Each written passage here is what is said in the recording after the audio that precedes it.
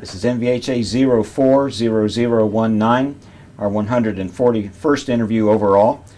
It is July the 9th, 2004, and I'd better give my daughter a call tonight because this is her 30th birthday. And we're at the Boar's Nest, Right. which is a pretty unique place here. You've had some interesting people up here. And we're interviewing L.D. Cox, who served a little time in the Navy in World War II, and going to get his life story here today. Well, first of all, I want to thank you for allowing us to come and do this. You're certainly welcome. And we'll start out with your full name. Full name is Loel, L-O-E-L, Dene, D-E-N-E, Cox, C-O-X. Okay. I go by L.D. primarily, but when I was in high school and growing up, everybody called me Loel Dene. Yeah, okay. Was that a family name, or how'd you come by that? My mother named me that. I don't know where she got it or where she got the spelling, but Yeah. It's a unique spelling. I kid everybody and say, "Oh, I'm French, Loel Dene." That's all the good-looking girls pull that on. Or used to. Put it that way. That's a used to thing. Well, it's going to be a good interview, Herschel. Okay, now what's your date of birth? April the 12th, 1926. Okay. And your rank at discharge or separation? Seaman first. Seaman? Well, Seaman Cox, where were you born? Born at Sydney, Texas. Sydney. That's S-I-D-N-E-Y. Okay. A man that settled in the little community had a son named Sidney, so they named it after the boy.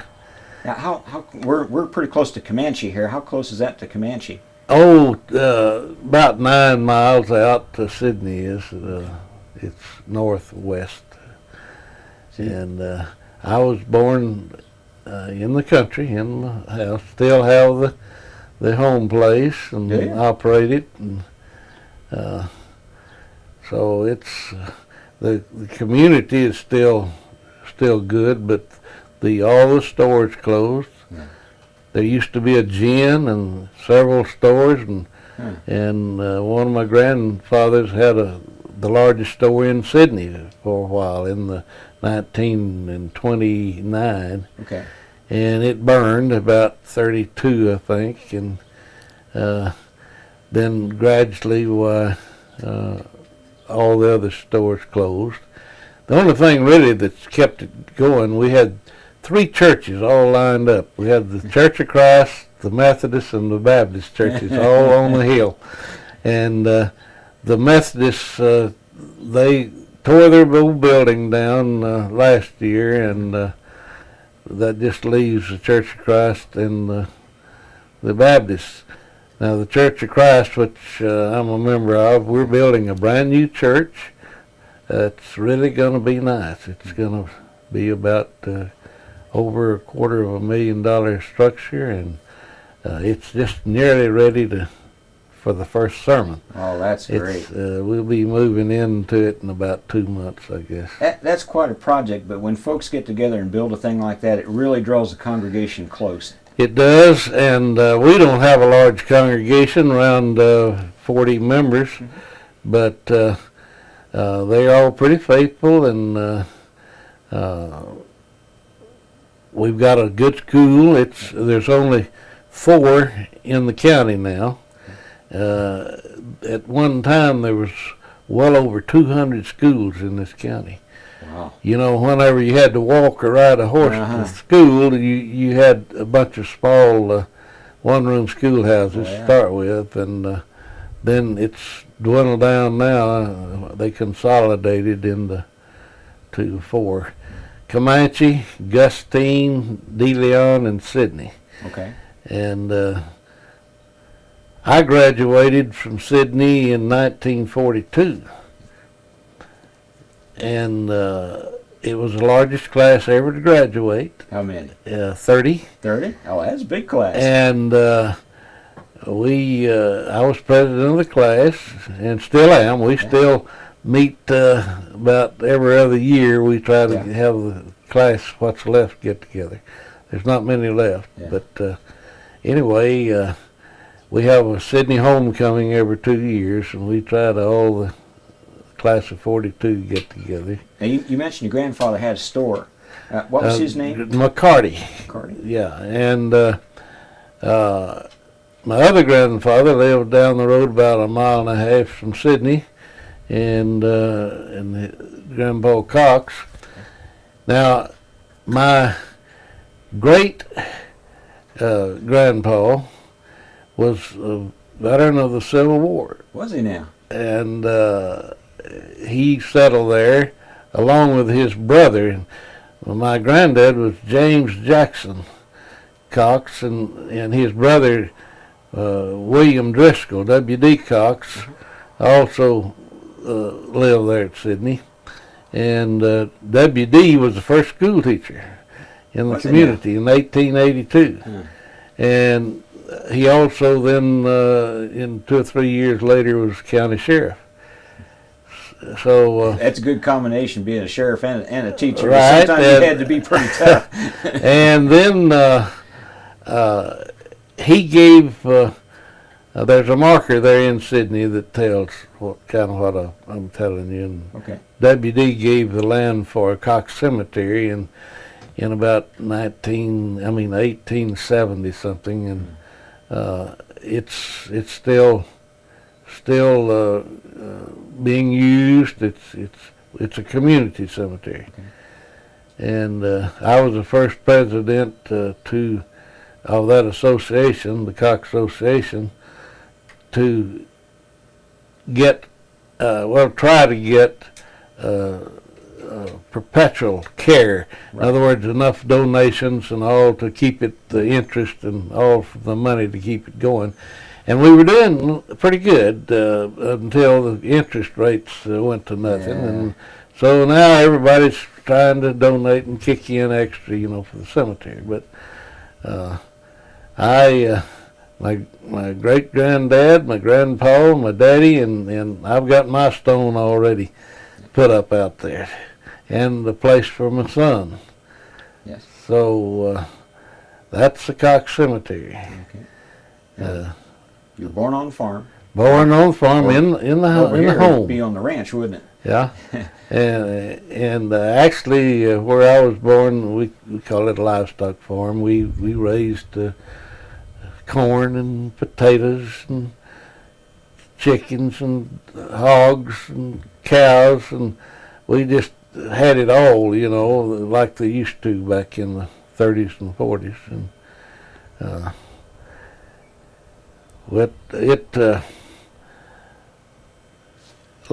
there's a lot of things that happened. The old house that I was born in burned in 1939, and I was in high school and at the time, grammar school, and playing in the schoolyard at recess, and I saw the flames and all. It's just a mile from the school. And I kidded one of the boys that said, "My house burning." And it wasn't but just a minute or two, the teacher ran out and said, "Loel Dene, your house is on fire." Oh, my. So I ran all the way home. Of course, I was probably barefooted. I went to school barefooted a lot whenever I was. That's pretty helpless because Just you couldn't put it out. It burned everything we had. Oh, gee. It happened, one of the kitchen flue caught the ceiling afire. Yeah, creosote or something built up, or No, it just got too hot, and the flue was too close to the wood. Yeah. Had a big fire going, and it just overheated and burned. And then we built another home in I believe it was 1940. Well, the next year, probably 1940, we got that home, and it was a rock house on the same spot. And it lasted until the day before I was discharged out of the Navy. Yeah. My dad we'd build a nice rock home and everything, and they were going to come to Norman, Oklahoma, where I was to be discharged from. I was serving the Navy as a counselor for dischargees in Norman, Oklahoma. So the day before they were to come and get me, my dad checked out $500 cash, and back then that was a lot of money. Oh, yeah. And we were going to do nothing but just enjoy 2 weeks of vacation. Well, the day before they came up there, my father, well, we had a wooden cook stove. Right. And he always got up before daylight, and it just happened that the kerosene used to start the fires was empty, so he took the gallon of kerosene and went out and refilled it. Yeah.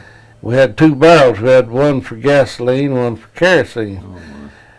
And they had a new man that on the route to fill up the barrels, and he put the wrong gasoline in the kerosene, and my dad filled up the kerosene jug with gasoline and poured it in on the wood, and there was coals from the night before, and it exploded. Yeah. Oh, my. Blew everything up, Oh, my. burned the house down, burned him with 3rd-degree burns, put him in the hospital, and they called me and said, told me about it, Yeah. and gave me a 1-day early discharge. Huh.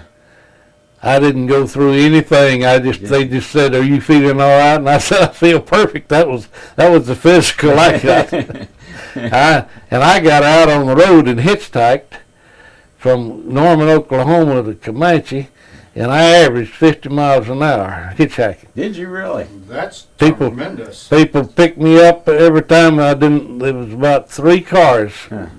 different cars, and picked me up. And But were you in uniform? yeah, Okay. That probably helped. that helped, yeah, sure. And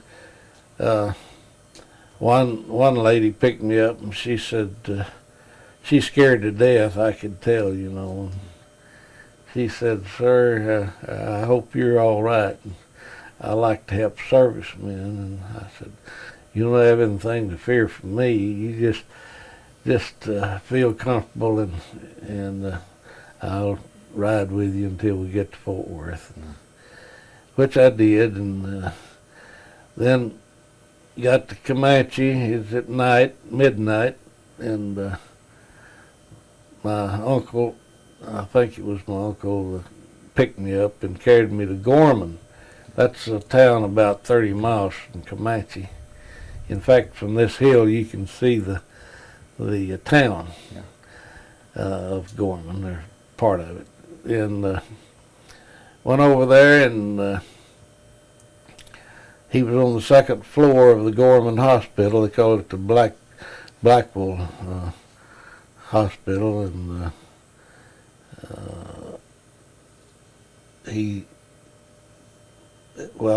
was just about midnight whenever I walking down the hall by myself, and the wooden hall, and my mother said, "Audie," that's my father's name. She said, "Audie, I hear your son coming."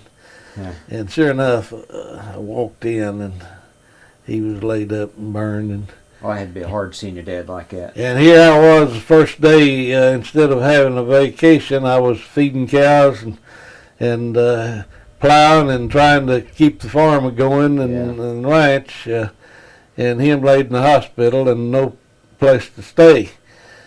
But we had a little house on the place where hired hands lived, and at this time we had a school teacher that was living there that we'd rented to, and she said, "Well, I know where there's another house, and I can move into it, and you all can take this house."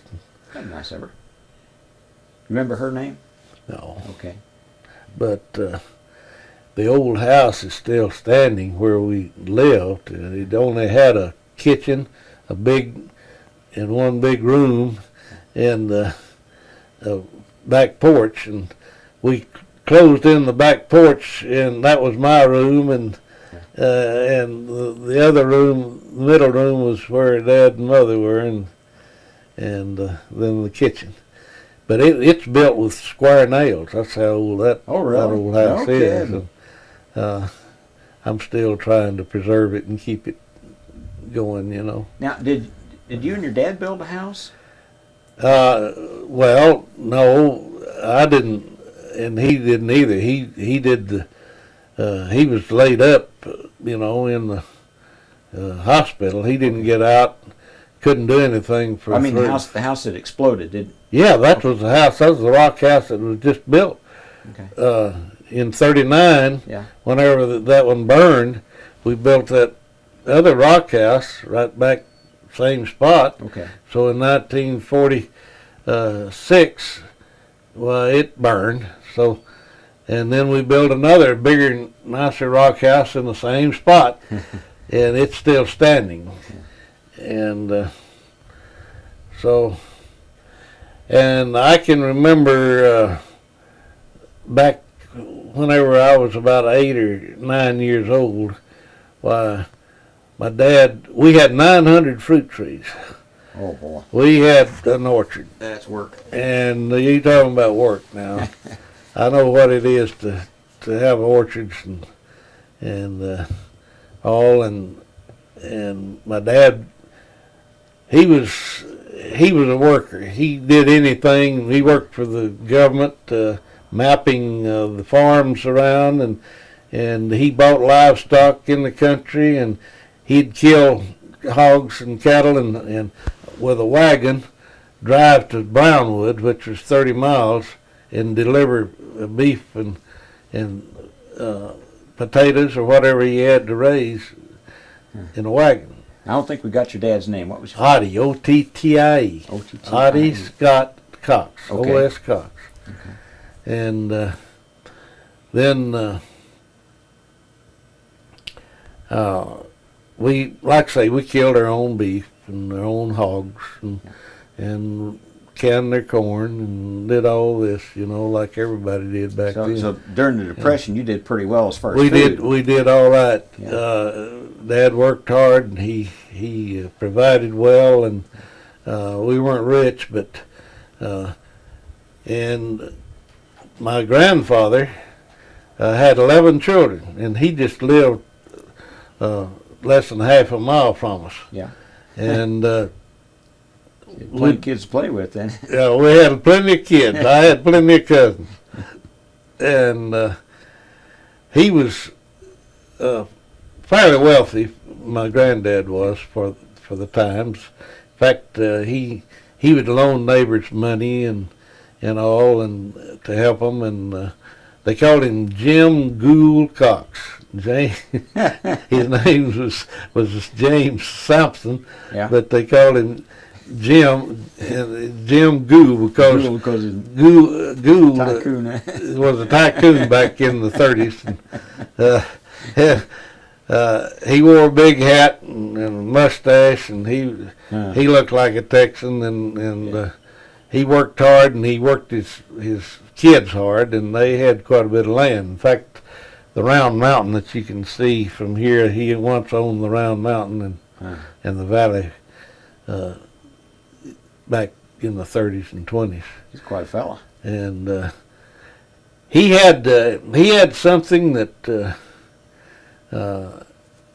only one in the county that I knew of course, when I was a kid, back in the late 20s and early 30s, he had carbide lights.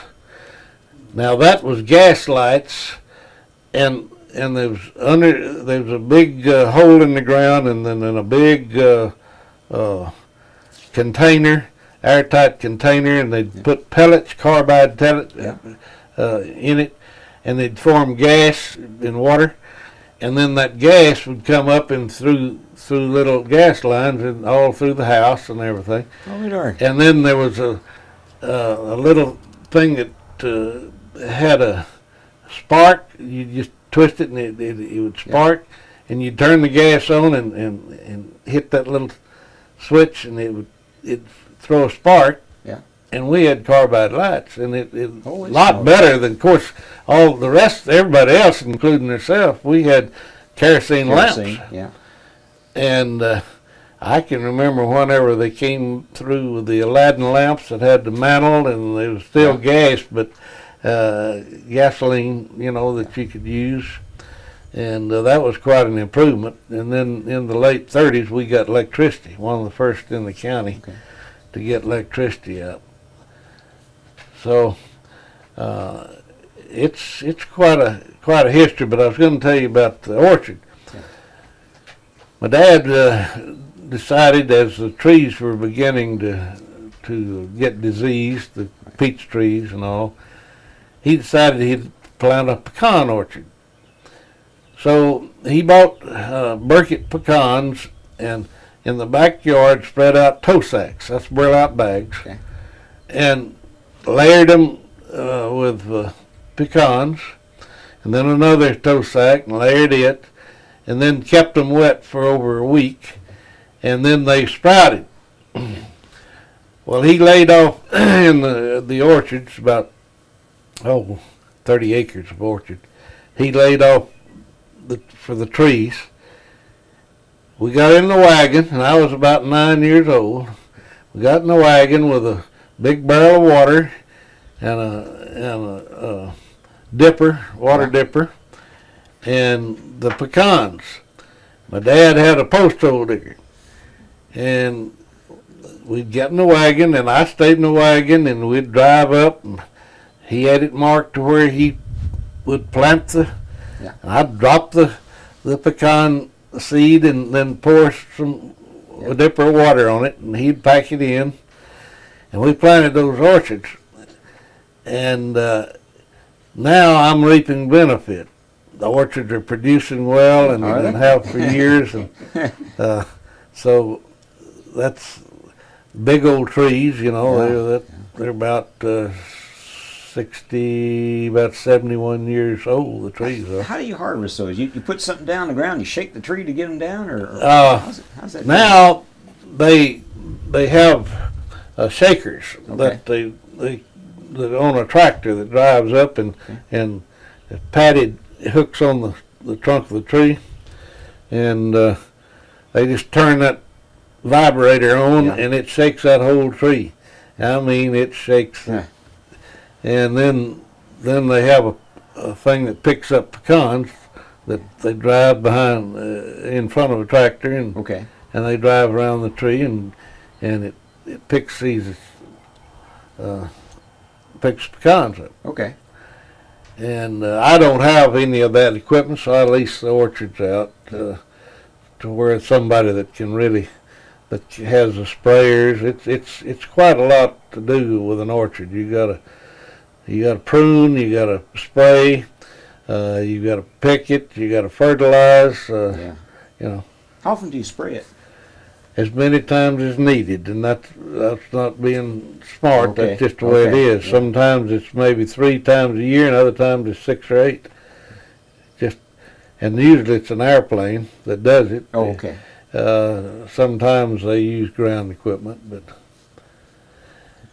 anyway. I grew up there at Sydney, and we played 11 man football. Started it in 1939, and I was all district guard. We'd scrimmage Comanche, which is a lot bigger school, and other schools around. And now, last year, or this year, was the first year that we didn't have football since '39. Oh, really? We went from 11 man to 6 man, and then now they didn't have enough boys that wanted to play to even field a team. So that's too bad. And it's sad to me, of course. It is. But it's a good school. It's very small, but it's got the top rated in the state of Texas. It's one of the highest ratings as far as all of their criteria that they have for in schooling, tests and everything. And we hadn't said much about your mom. What was her name? Well, I was one of these persons that had two moms. Okay. My first mom was named Gladys Olene McCarty. Okay. And then in about 1940, my dad married a lady by the name of Hansard, Gussie Hansard. Okay. And both I love very much. Both couldn't be better mothers. And in fact, my second mother, named Gussie, is 97 years old and still just as sharp and, Is she now? and fine as she can be. And so I've been blessed that way. What would you say about your birth mother? What kind of woman was she? She was very active. She rode horses, and she was a nurse, and just very caring lady, and very active and very pretty lady. And in fact, when my father died, my real mother invited my stepmother for Christmas tree. They got along good, and it worked fine. Where'd you get your good looks, from your mom or your dad? Oh, well, what looks I've got, I think maybe both of them. But and your second mother, how would you describe her to folks? she taught school for about 40 or 45 years, and she knows everybody in the world. She's one of the caringest people that you ever meet.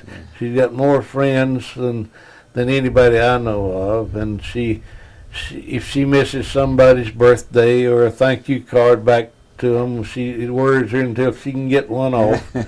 And she's just, anything I want to remember, I ask her still. I can't remember anything, and she's got a mind sharp as everything. Wow. And she takes care of her business. She broke both hips. She's in assisted living, but she can go out and eat. I go over and take her out to eat, a meal or to the doctor or something. And so it's. She's quite a woman. She really is, and she has a brother that just visited that's 94 years old, and he fell and broke his collarbone and all, and has had some problems, but he can still drive, and they're pretty healthy family, you know. And her daddy, when he came to Texas, worked for my grandpa. Oh, did he? Mm-hmm. Where'd he come from? Do you know? I believe it was Tennessee. Okay. At least that's where my grandpa came from. Yeah. And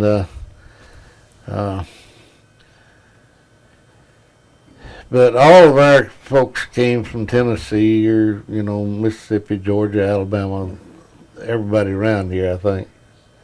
And you went to school. Okay, let's talk about the farm a little bit. Now, what was the hardest job on the farm? Was it the orchard, or did you have just other jobs? Oh, pretty tough. Everything. Because I know as a kid they got you involved. I enjoyed messing with the livestock. Yeah. But I didn't enjoy milking 2 cows twice a day. I had to do that, and I had to feed everything. We had turkeys, we raised chickens, milk cows, mules, horses, just chores that took about an hour and a half, 2 hours every day. Yeah. And I couldn't go on a date until I did my chores. And my dad, then I could borrow the car, and I always took care of the car. That's one thing I didn't do.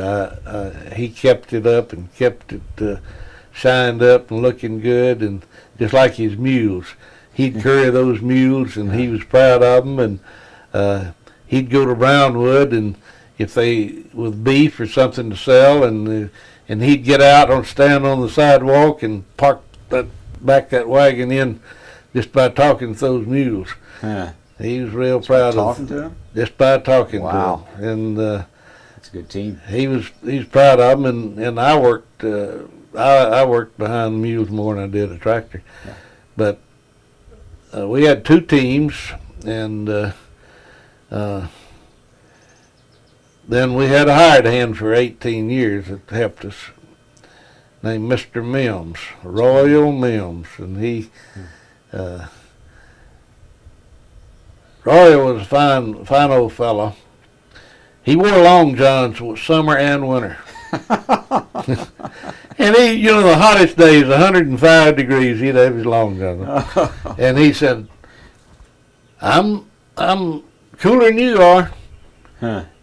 Whatever breeze that came along, well, that cotton underwear would cool him off, And I guess it was. I guess so, but I ain't up to trying it.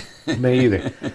And of course, every day the water jug, we'd take the water jug to the field, and it was just a gallon jug wrapped in burlap sack, wet the sack down, and put a corn cob in the opening, and then you've got your water, and it stayed pretty cool. We'd hide it under a watermelon vine or a corn stalk or a peach tree or pecan tree, and we raised cotton. I never will forget getting up at 2 in the morning, hitching up the team with my daddy. I was just about 6 or 8 years old, climbing on a bale of cotton that was picked in the wagon, and coming to Comanche to get it baled and ginned. That is back-breaking work, picking cotton. Yes, sir.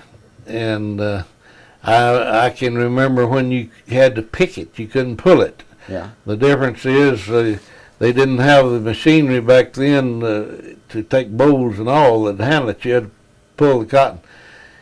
And you could tell people that picked cotton. Their fingers were all sore and probably wrapped in some tape or something. Yeah.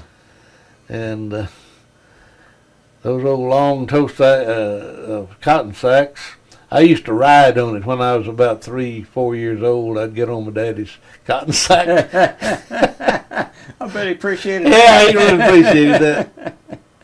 But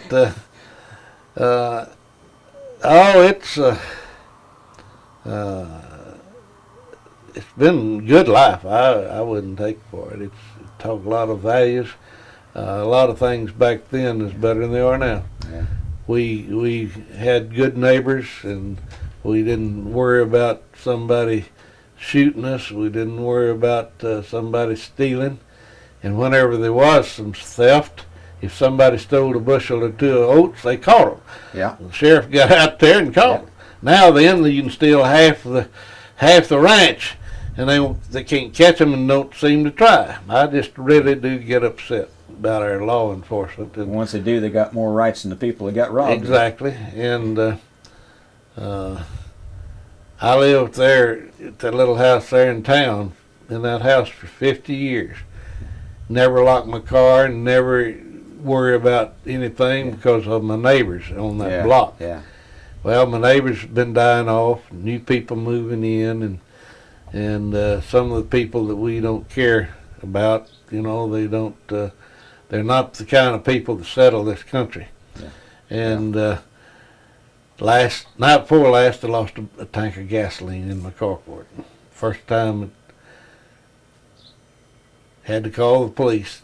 Oh man! But 1 block over that same night, they caught two guys stealing gasoline out of a neighbor's tank. So maybe. Yeah. See what happened? The dog barked, and the neighbor saw him, and they called the police. Yeah. And so the police quickly drove out and caught him.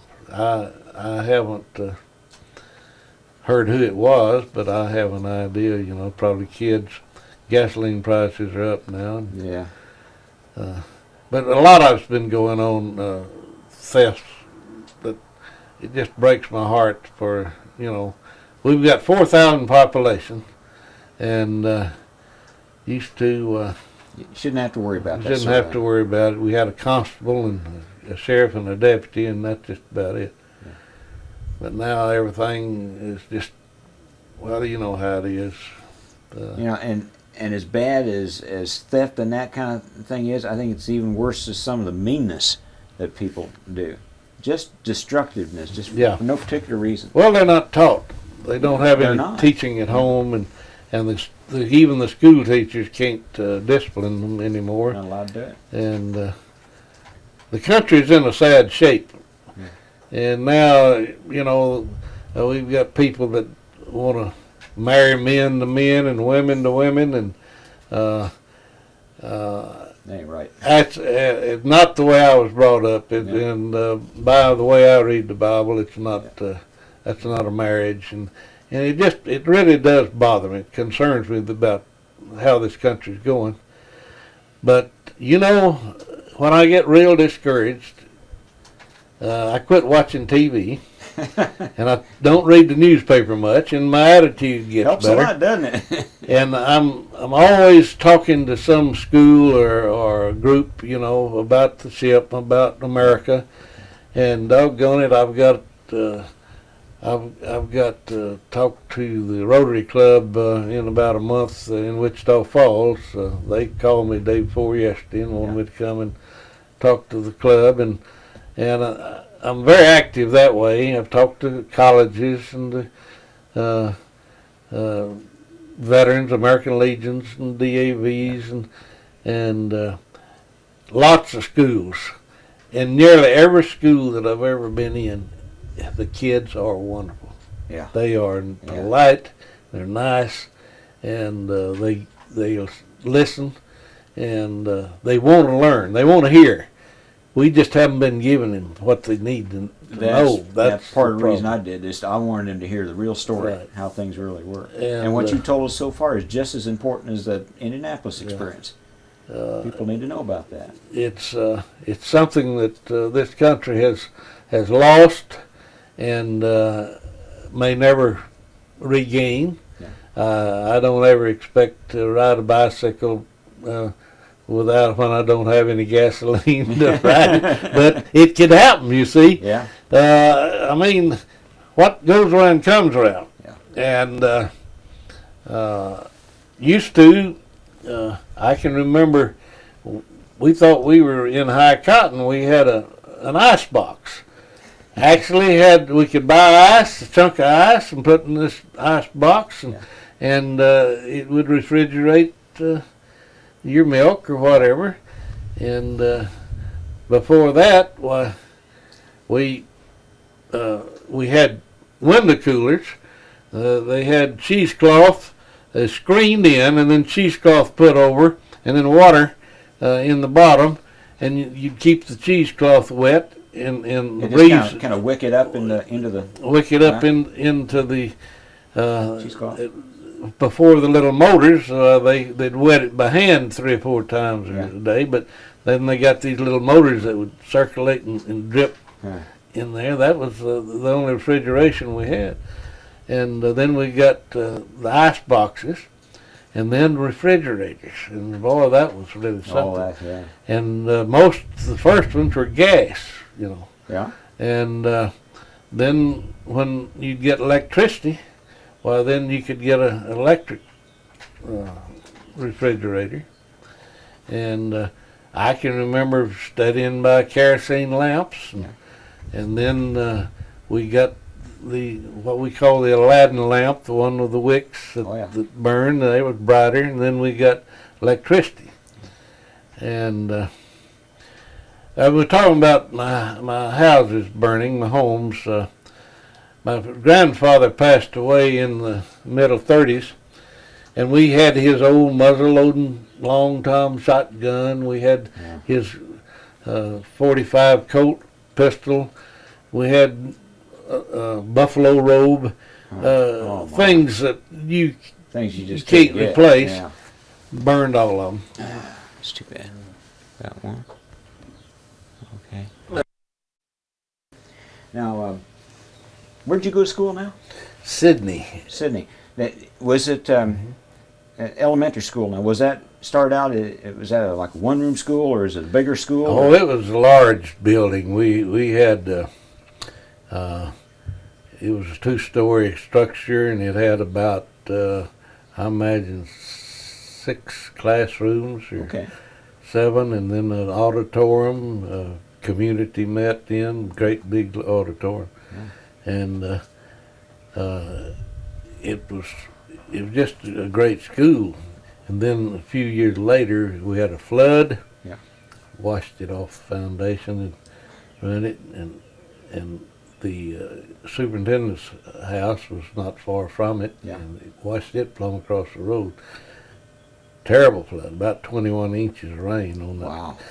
It sets on a bend of a creek called Jimmy's Creek, Okay. and Jimmy's Creek got on a tire. And by the way, my home place, I still have it, the one where I was born. Yeah. My grandfather plowed with oxen in one of the fields, Huh. and we have a creek goes through the place called Pecan Hollow, and down along the creek is a field, and he plowed with oxen in the 80s. So it's quite interesting. It's a lot of pecans on the, of course, where it got its name, Pecan Hollow. It's a spring-fed creek that stays water in it year-round. And then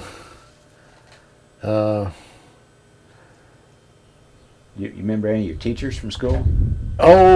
Miss Mabel Hall was my first grade teacher. I remember her, and Miss Mary Jo Brown was my second and third grade teacher. And, Yeah. and Mrs. Pinkard was a teacher, and White Lee Morris was my coach, football coach. Yeah.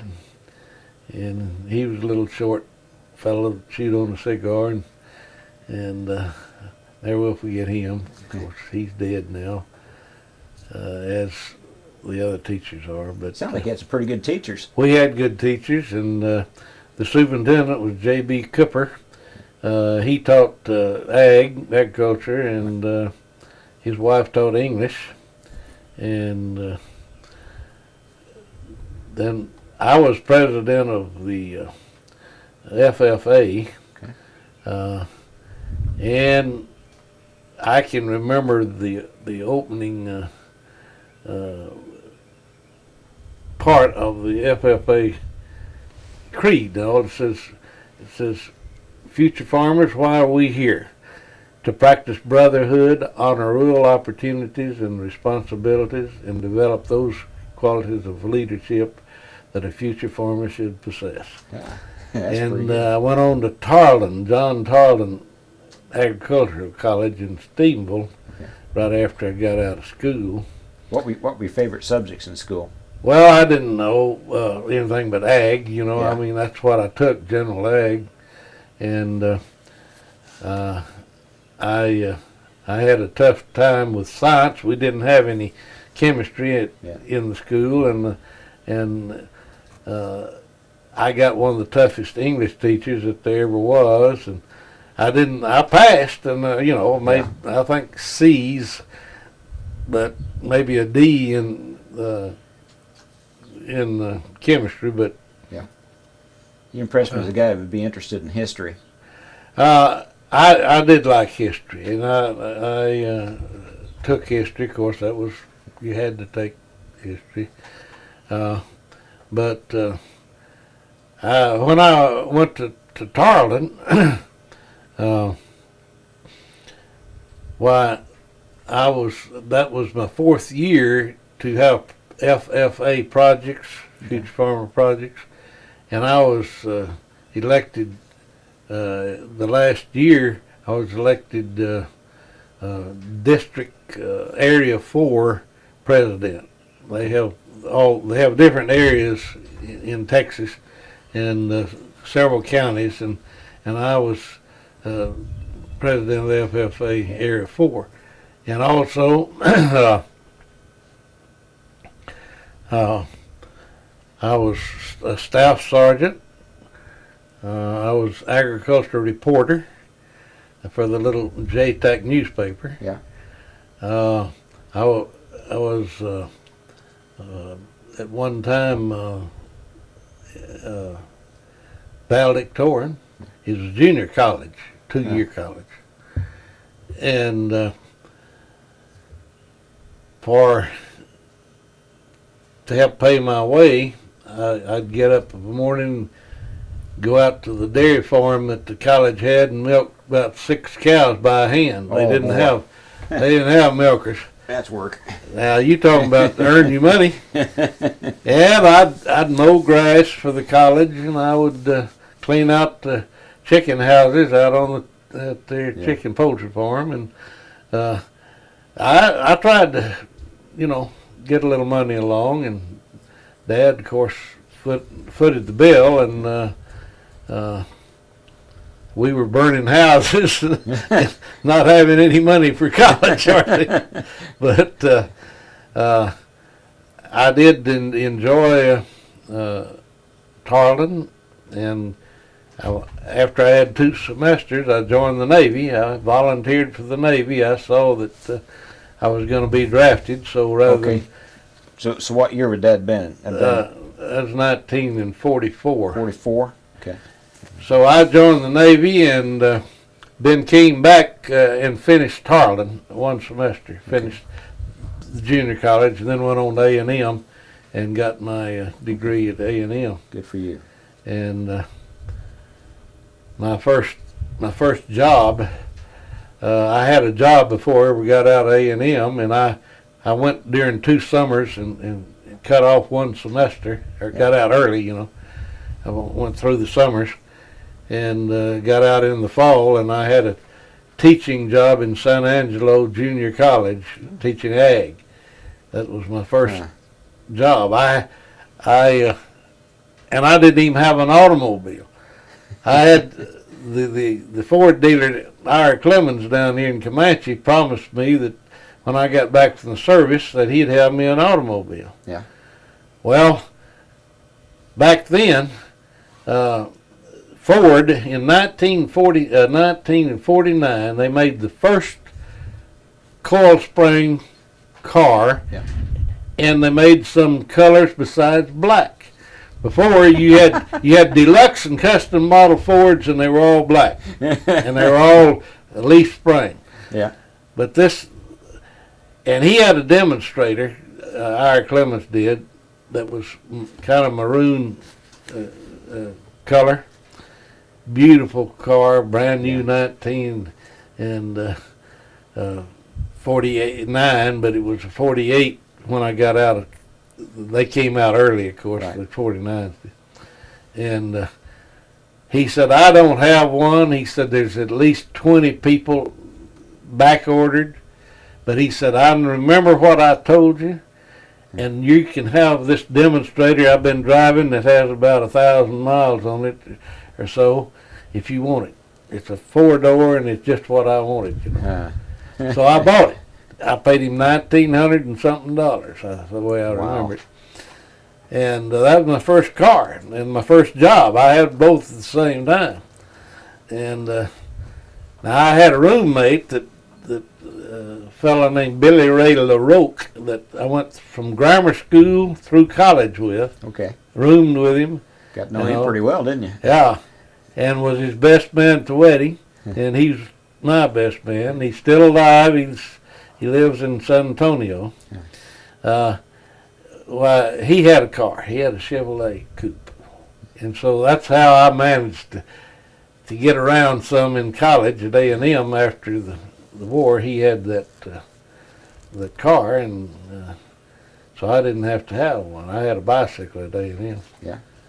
And so anyway, that's my first train ride was when I got greetings from Uncle Sam saying I needed to report to Dallas, Texas for induction. And at midnight, I caught the train down here at Comanche. Yeah. And that was my first train ride. And went to Dallas, and then went through the induction, and they stamped Army on my papers. Yeah. And I saw that, and I said, "Whoa, here! I volunteered for the Navy several months ago, Now, several weeks ago. why'd you choose the Navy? I saw posters, how all the girls, a girl at every port. How come that don't surprise me? And I didn't want to. I was tired of walking, and I didn't want to dig a foxhole, so I decided the Navy would be the place for me, you know.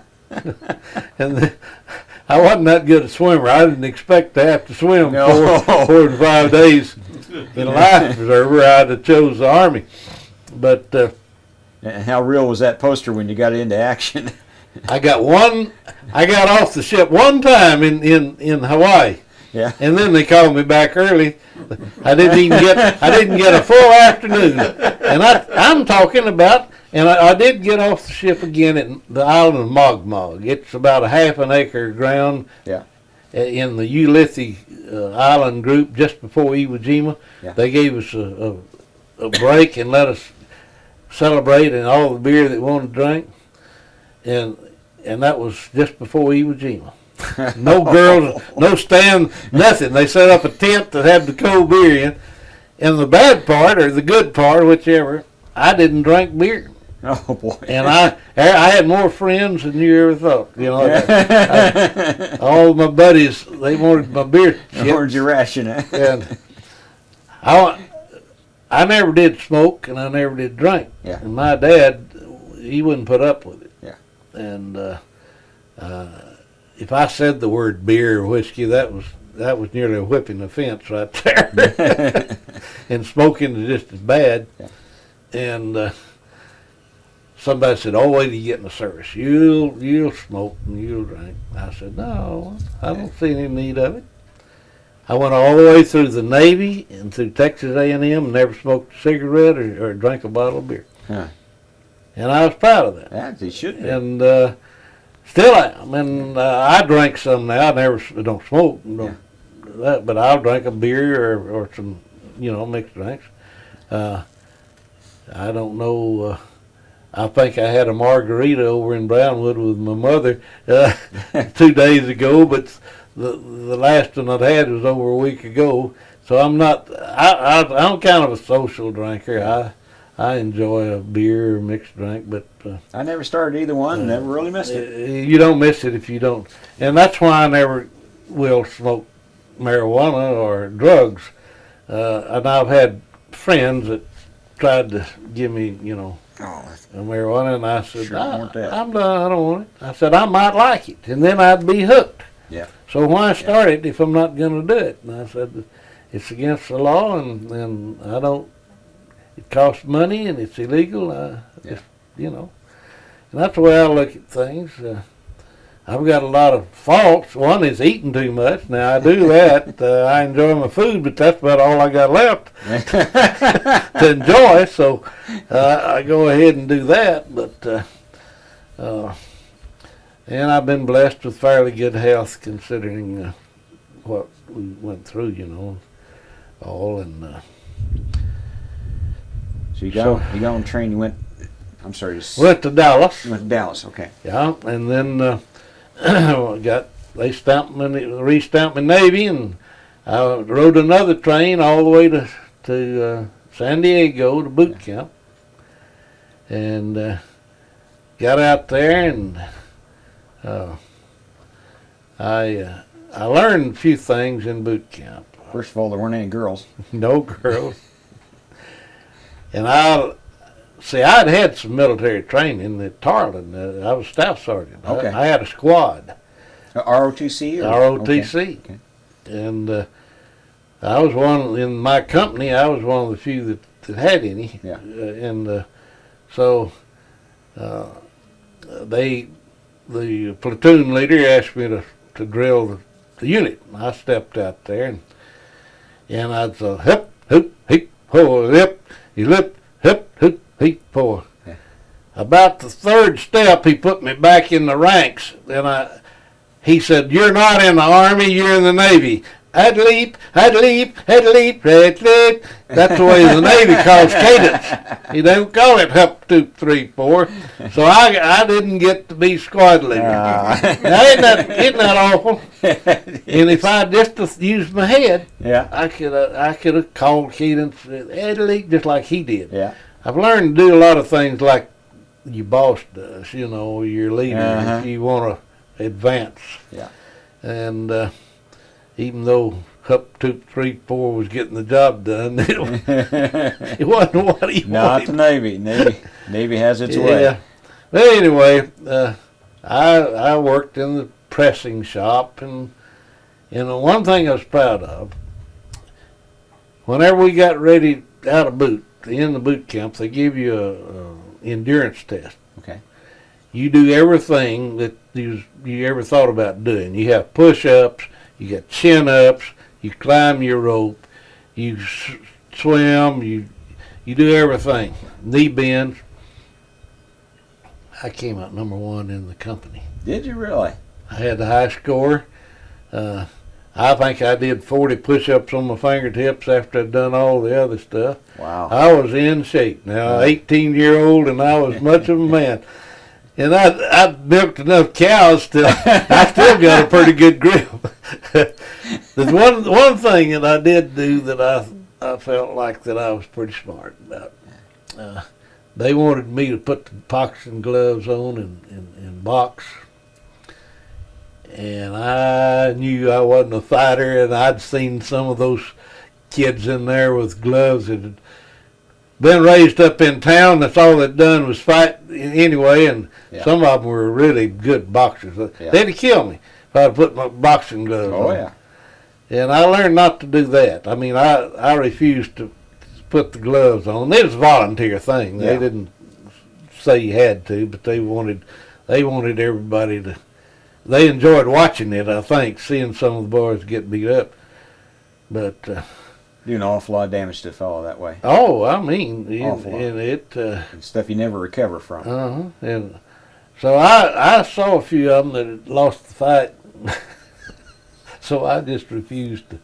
I said, no, I'm not interested. I like to watch a good boxing match, but I'm not sure. Well, I like to watch it if both of them can box a little. Yeah.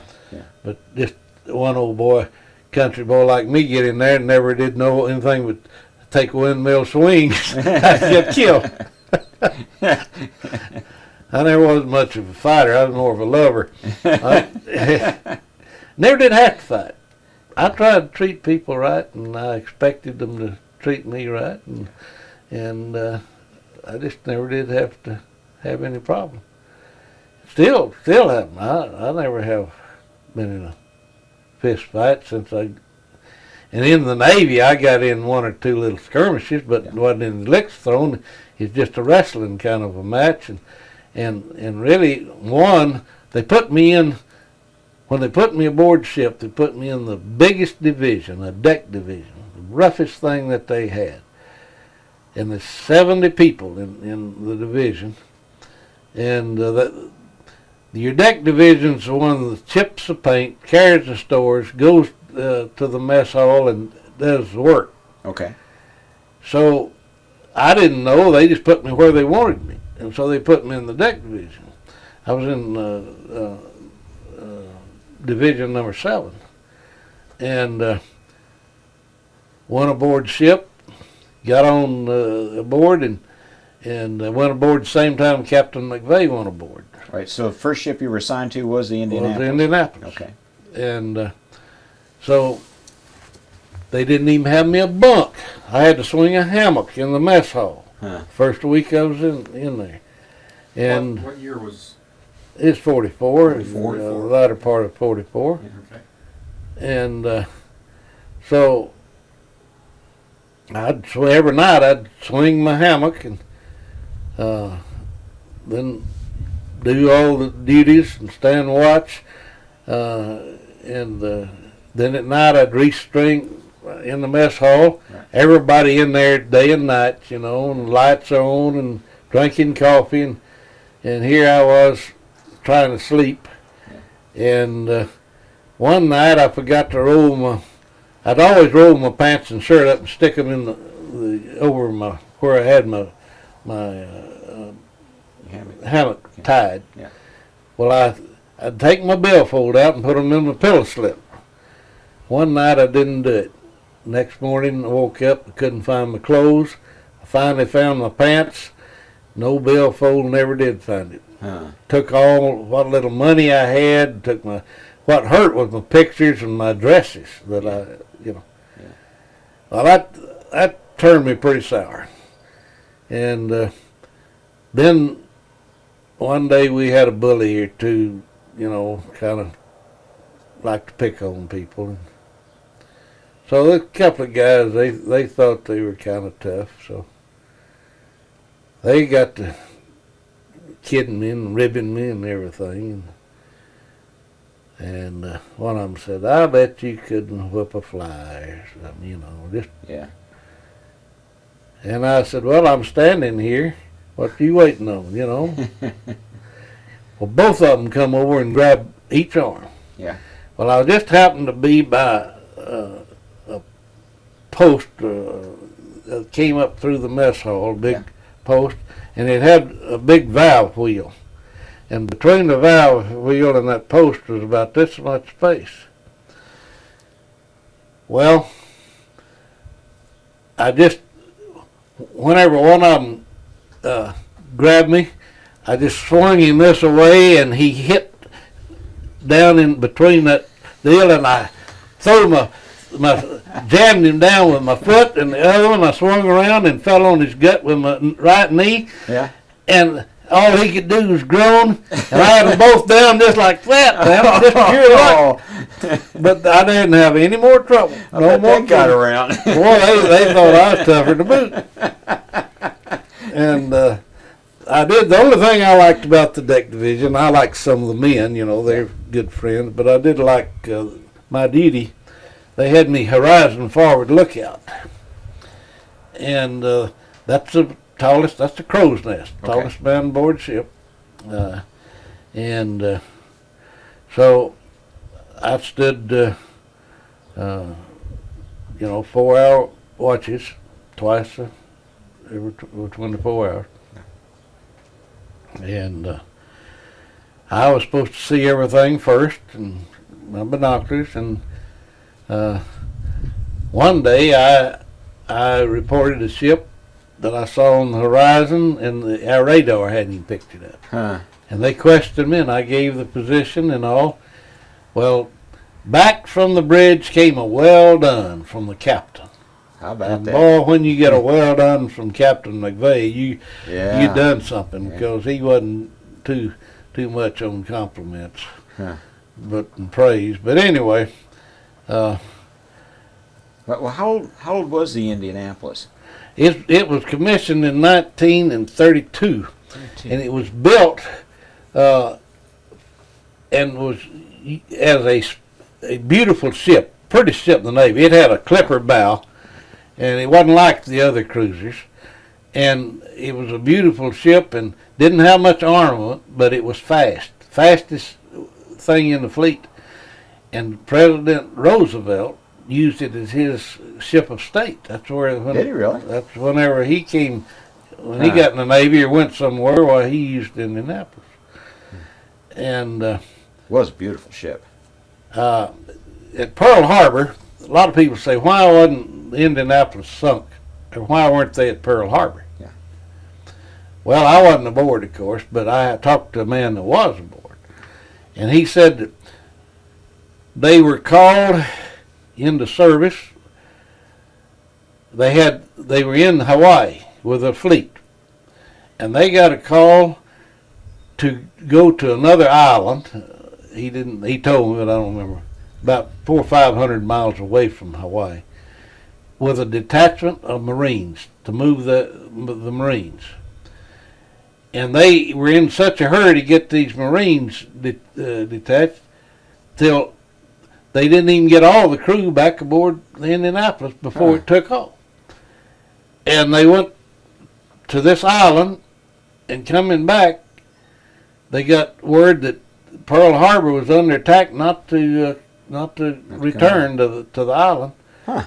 And this guy said that he thought it was a bunch of bull, and wasn't very excited until the captain of the Indianapolis told him to throw all paint, all flammable stuff, and anything that burned overboard. And he said, here came the president's wooden bed and chairs. They had an elevator for Roosevelt. Yeah. And when they threw it over, he said he believed that we were under attack. Gee. And that's why that we were. And they stayed away from the island until it was all clear. I wonder if that was like Wake or Midway Island. Seems to me they were moving a lot of supplies and personnel out that direction. I don't know, but it wasn't too far because it's only about 3 to 5 day trip. How much of that was Midway? Be my guess. Yeah. But anyway, back to the ship. I was whenever we hit the first action, which wasn't long after we got on board ship. Right. The first action was the carrier raid against Tokyo. The fleet went in, and the weather was so bad you couldn't even see Tokyo. We were 10 miles out, and you could see the glow of the lights. And yet our Air Force, our planes on the ships were taking off and bombing Tokyo with fire bombs and everything. And they'd come back and land, and they were having a hard time finding their ships when they'd come back. And I was on watch one day, and I heard this motor, this engine, right astern of the, and I looked back and I could see this airplane coming, and it was lower than our ship. The mast. Okay. And good land, I determined it to be one of our ships, and we were traveling behind the bunker hill of one of the big carriers, and that sucker was too low. And he came on, and he knocked off our antennas on that ship, and debris, and knocked part of his landing gear off, and it just fell all around me. I was right up close to the top. Didn't get hit by anything very heavy, and I watched him as he went in to land, and when he got to the carrier, he just flipped over, bottom up. He damaged his landing gear. Do you know if he survived it or? Don't know. Uh-huh. And then another thing, the first Japs that I ever saw, and I call them Japs. I don't give a dang whether I'm not politically correct.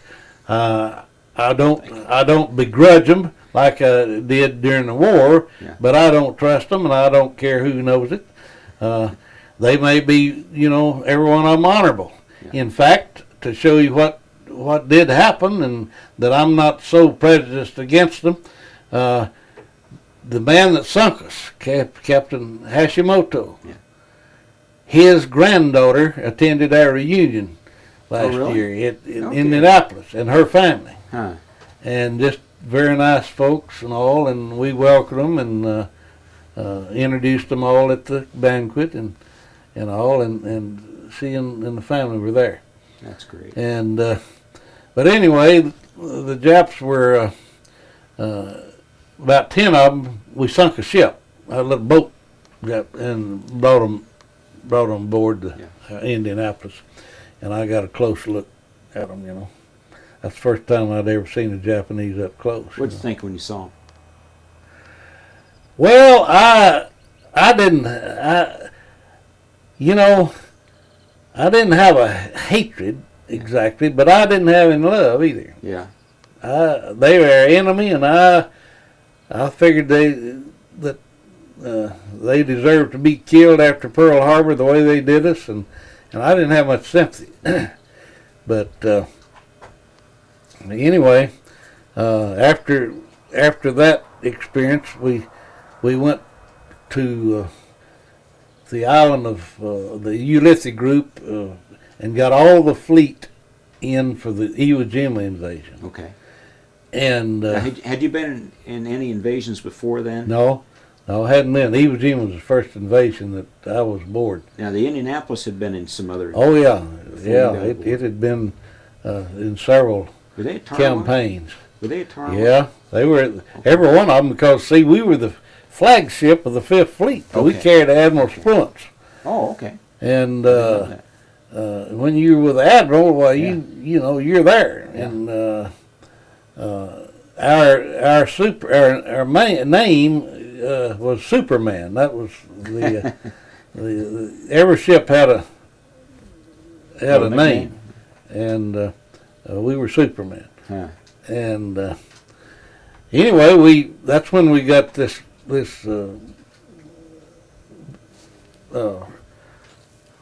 Liberty, so called, 2 or 3 hours off at Mogmog Island, and drank a little beer. That's the first time my feet had hit ground in several months.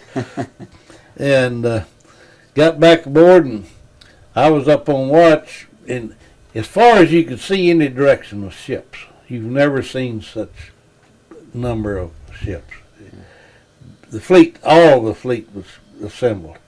And I was standing watch, and a British commander came aboard. In fact, I counted with one star up, I counted 70 officers before Iwo Jima that came aboard the Indianapolis. Wow. Just as they came in. Yeah. And this British commander toured the ship and came up to where I was, and he said, can I borrow your binoculars, you know? And I let him have my binoculars, and he looked at, he says, quite some fleet, eh, what? I never will forget. I said, quite some fleet, sir. But then when we hit Iwo Jima, we did shelling for several days, and Admiral Spruance thought since he was in command, we ought to be up close to the island where he could see what was going on. And we got within 50 caliber machine gun range of Iwo Jima. Did you really? I mean, you could see the whites in their eyes with your binoculars. Yeah. And we were shelling caves and shelling the beach, and along with tremendous airplane power. You wouldn't think there was a living thing on that island. Yeah. Yeah. And then the day of the invasion came, and the boats began to come from the ships, and full of troops and tanks and all, and they'd hit the beach, and very little firepower coming from anywhere except us. And then they got a beachhead of 100 or 2 yards and all, and started digging in, and then's whenever all hell broke loose. Come mainly from Surabaya? From those mountains, Surabaya. Okay. They had 4 levels of caves in Surabaya. Yeah. And they had these cave openings. You could hit them with a 8-inch shell dead center and not do a bit of damage, because they had rail system with those big guns, and they'd run them up in fire and run them back. Pull them back. And then they had pill boxes, just solid all over that island and camouflaged, and they just peppered that beach solid, you know, with shells, and us doing all we could do to try to help, and man, those Marines were just, it was awful. Could you see them on the beach? Oh, you could see the Marines on the beach. Yeah, and the shells were bursting and everything, and finally, they began to get a toehold, and everything, they just kept shelling and air power and all, and then seemed like 34th day they took Surabaya, and I saw the flag go up. Did you? Mm-hmm. Yeah. And You see the first one or the second one? well, I'm not for sure. I think I saw both of them. Okay. and I know I saw both of them, but I'm not sure the one I think the flag that was raised was the second one that went up that I watched. But I could see, and I always tell the kids that if they don't respect the flag, that it's not a piece of rag, it's not a piece of cloth, it's everything we stand for.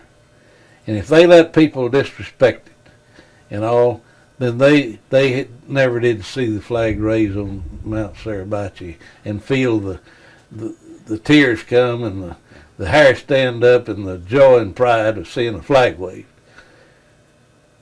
And boy, if you want to get under my skin, you just let me see somebody disrespecting the flag. And it makes me so mad I can't hardly stand it. Only time I think it's good for a person to burn a flag is when they're wearing it. Yeah. That's the only time I want to see it done. And I'll tell you what, it's just a crying shame that, and as far as I'm concerned, that's not a right. It's not a constitutional right. That's not speech. It's not. That's not speech. That's an act of defiance and an act that should be a law against it. And I donate every time I get anything about the flag. I donate a few dollars trying to get Congress to do something. But seem like our congressmen nowadays have nothing on their mind except money, graft, and I'm not going to get into politics because I don't like it. Either party's bad enough. And what they stand for is even worse. But you say when you saw the flag go up. We talked to some of the fellows some of the Marines that were there, and they said that there were two moments where it seemed like the whole island just cheered, and one was when they raised the flag, the other was when that B-29 came in, that crippled B-29 landed, because that's the reason they were there. Yeah. To supply a landing strip. But could you hear the guys on ship cheering or what? Not on our ship, but there was so much racket and fire noise and bombing and guns and everything else. So, you know, but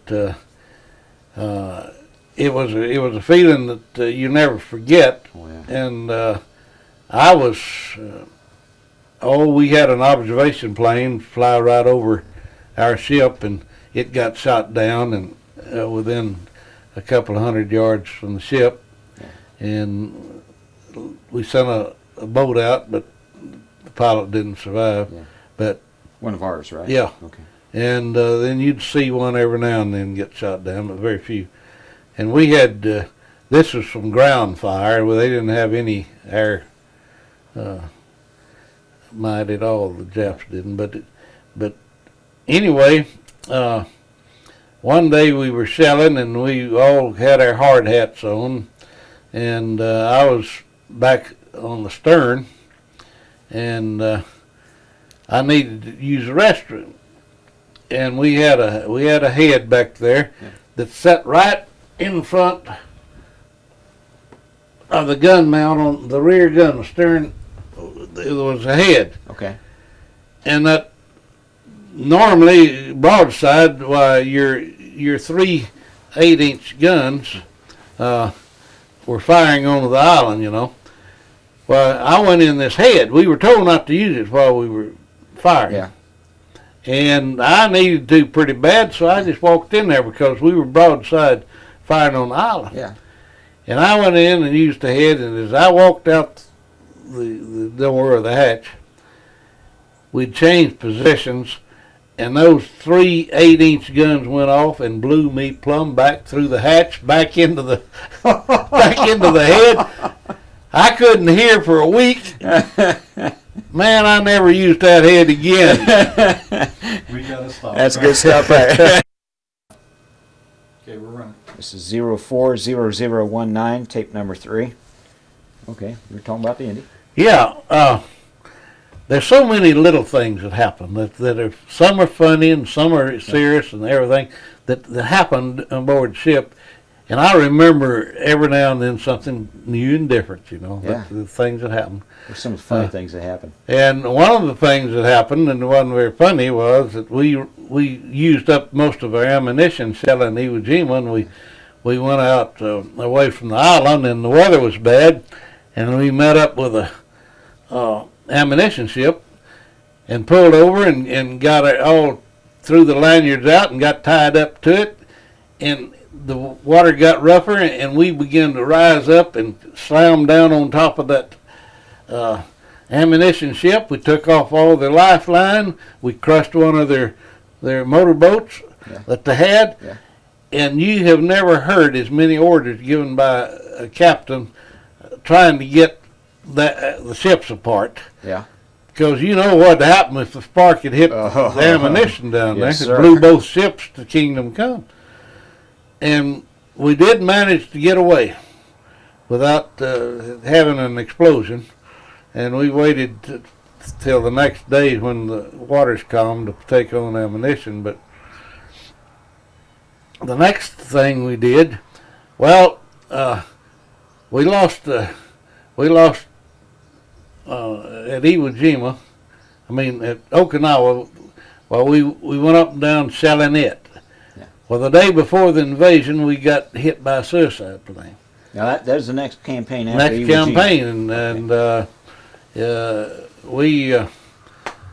we had shot down. We got credit for 10 kills on airplanes. We had plenty of planes to shoot at, though.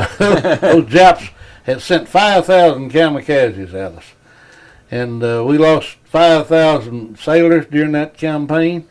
The most disastrous campaign that the Navy's ever been in. And I forget how many ships, but seemed like 100 or better that was hit, Yeah. and some sunk. But I was down one morning eating in the mess hall, and just fixing to go on duty, and directly as I had my tray, over the loudspeaker said, "Attention all hands, man your battle stations, man your battle station."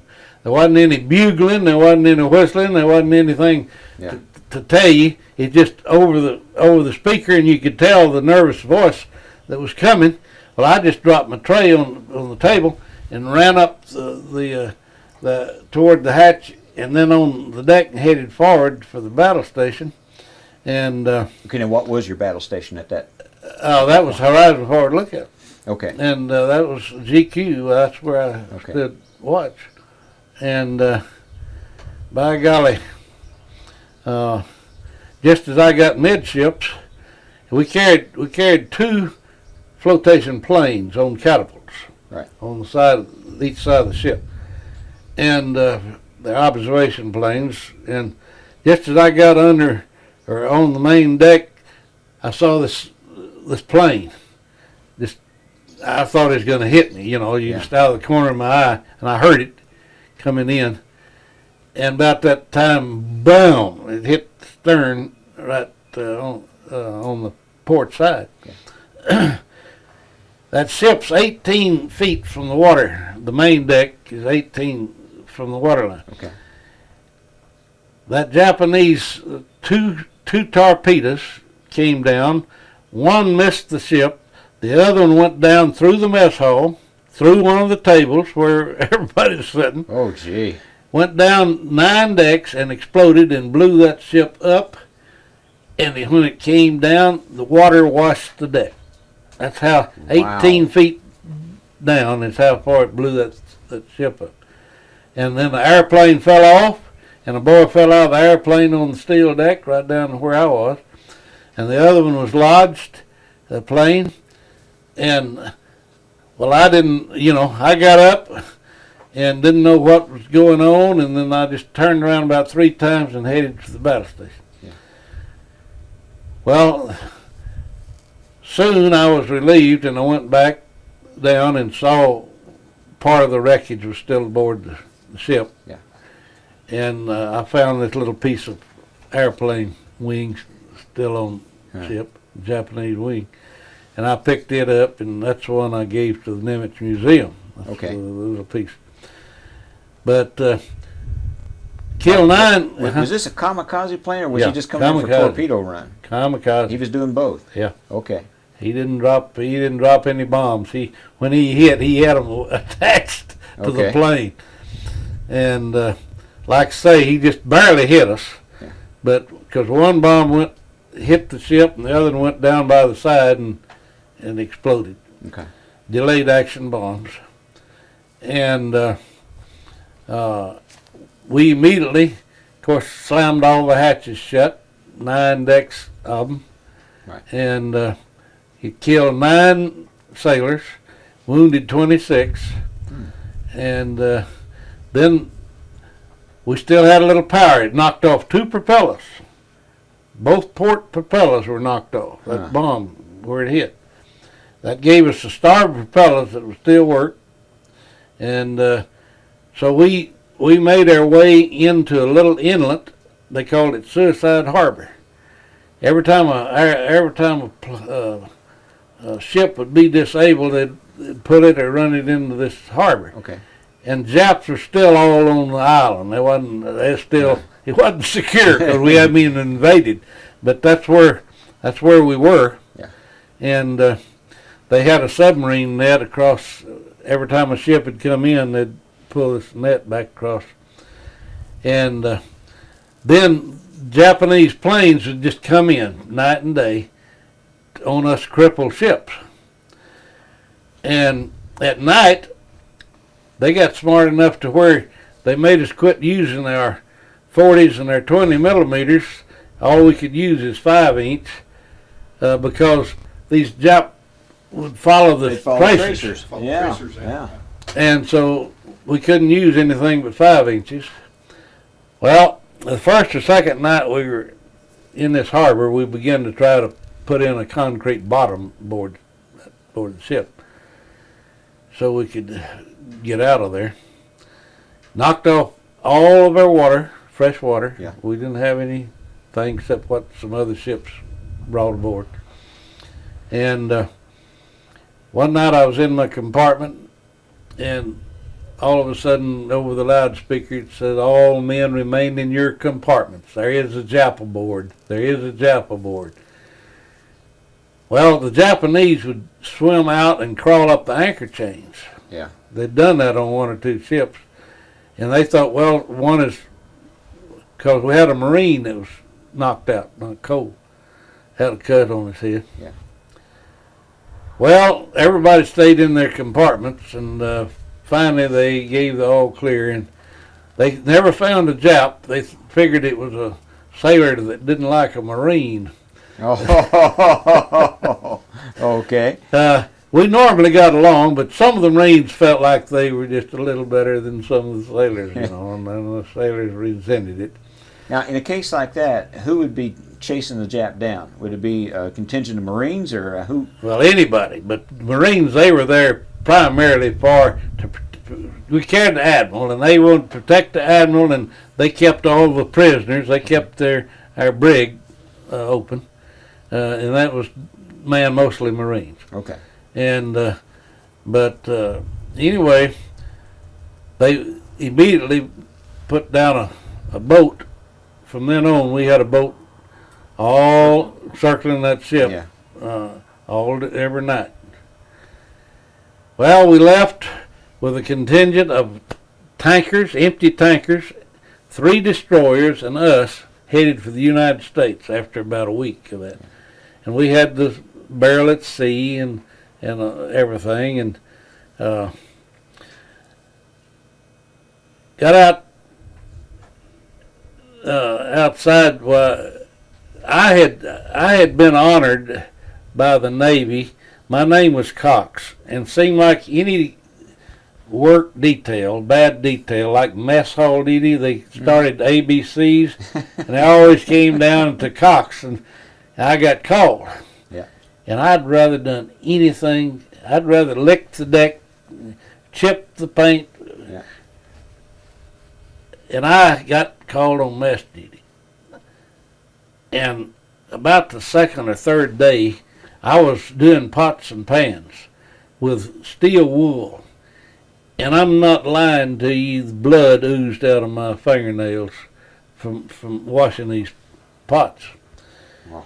Well, I was standing there and doing those pots, and an officer came down, and he said, "Cox, I noticed that you've had a little college," and he said, "How would you like to change divisions?" He said, "In the navigation division, we're short a man, and if you'd like to switch from Division 7 to NAN Division, why, we'll put you there." Well, that's a tough decision. Oh, the smallest division aboard ship. You stood watch on the bridge.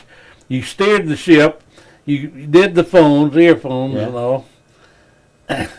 I said, he said, drop that pan and follow me. I dropped it. I mean, I hit the steel deck, and as he went up the ladder, I was behind him licking his boot.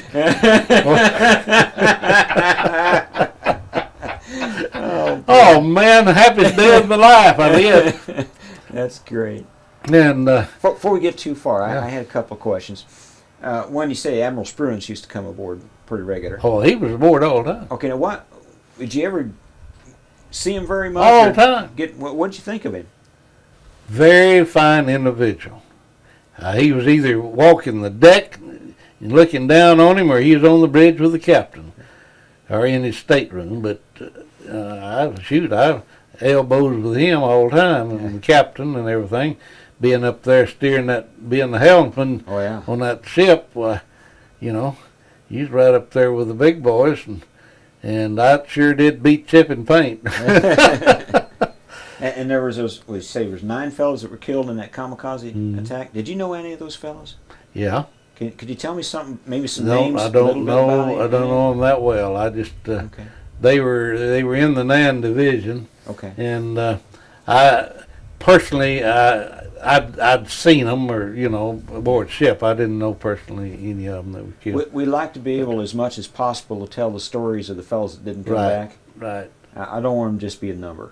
Well, I can But- tell you about our sinking, about one or two that. Well, we'll get on to that. you- I'd appreciate but, anything you can give us on that. But So this you're- time, I got to change division, and Yeah. I enjoyed my duty, and so then in coming back, you had to in steering the ship. When you have the 2 screws on the port side, you have to have a 3-degree rudder to make it go straight. Okay. And and our top speed, well, the tankers wouldn't do but about 6 or 8 knots, you know. And of course we could manage that with 2 screws, and then we had the 3 destroyers around us watching for subs. Yeah. And they gave us air cover till we got away from Okinawa, and they had more important things to do. Those Japs did was to try to stop the invasion instead of trying to stop some Yeah. empty tankers. Yeah. But anyway, we got back to the United States, and we got coming back under the Golden Gate Bridge. They always used the head quartermaster to do at the wheel, Right. the helmsman, when we'd come into port. And just before we hit the Golden Gate Bridge, they called on our head quartermaster, and we were going to Mare Island to be repaired. This is where we were headed. And just as we went under the Golden Gate Bridge, there's a strong current, always, continually, underneath that bridge. And it caught the bow of that ship on the wrong side. Oh boy. We had nothing on the port side to bring it around. Yeah. And if it hadn't been just the instant him giving that wheel all that it had to the starboard, Yeah. and full power on the engines we had, we nearly ran aground. Oh, Right. ho, ho. Just barely did swing that thing back around into the current before we ran aground. I kind of wish now we had. You've been better off. But at the time, I thought it was awful. You know. Now, Anyway, had Admiral Spruance transferred off? no, he hadn't transferred. Well, you can call it transfer. We left him at Guam, is the way I remember. Okay. And we came on by ourselves and checked into Mare Island, and they started dry dock, repair. And when you get out off board ship, it's a strange feeling. You've been on there 3 or 4 months, and in walking aboard ship, you have a swagger, and it's a swagger because you don't put one foot in front of the other. Yeah. And aboard ship, you spraddle leg just a little to keep your balance. Yeah. And that's the way you walk. Well, when you get out Liberty and get on land, you still, that's why they call it a Navy swagger. It's just the fact that for several days you think you're still aboard ship. I mean, when you walk. But anyway, we came there, and then we got leave, and I came in and spent a week or 2 at home, and I believe my folks got to come out, and they took a train ride, and it was kind of funny. My dad, like I told you, he raised a lot of fruit still at the time in the 40s. Had built a new home, and the first home, the other one hadn't burned at that time. And he wasn't flush with money, but anyway, he and Mother came on the train and came out, and back then the trains, most of them were just like cattle cars. You had old wooden seats to sit in. Yeah.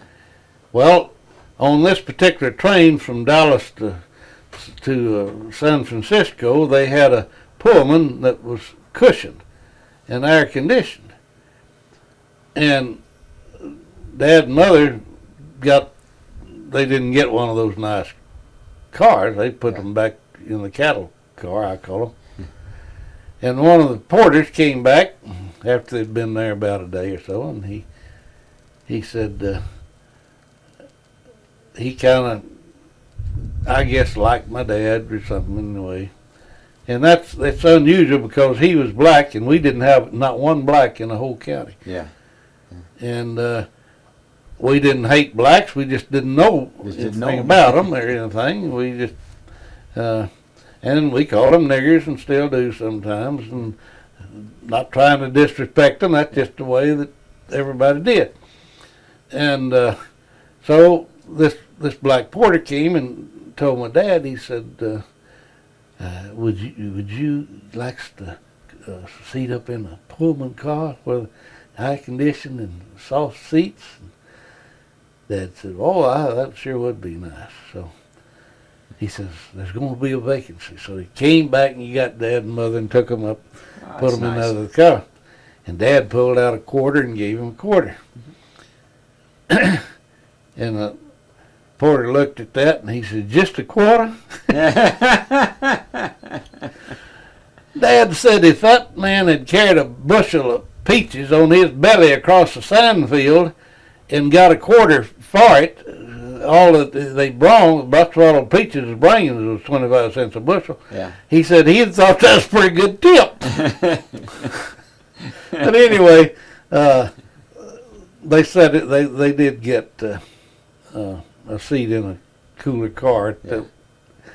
And so they came out and visited, and then I got to come home, and then got back aboard. They called me back early, everybody. They said, "Come in, we're going to have gunnery practice up and down the coast of the United States." Yeah. So that's what we expected. So they finished our dry dock about 2 to 3 weeks quicker than they said it was going to take. So they ran us across the bay and put us over there at Hunter's Point and loaded this big box aboard us.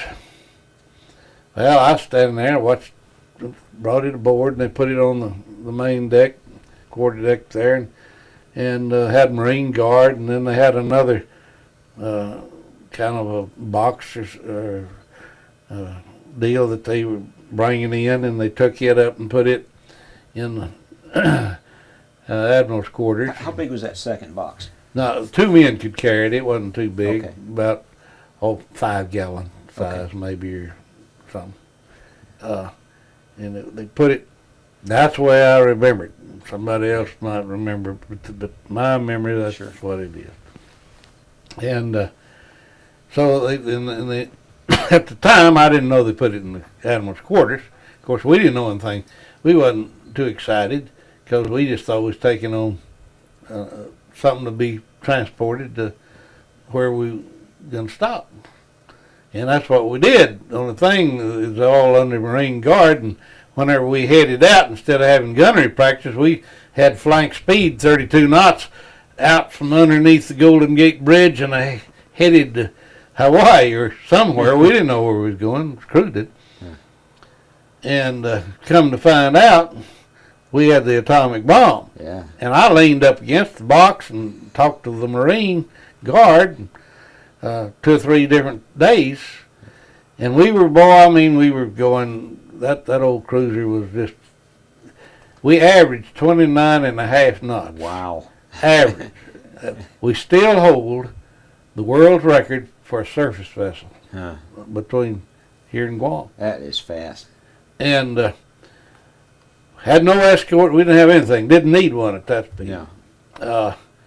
So after, well, a lot of scuttlebutt. What in the world have we got that this is important? And I bet you had all kinds of stuff. oh, there was kind of a story, and the best one that I really believed might be true was that it was a big box of scented toilet paper for General Douglas MacArthur. Because if you knew MacArthur, you knew that they'd do it for him if he wanted it. And I'll bet you MacArthur never forgave Truman for that either. But anyway, and I learned this later, that after about the time we were going on the bridge, headed out with that bomb, they detonated the first atomic bomb in New Mexico. So they hadn't even set off Hadn't the first even one. set off I one. didn't know that. I didn't either. No. But I found that out later, and that seems to be the truth. So They wasn't for sure it even going to work whenever we got it board, but it did. And boy, we went over and we delivered that to Tinian. And some of the things that are odd, we ran across an old boy the other day, some of us, that was in the boat that came over to the ship, our ship, and transported that box back to Tinian, back to the island. Well, tell me something about the unloading of that. Well, Anything we unusual? nearly had a disaster. They had a cargo net. They came down. They put that box on this cargo net. Had the crane, and raised it, gradually taking it across to put on this barge. And the rope slipped on the pulley some way. Yeah. And it dropped, looked like 2 or 3 feet. Man, scared everybody to death. I don't know what it would have done, and probably killed somebody in the barge, because I think they had it back right over the barge. You knew it wasn't the kind of box you drop overboard. That's right. And anyway, they put it aboard the barge and left with it. We still didn't know what it was. So then we went to Guam, which was just a few miles, and got supplies. And took aboard supplies, and then we headed for the Philippines to join the battleship Idaho, we were going to join up with them for gunnery practice and start maneuvers for the invasion of Japan. That was where we were going. Now, here's a good question. That you had a lot of weaponry aboard that ship. How did it compare to a battleship?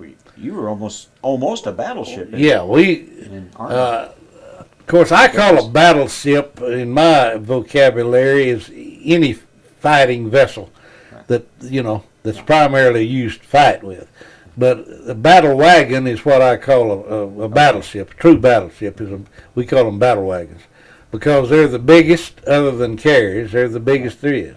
We were next biggest. The heavy cruisers right under the battle wagon. Okay. But there's a whole lot of difference between ours and a battleship. They carried 16-inch guns, and we carried 8. Okay. That's the biggest guns. Okay.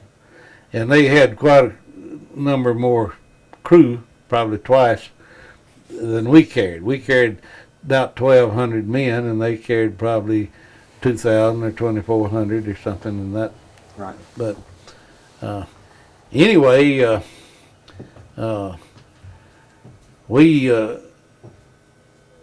nobody knew that the captain had. We didn't even know for sure where we were going. We just had scuttlebutt we were going to the Philippines. And we thought it's unusual to be by ourselves because we always had vessels with us, destroyers or something. Yeah. And so about the second night out, why, I had midnight duty, watch.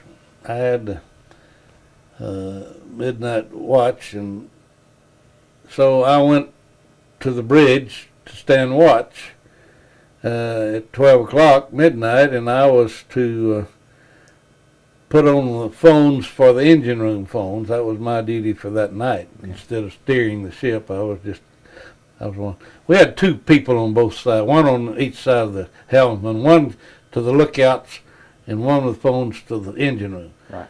And then the officer of the deck had control and requested information from whatever, or if he gave a order for the engine room, then I repeated if you're on the phones, what to do for the engine room. And of course we had a thing full speed. We had a lever that telegraph, engine telegraph. Yeah, that would give the engine room what to do. Yeah, I don't know what to call it officially.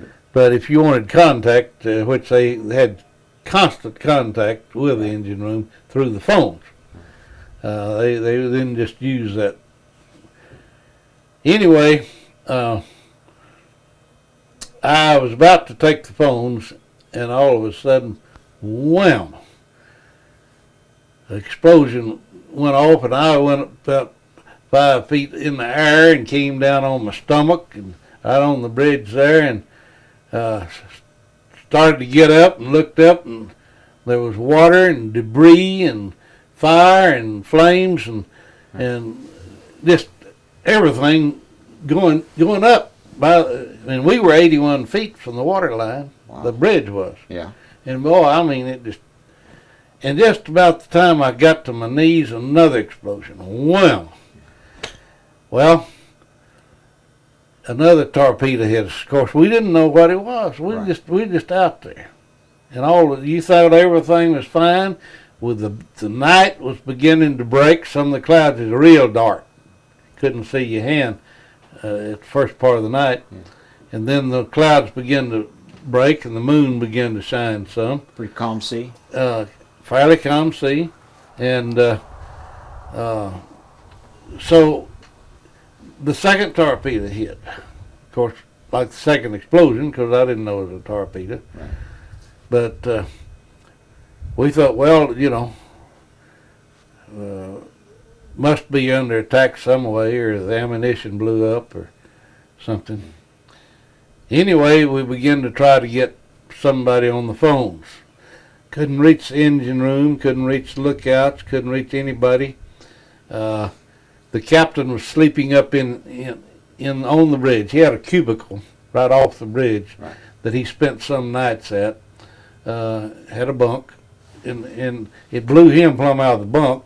He had his pajamas on, and he came to the bridge and began putting on his shirts and his pants and all, and asking what happened. And of course nobody knew, and he called the fire control officer and told him to check and to reach the engine room, and nobody could. And somebody said, get the captain a life preserver, and I knew where they were, and I got one for him and me and one or two more. So I've got a buddy that's in Nan Division that's a bugler. He still lives, and he claims that I got his preserver and gave to the captain.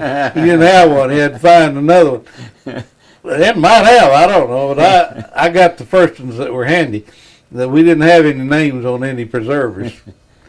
And I had, by the way, we'd taken on new preservers. They were May West, and we'd taken them on in Mare Island. You're lucky. They were new and they were fresh. And I, coming over, I had even taken one off and put one on, and somebody made the remark, you learning how to get it on and off, are you? And I said, I want to be ready. Yeah. And by golly, it paid off. I knew how to get the things on and off. Now, we all wore, standard just about, a little folded over rubber belt. Okay. Which you could blow up. It was rubber. Right. And that's all what some of the men had. And then some of them didn't have that. But anyway, as people would die in the water, we'd take the life preservers and give to other people that had these little, that needed life preservers. But anyway, got up, and the captain was giving orders and trying to find out what was wrong, and you could feel that thing listing. I mean, in 12 minutes from the time we were hit, we were sunk. Yeah. And you can just imagine it didn't poke around. And the first torpedo knocked off about 60 feet of the bow, and the next one hit midships in our ammunition storage. And anyway, the fire control officer came back and said, "Sir, I can't reach the engine room," and we were still plowing on. They didn't stop the motors because they weren't told to stop. They don't know. They knew something. I'm sure they. Oh yeah, they knew that it wasn't right, but they didn't know what to do until they got orders in the engine room. And we were scooping. Okay, you say 60 feet of the bow dropped off. Could you see the bow go down? I didn't see it. It was just too much. I wasn't hunting anything. I just couldn't see. With all the excitement and everything, I just could see what was there and all. And at that time, I didn't realize that we'd lost the bow. Okay. But the captain, the fire control man officer came back and said, "Sir, can't get to the engine room, and it's fire all below, burning," and he couldn't get below decks. And he said, "Sir, we're sinking. I recommend we abandon ship." And by then, you could nearly walk down the stack. I mean, that thing was laying down. Wow. And here we are, 81 feet above the water, just about to roll. And so he said, "Well, follow me down to the next deck." And we left the bridge, headed down. We got to the next deck, which was one deck above the main deck. He said, "Pass the word to abandon ship, all hands." And we were having to hold everything just to stand up, So everybody began to yell, abandon ship, by word of mouth, as loud as we could. And when he said abandon ship, that's what I thought he meant. I didn't stay with him. I'd heard that captain's going down with the ship, and by golly, I didn't figure I could help him any. Yeah. I didn't figure he could help me. Yeah. So, and I was probably wrong by doing that, but I thought that he meant everybody, and we had been taught to go to the high side of the ship and get off of it as quick as we could, because the superstructure will roll on you and it'll go down and suck you under. And by golly, I just took him at his word, and I headed up the holding the things up to the port side, and then there was the main deck down below. I couldn't jump far enough, so there was a hook where it had a gaff, a steel hook, and I bent down and grabbed that hook and swung out as far as I could and missed the first deck and hit the hull, and then hit the water. And I imagine it's 40 or 60 feet from the time where I swung out. But it didn't hurt me. I mean, the hull was on an angle, and I just bounced and got in the water, and I came up. I'm sure I had my mouth open because I drank salt water and oil and went to vomiting immediately. It wasn't 3 minutes till I started losing what I had. And during that 3 minutes, I was swimming. Yeah. I was getting away from that ship.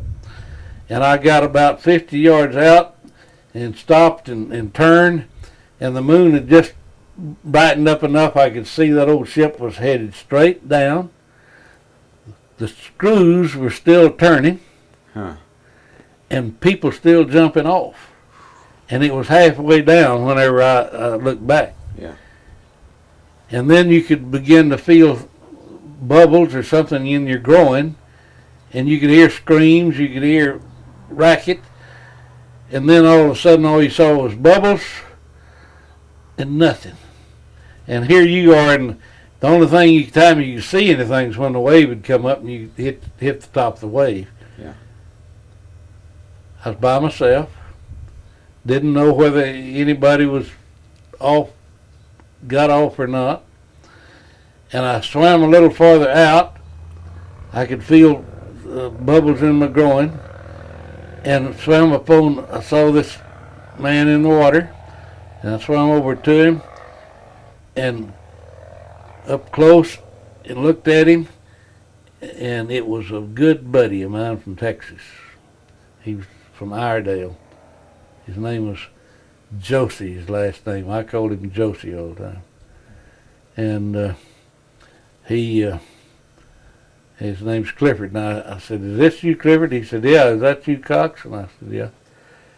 And he had been burned, and the flesh was falling from his face.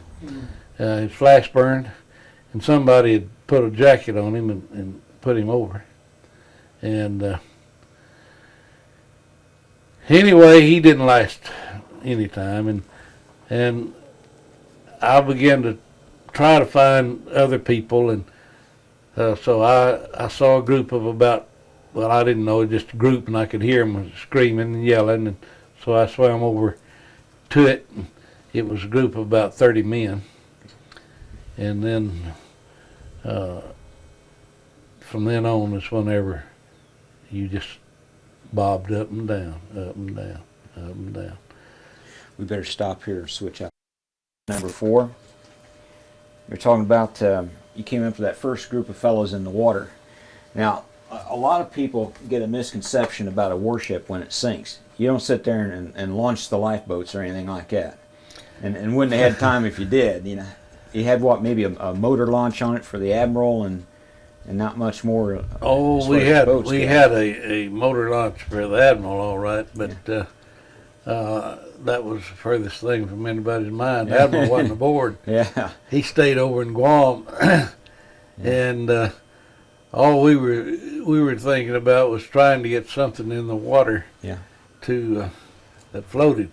Now, weren't there rafts that were loosely attached to the ship so that if it went down, they'd float off? Some of them did. There's cargo nets. Yes, cargo nets, Yeah. And some of them did. And The problem is, and I had seen the cargo net and everything, but you couldn't unroll it. It was all in a roll, and you couldn't get on it. If you did, it'd last about 2 hours in that hot sun, and it'd be so hot that equator sun just completely eats you up. Where were you in relation to the equator? Right nearly on it. Right nearly on it? Right close to it. And I don't remember how many miles actually, but it's one of the hottest places there is. It was on the Marianas Trench. Oh. Deepest place in the ocean. Some places up to 9 miles. Wow. And they'd say it's 7 to 9 miles deep, and there's mountains under there. I'll tell you a little more about it whenever we get talking about this trip that Discovery Channel gave 4 of us to try to find the ship. Okay. But anyway, I think I mentioned that I got with a group of about 30 men and made it through the first night, and the second day, I still had my shoes on. Huh. And one of the guys complained, said, "You kicked me." And I said, "Well, I don't guess I need my shoes." You know. Yeah. So took the shoes off. Everybody did. Now, were you connected with any? Did you have anything to hang on to, or you were just together? I know some fellows had those floating nets, and they kind of gather around those. Well, we had a net, all right, but you couldn't tie yourself to it. You couldn't. It's just a central meeting place, maybe. Okay. You know, if you were staying together. Yeah. But some people didn't want to do that. They wanted to swim off, and so it was just you more or less in a life jacket. You just bobbing up and down, and men close to you were getting attacked by sharks. I had one within 3 feet of me, taken down by sharks, and the tail end of the shark just come over and just covered me with water. I mean, completely. And you'd see them down swimming round and round down underneath you. You could see 20 feet deep or more, and they'd just slowly go round in circles and around, and then their old eyes, you could see their eyes, and every now and then they just, like lightning, they just come up, straight up, and hit somebody and take them down, and you'd see blood on the water, and you'd hear them scream, and you'd just know that there was another buddy that went, that's gone. And we had one of my friends there in the group decided that he had to have water, and of course we had none, and he took his life preserver off and said he is going below for a drink of water, and all the water aboard ship was on the second deck, so he thought that he had to go below for a drink, so took his life preserver off and dived down out of sight. Came back up and telling how good the water was and everything. And we got him back under control and put the life preserver back on him. And I tied my preserver in hard knots, about 3 or 4 to the string, just as hard as I could. Because I figured I'd go out of my head and do the same thing. So then he died just, an hour, 2, 3. You can't drink that salt water and live. What does it do to you? I've always heard that, but I never really knew. Chemically, it dehydrates you even more. Okay. It causes certain conditions in your body to to change, and your tongue swells, and you're dehydrated.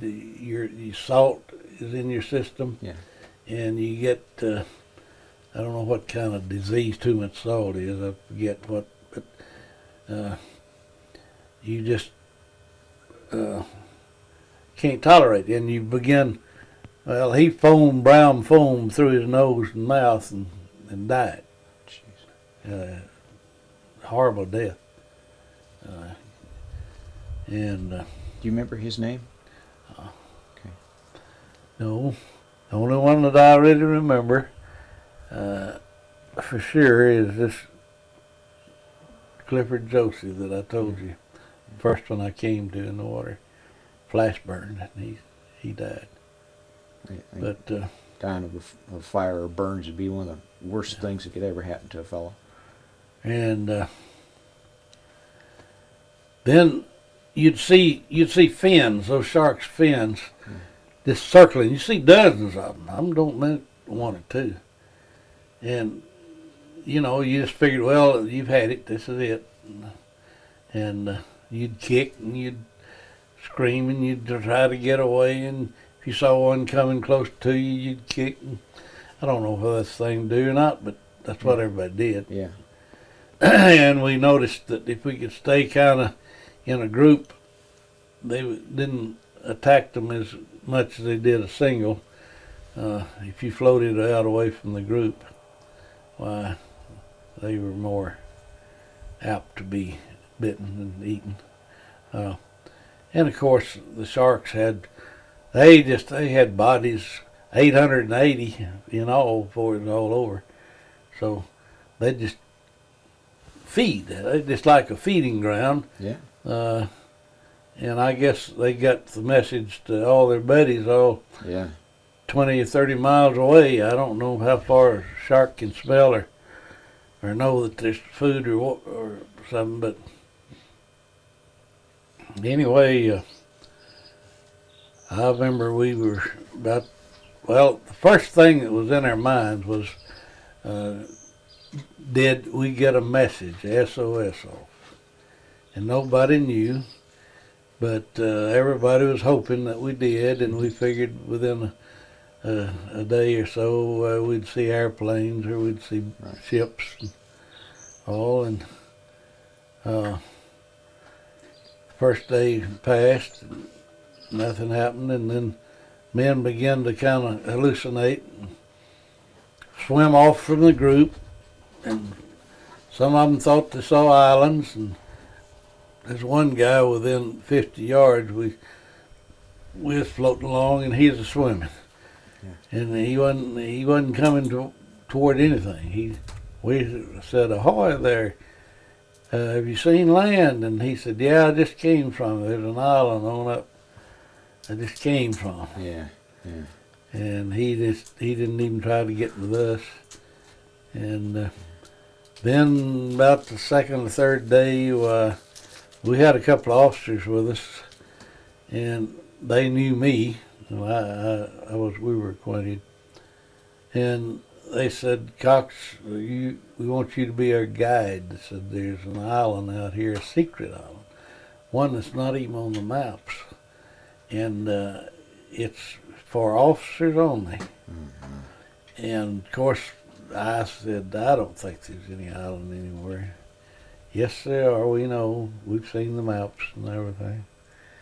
We want you to guide us." So I took off, swimming away from the group, and probably went 100 yards or so, and I stopped and I told them, I said, "I'm going to go back." I said, "We're out here, and I don't know where I'm going, and I don't think you all know where you're going, and with your permission, I'm going to return to where the group is." "Well, go ahead, but we're going on." That's the last time that they were seen or heard of or anything. Wow. So I'd just probably been with them if I hadn't turned and gone back.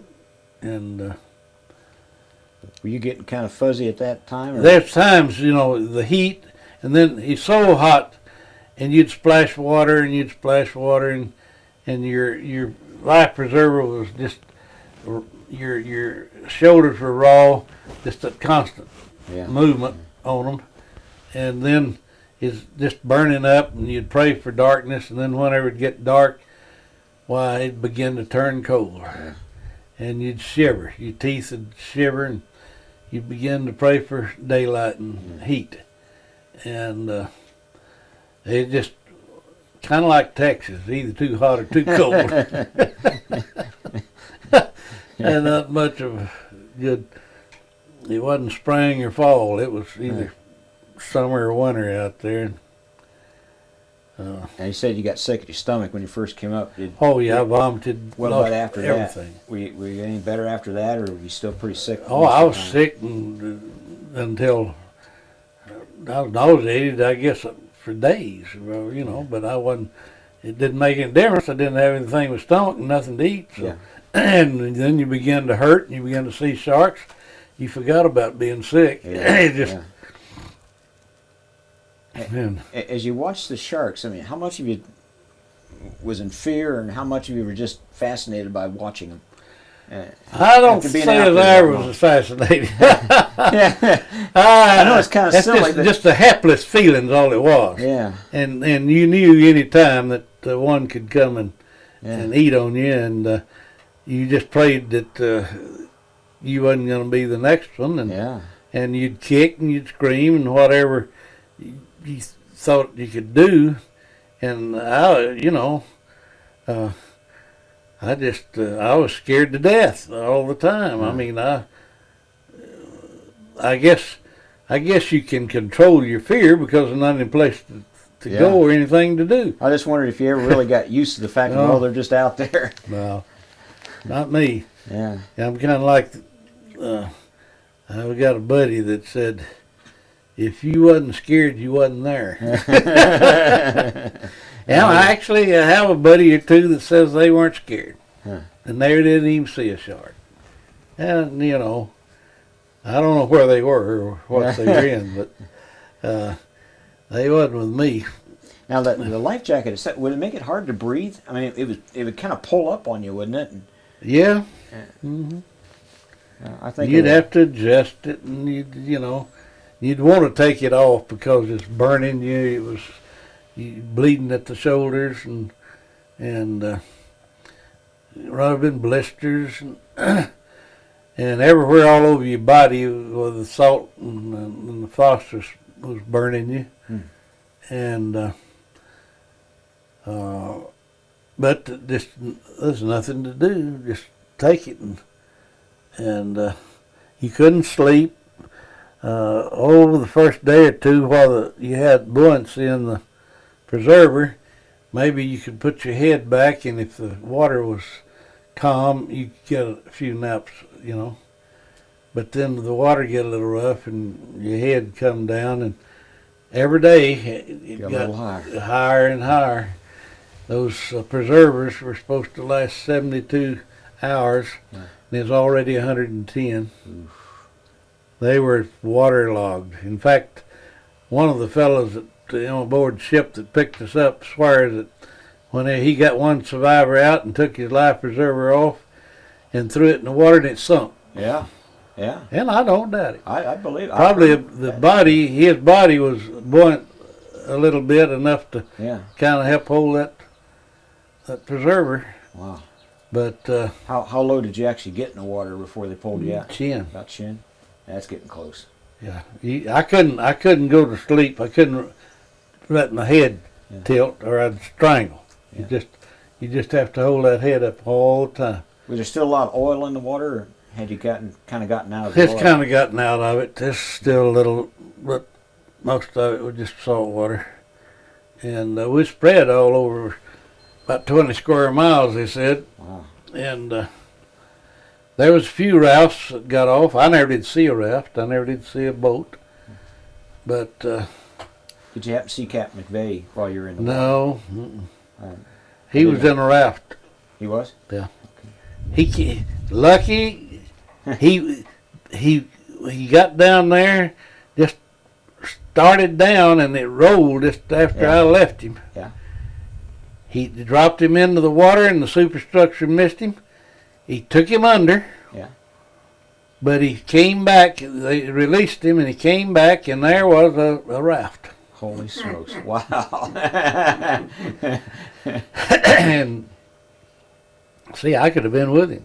Yeah, you could have had a raft. But then if he had drowned, I could have said, yeah, I'd have been with him. And usually the captain, like you say, goes down. Right, and he regretted he didn't. I mean, really and truly, it bothered him. He said, I wished I could have gone down with the ship. Yeah. But he was a good captain. He shouldn't have felt like that. And then he did all he could do, and he's washed off. What else more can you do? Yeah. But anyway, I obeyed orders. And when he said abandon ship, I abandoned. And well, another instance that happened one night, probably the third night, there's a guy was telling everybody to hush, be quiet, yelling, screaming, and everybody was quiet, and he said, there's a submarine right under us. And he said, it's a friendly sub, it's one of ours, and they're going to pick us up. And he said, just everybody be quiet, and I got my walkie-talkie. I didn't think he had one, But hell, And you is get it going to work in the water? you get to figuring, well, maybe he does. He thought he did. Yeah, And I can see that. so everybody's quiet, and then he said, there's only one thing. He said, do any of you urinate in the bed at night? He said, one old boy said he did. This is the truth. He said, well, you can't come aboard because they don't allow men like that in the submarines. Then I knew it wasn't no sub. Boy, crazy things happen to you. Yeah, and it's pathetic, but he was just out of his head, the old boy. And Did you start to drift at all along that line? there's times that I don't remember much. I'm sure I was either asleep or out of my head some way. In fact, when we were being picked up, well, I'll tell you about that. The happiest day of my life ever.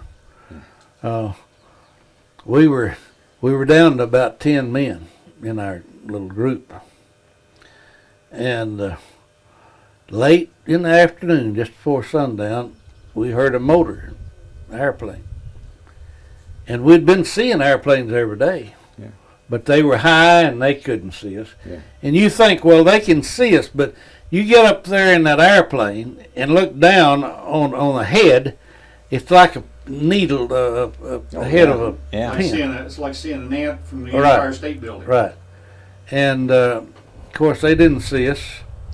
And so we heard that motor. And off on the horizon, just above the horizon, was an airplane going, I don't know whether it's east or west, but it wasn't coming toward us. And we screamed and yelled and kicked and splashed water, and it just kept going. Yeah. Out of sound, out of sight. And we thought, well, that's the closest anybody's ever going to come to us. I don't know, it seemed like maybe 30 minutes or an hour, heard the motor again. Looked, and it looked like the same plane. It's a PBY. Yeah. And it was closer, going the other direction. We screamed and we yelled and everything, and it just kept going. Well, we thought, that's it, and they never coming this close again. But just before dark, heard the motor again. Coming in, you could look in a PBY. And he got about a mile away from us and changed course and came right over us. Ooh. And you could see a guy standing in the door of that PBY waving to us and doing his wings. Wow. I'm telling you. My hair stood up. I had hair in those days. My hair stood straight up. Tears began to roll and chills began to come on my head. And I began to cry. Because we'd been found. And we knew that they was going to rescue us. Well, it got dark. And still no rescue. And our jackets were just getting more waterlogged. And just after good dark and all, looked up and there was a cloud, kind of the sky was cloudy. And here was a light, a big round light from one of those clouds shining down into the sea. Looked like an angel, just had, you know. Yeah. And actually what it was, one of the ships had turned its floodlight into the heavens to give everybody hope. Huh. And it turned that light up and we could see the light and it hit those clouds, you know. Yeah. Reflecting off the cloud. Reflecting off the cloud. And it saved, I don't know how many, but it gave hope to a bunch. And we said, well, they're coming. I'd like to meet the guy that threw that Yeah. searchlight up there. And I have met some of the crew that were on the ship. And I don't remember much, but the next thing I remember was a bright light in my face. And a strong arm, two of them hands, pulling me up by my arm into a little boat.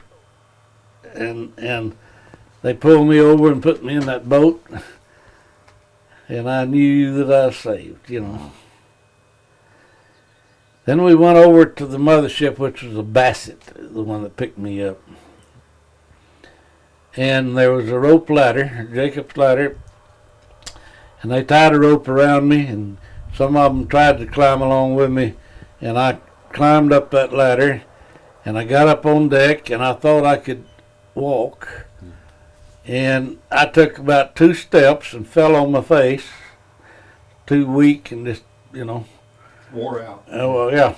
And they picked me up and carried me in and rolled me over on a bunk. And the bottom of the bunk, instead of being wire, it was canvas, you know. And they rolled me over, and I laid on my hands when they rolled me over. Well, when I finally woke up, which is, I don't know, an hour, 2 hours, whatever, my hands were stuck to the canvas. Like to pull the hide off, trying to get unstuck. And then 2 of the guys took me into the shower and washed me down with soap, because I was covered in oil. Yeah. And they washed me as good as they could. And 10 years later, I still had in my pores, some black oil in the pores. Smokes. It just. Wow. And so they washed us clean as they could, took some ships went into Palau. They had a hospital ship there. We went into the island of Samar in the Philippines. They had a big Navy hospital. And that's where I was taken. And the Bassett picked up more than any other ship. It picked up about 150 or 52 men. And let's get the numbers here. You had something like 1,200 men on the crew. The crew was 1,197. Okay. Estimates was that when it sunk, it took 300 down with them, with the ship, which would leave about 900 in the water.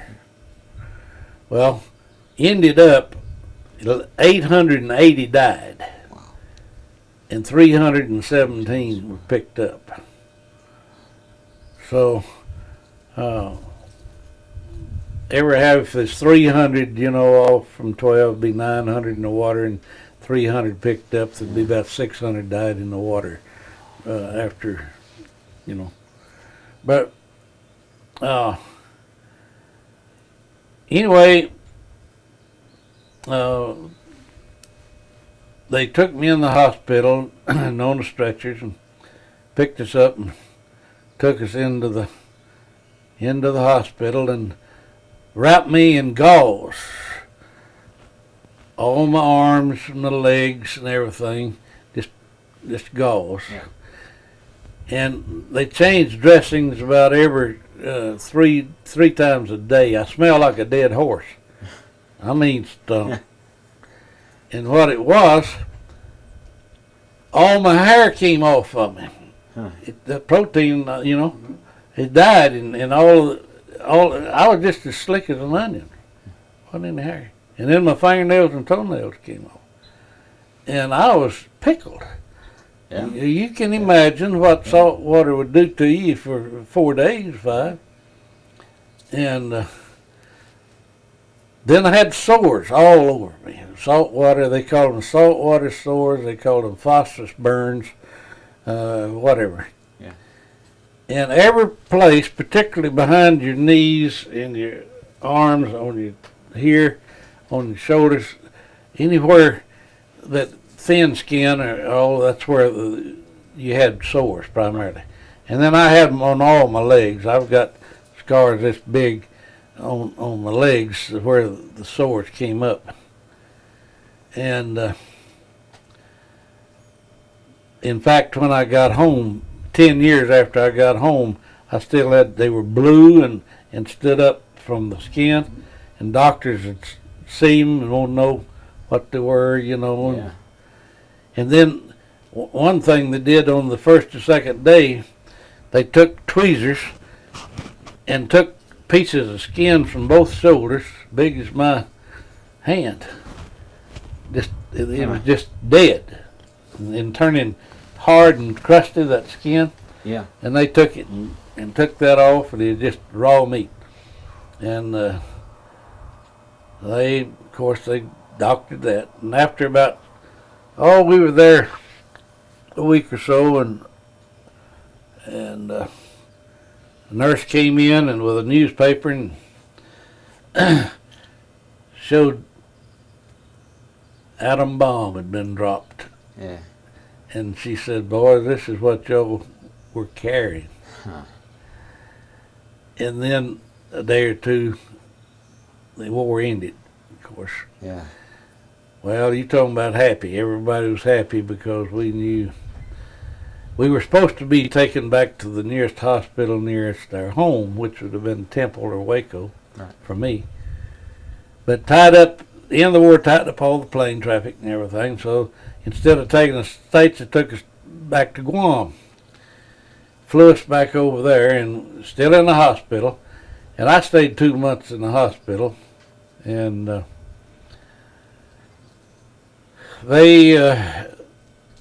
I was in a little cubicle by myself, and I got cabin fever. I didn't even want to walk out I just wanted to stay in bed. And I still had sores on me and all, but I could have walked out if I'd wanted to leave. But even when they gave the Purple Hearts, a bunch of them, they brought mine to my cubicle. Yeah. And the Red Cross, just a little bit of good. Yeah. Salvation Army, Cracker Jack. I've heard that. They did twice as much as the Red Cross ever Huh. did. Bring us candy or cookies or whatever. And then they said, well, while we're waiting to send you guys home, we're going to put you in a submarine rest camp out on the beach in Guam. Nobody had no surface crew had ever been at this rest camp. And man, it was uptown.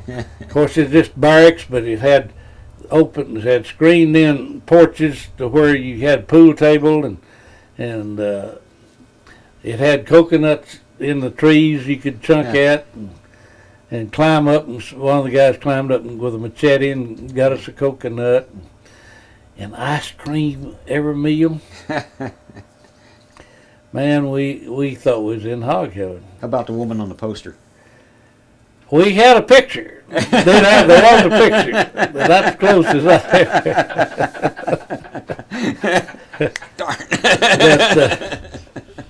Then the USS Hollandia, a small aircraft carrier, came by Guam, and they said, "We're going to put all you boys on the aircraft carrier in bunks, in not bunks, but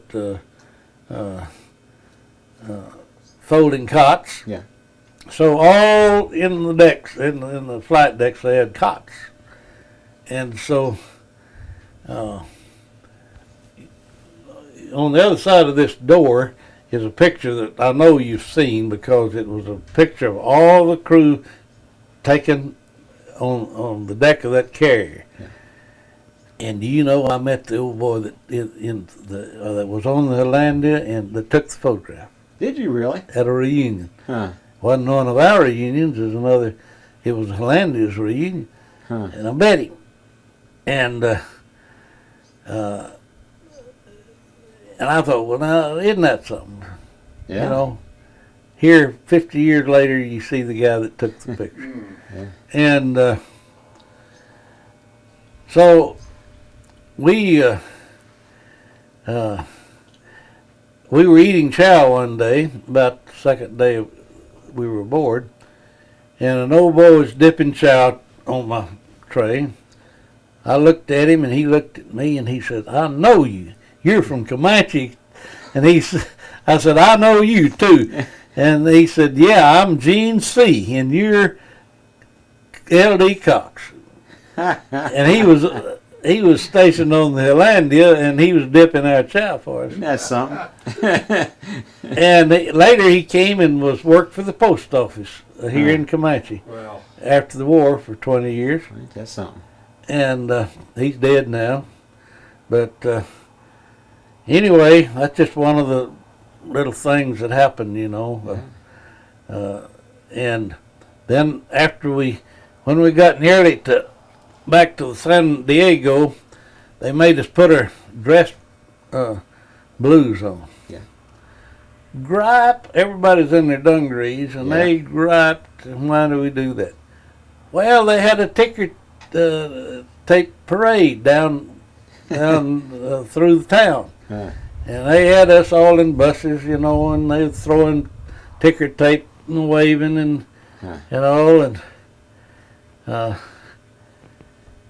so the thing that really hurt the crew and everybody was the cover-up on the sinking of the ship. Now, immediately after they sent me to Norman, Oklahoma to discharge guys. Instead of putting me duty somewhere else, they sent me back to Oklahoma. And then they began to try the captain. Somebody's at fault. And so I made 2 trips to Washington on the trial and gave my testimony. And I told them, I said, I was with him. They had him on 2 counts: failure to zigzag and failure to properly abandon ship orders. Well, I told him, I said, we did everything we could, and I was standing right there when he said abandon ship, and that's when I abandoned. And so they dropped that charge. But they kept the zigzag thing going and convicted him of that. And it didn't matter that they covered this whole story up. When they announced the sinking of the ship, and when my folks received a telegram that I was wounded, was the day they announced the end of the war. Mm. And you know, we sunk 2 weeks before the end of the war. Yeah. But they put it in little headlines down here. You know, VJ Day, victory. Everybody, that's all they was happy. And down here, U.S. cruiser Indianapolis sunk with the loss of 880 men. Well, that was all right, but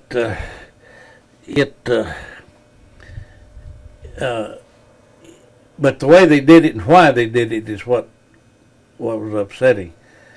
We think it was nothing but a cover-up. They didn't have guts enough to admit that they'd made a big, bad mistake.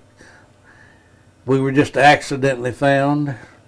We were found by what we call the Angel, Wilbur Gwynn, and my picture here shows a drawing or a painting of the ship that the airship he was in, the pilot of. It's a Ventura bomber.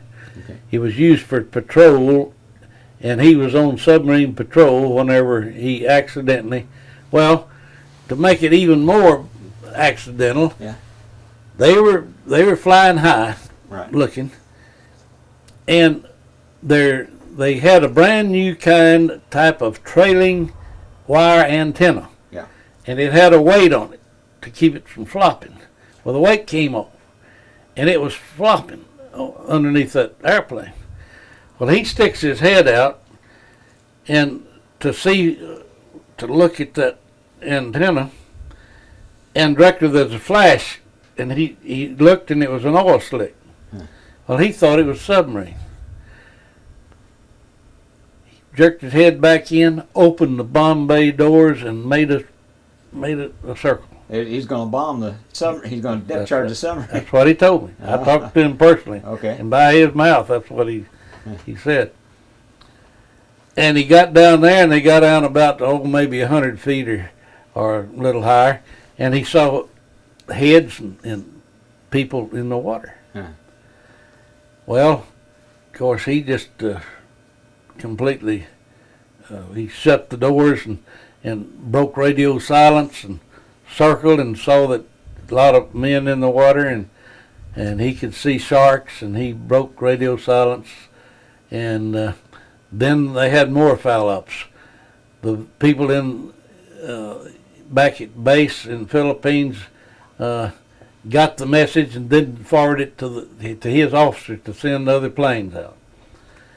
Well, another plane that was piloted by Adrian Marks was a PBY, and he was close to where the position was. Yeah.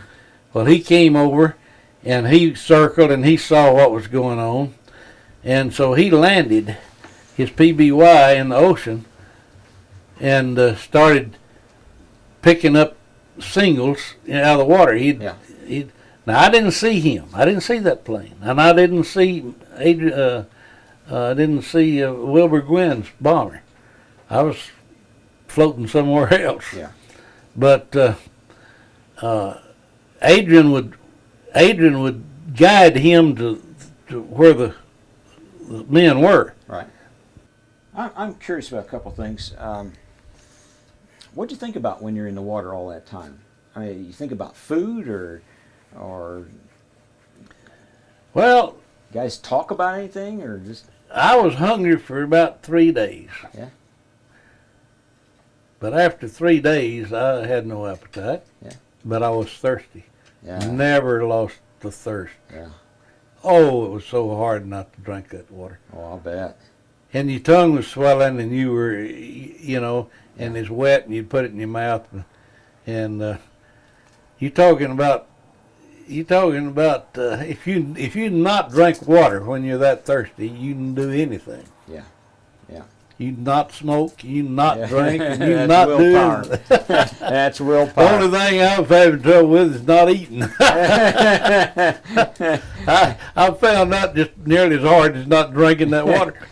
That's what But, Jimmy said. You just do what you have to do. I haven't tried to diet. If I made my mind up, I could do it, and I will do it if it becomes necessary. But I need to. Now, were you anywhere near Jimmy O'Donnell? He was picked up by the Bassett too, but I suppose they. I have were no pretty idea. scattered. No idea. Well, we got to stop it. Put it on pause. Now, one of the other things I wanted to know: how well did you get to know the officers? Who was the executive officer on the Indianapolis, for example? We had names. I'm very poor at. I'm just thinking working But on the there bridge was- as much as you did. There was McKissick, and there was Flynn, and there was 2 or 3, just nearly all the officers at one time or the other. We were up there. Right. And we had, and Dr. Hayes, he was the doctor there, and he was, we knew him, and you got to know by face primarily. Right. Names I never was good at, and I didn't really try to remember anybody except Captain McVeigh. I did try to remember his name. Yeah, you don't forget that. And Admiral Spruance, I did remember Yeah, he carried a little weight. him, but I know one time, and I didn't mention this, I was on the bridge, and the captain came out, and he looked at me, and he said, "Cox, when did you last have a haircut?" And I said, "Last week, sir." "Last week? Well, what are those sideburns doing down below the top of your ear?" Yeah. Called the barber up. Sent for the barber. He brought that barber up there, and he said right at the top of this ear is where they're supposed to be, and I want you to trim them to the top of the ear. Ate him out. Oh, terrible. I felt so sorry for that barber. And you know what happened to me the next time I had a haircut, don't you? He whacked you good. It was way above it. Yeah, I hated it because I always wanted my sideburns down, about like they are. But A little bit. But anyway, that's just another little instance that happens. That's pretty good. Now, how many of the officers survived besides McVeigh? Don't ask me that. Don't know. Less percentage, I think, than the men, which means less than a fourth of them. You mentioned the doctor. Did he survive? He survived. Yeah. And he's on some of the video that Discovery made, and he was a very fine person, and he was down below when it hit, and his compartment, he burned his hands. That's how hot it got. Yeah. And he had to climb out a porthole. He was just Wow. lucky enough. And even with the burned hands, why, he made it and got in the water, and he said he was more of an undertaker than anything else. Yeah. And he just pronounced them dead and say a prayer, and he said on one of his tapes that he didn't go to church anymore, that he couldn't say the Lord's Prayer without crying, and so he just didn't go. Wow. But he died 2 or 3 years ago. And I wondered about the guys in the engine room.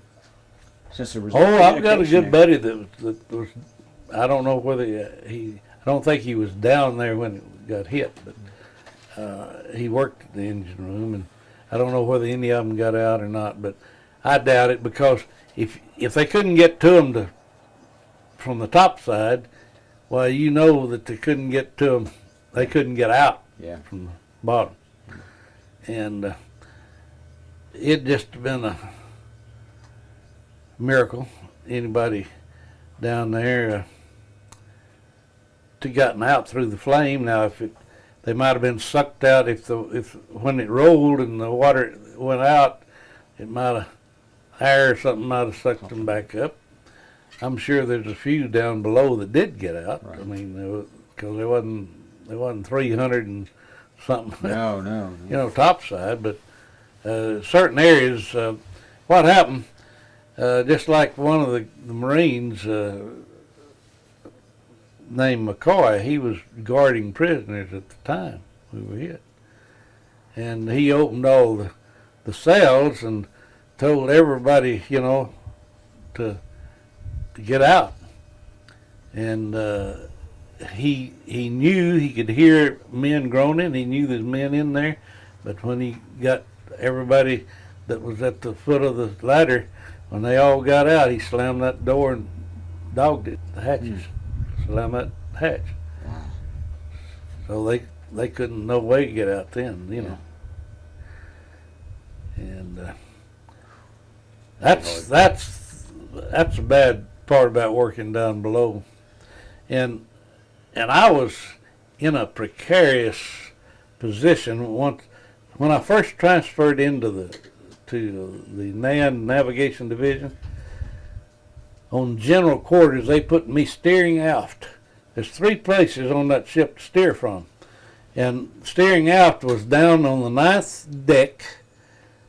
Nothing between the ocean except one thin plate of steel, and you couldn't stand up hardly because the shafts were coming through that compartment, the propeller. Yeah. And that, you talking about rough vibration down there, but there was a steering helm, a wheel, and they put me down there and steering aft at general quarters. That meant that, and they dogged every hatch going back up in general quarters, going back up to the top deck. If we'd have been hit, my friend, I'd still been down there. Yeah. But they moved me out of that and put me back on the bridge, thank goodness. I never knew why anything happened, and I didn't try to brown nose, didn't know enough to. I'd play it different now if I had it all to do over again. But I did whatever they told me to do and tried to do the best I could, and that's just the way it was. And yeah, you had to trial, and the thing that sticks out in my mind is you said that you were by yourself, and it was pretty rare to be by yourself. Now that makes me wonder, was that a mistake by the Navy, or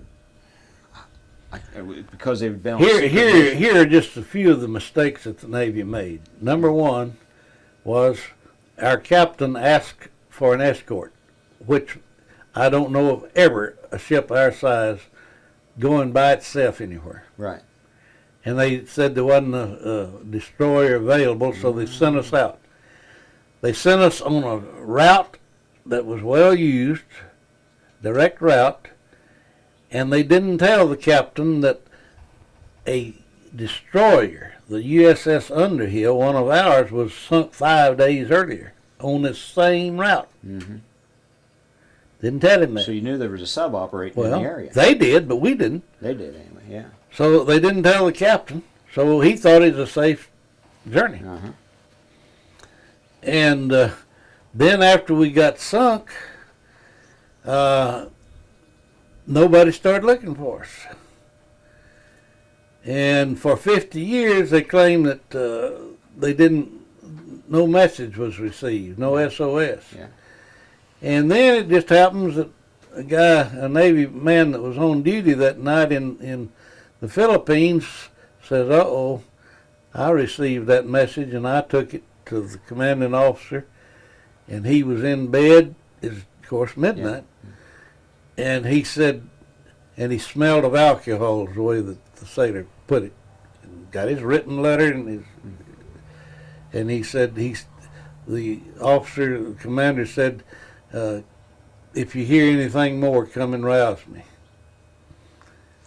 How much more do you need to hear? We just had one chance for once or twice, and it was on emergency power, and that's all they could get off, and they didn't do anything about it. Wow. Then they picked up a message from the submarine that sunk us and broke the code, saying that in this vicinity, he surfaced, this Jap commander testified, he surfaced, radioed Japan that he'd sunk a ship of our size, and still the Navy didn't do anything about it. Huh. Okay, we were due in port a day later to join the Idaho. When we didn't show up, what'd they do? Drug us off the chart. Still didn't do anything. Yeah. Now, somebody wasn't, there was kind of like a loose connection like we had a while ago. The word wasn't getting through. Anyway, then they try to blame the captain with everything, which it wasn't his fault, none of it. He had the authority to zigzag or not. He kept us on a zigzag until it got so dark you couldn't see your hand hardly, and it was customary then not to zigzag. Right. And we were still doing about 15 knots, which is pretty fast for a submarine to intercept. Right. He had to lay in wait because he wasn't going to catch us if we passed him. Sub what? So, and I've got a magazine that says the moon sank the USS Indianapolis, which in a way it did because this submarine was up, it was surfaced and looked back east, and in the reflection of the moon, it had shone through enough in the waters, and they saw this dim thing looked like a ship on the horizon. That sub did. He immediately went down and kept track of the ship and sunk us. He fired 6 torpedoes in a fan. Yeah. He said it wouldn't have made any difference if we'd been zigzagging or what. I mean, he had got us. you with at least one of them. And he got us with 2. And he said besides that, if you'd have been zigzagging or something, he said, I carried 7 chitons. Now, a chiton is a kamikaze. Yeah. They call airplanes, the pilots in airplanes, kamikaze. Yeah. They call these death heroes that want to die in torpedoes. They climb in these Jap torpedoes and steer them. Okay. They're chitons, K-A-I-T-E-N-S. And he had some of them. Wow. Claimed he never used them, but he could have. I don't know. Some people, we had a commander in the Navy that said no way a regular torpedo would have blown a hole like that. Right. They thought that he used those big chitin torpedoes. Right. But he had no reason to lie that I know of. So anyway, the Jap captain. So they brought him over for the trials. Never had happened in the history of the United States. Thinking he was going to really cinch the deal. Yeah. And come to pass, he was more for our captain, Yeah. said things that exonerated him more than but that didn't make any difference. They knew they were going to convict the captain. And another thing, instead of giving the captain an experienced a lawyer, he got a guy that never had tried any cases. Gave him an amateur, Gee. and you know. So what? I mean, they were going to convict him. That's all. Captain King, Cover their own mistakes. Admiral King, had his mind to convict the captain, and he did. Another thing that was suspicious, whenever Captain McVeigh's daddy, he was an admiral in charge of the fleet, and whenever Admiral King was coming up in the ranks, the only black mark against his record, Admiral McVeigh gave it to him. Mm-hmm. And he always hated McVeigh, according to people. And had it in for McVeigh, so he couldn't hurt McVeigh, but he had his son in a position. So, and then another thing that I think is true, there was a very important, I'm talking about when you say important, you mean rich in this country, you know, a lot of money and political influence. Guy, a Democrat there in New York or somewhere there, that his son was aboard the ship that died, and he's Truman's buddy, and he wanted to make sure that somebody paid for his son's death. So he put the pressure everywhere, and they think that that's part of it, you know. But the tragedy was that it ruined McVeigh's career. It put a stigma on our ship, which had had a great record up until then. Yeah. it caused McVeigh, in my opinion, to kill himself eventually. He shot himself with his service revolver out on his front porch. And every Christmas, he got letters and cards from the families of the sailors that died, saying, if it hadn't been for you, Captain, our son would be with us this Christmas. And What's wrong with people? they blamed, well, after all, he's convicted. He's negligent. Yeah. So that's all they knew. I've got, the best friends I've got lives in Granbury. Her brother was the one I was telling you about, Clifford Josie in the water. And I stay all night with them. They're just great friends. And she said she hated McVeigh until she met some of the crew and learned the true story. And then she wrote Congress to exonerate him, So that's how you get, it's manipulation through the government and press. Yeah. And anyway, that happened, and he killed himself, and then we spent 30, 40 years, the crew, trying to exonerate our captain. And he was at one reunion, Captain McVeigh was. And they said he was hesitant to come, and then somebody talked him into it. He was afraid that the crew blamed him and that he wouldn't be welcome. Well, everybody that could met him at the airport. I mean, we had 100 and something, or 200 survivors at the reunion. And brought him in and honored him, and not one crewman that I have ever met blamed the captain.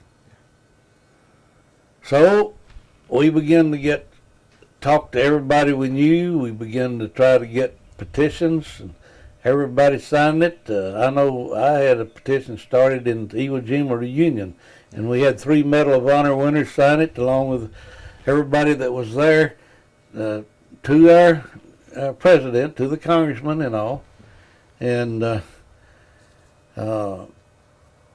finally, they wasn't paying us any attention. Nobody. The Navy wouldn't. Finally, whenever Hunter Scott, this young kid, 11-year-old at the time, he was in Florida, and his daddy was a principal, and he was just a kid in school. He was watching Jaws, the movie Jaws, when it first came out. And in that movie, the old captain, old Shaw that was captain, was about half tight, and he was telling why he hated sharks, telling his other crewmen there, the other 2 that's with him. And he said, I was crewman on the USS Indianapolis, and then he told about eating half the people would pop up and their legs gone, and he just described that scene. Well, little Hunter Scott, he was watching that movie, and his daddy was there, and he said, Daddy, was there really a USS Indianapolis? And his daddy said, well, I think there was. Why don't you do a little research on it? So old Hunter, a little kid, he went to the library, found out that there was a ship. Then he put an ad in the paper. Anybody that knows any men that served on the Indianapolis and everything? Well, we had one of our survivors in Mobile, Alabama, saw it some way, or heard about it. And he wrote or called Hunter, the kid. From then on, it just grew and grew and grew. He sent Hunter the names of all the crew. We have a blue book that got all the names. He talked to him on the phone. Then Hunter got to reading about how he thought the captain was mistreated. Then he got his congressman. Hunter went to his congressman, the senator and the House. They went. Then Hunter went, and his congressman in Florida went to Washington, D.C.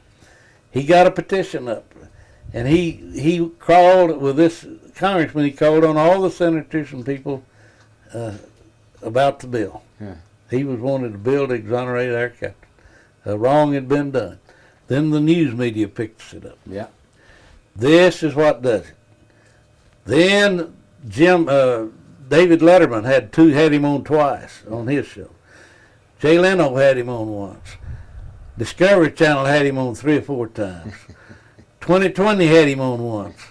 And of course, as he went along, some of us survivors rode on the coattails and was asked by Discovery to have programs and documentaries. And eventually public opinion everybody got to know the story, and then we had a Senate Armed Service Committee was going to hear the case. Senator Warner, who was chairman, wasn't on our side and admitted so. Huh. He said, I don't believe you've got a case, but he said, I'm going to call the committee together and testimony, and we'll hear it. And Warner was getting pressure from different congressmen that we'd gotten behind our cause.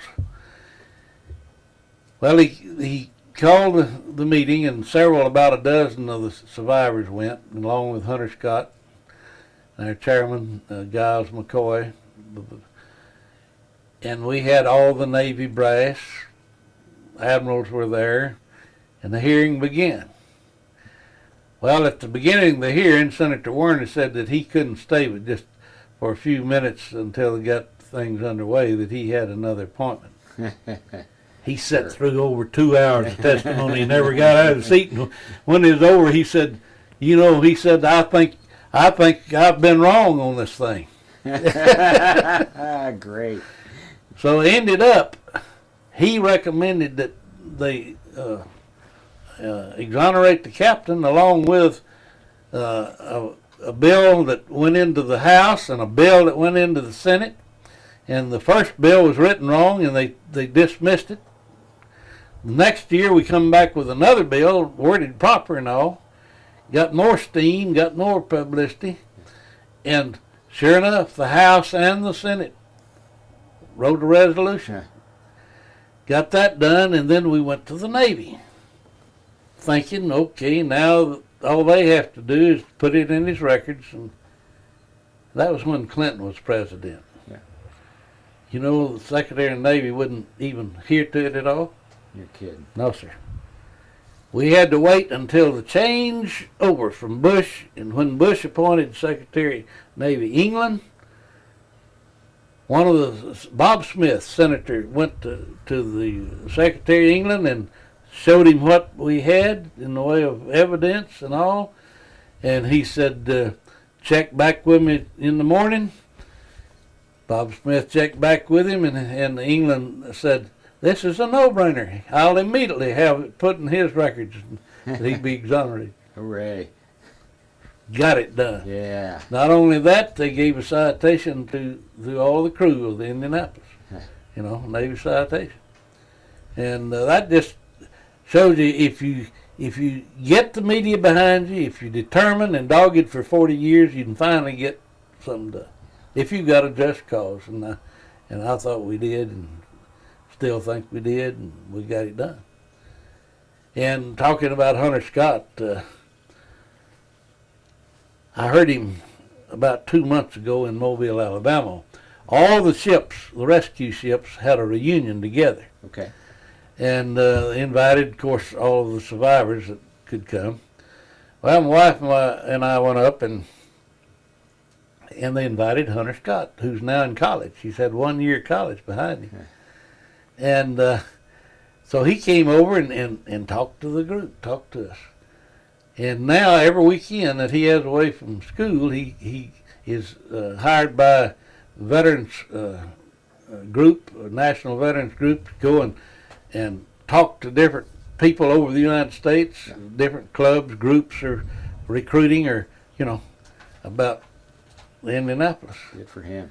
And also, the Navy has instilled a new program, and I was told this by a recruit,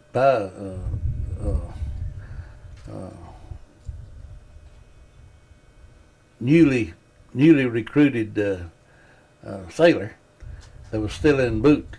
He said they called it the Indianapolis Survival Course. Ha! Great Lakes.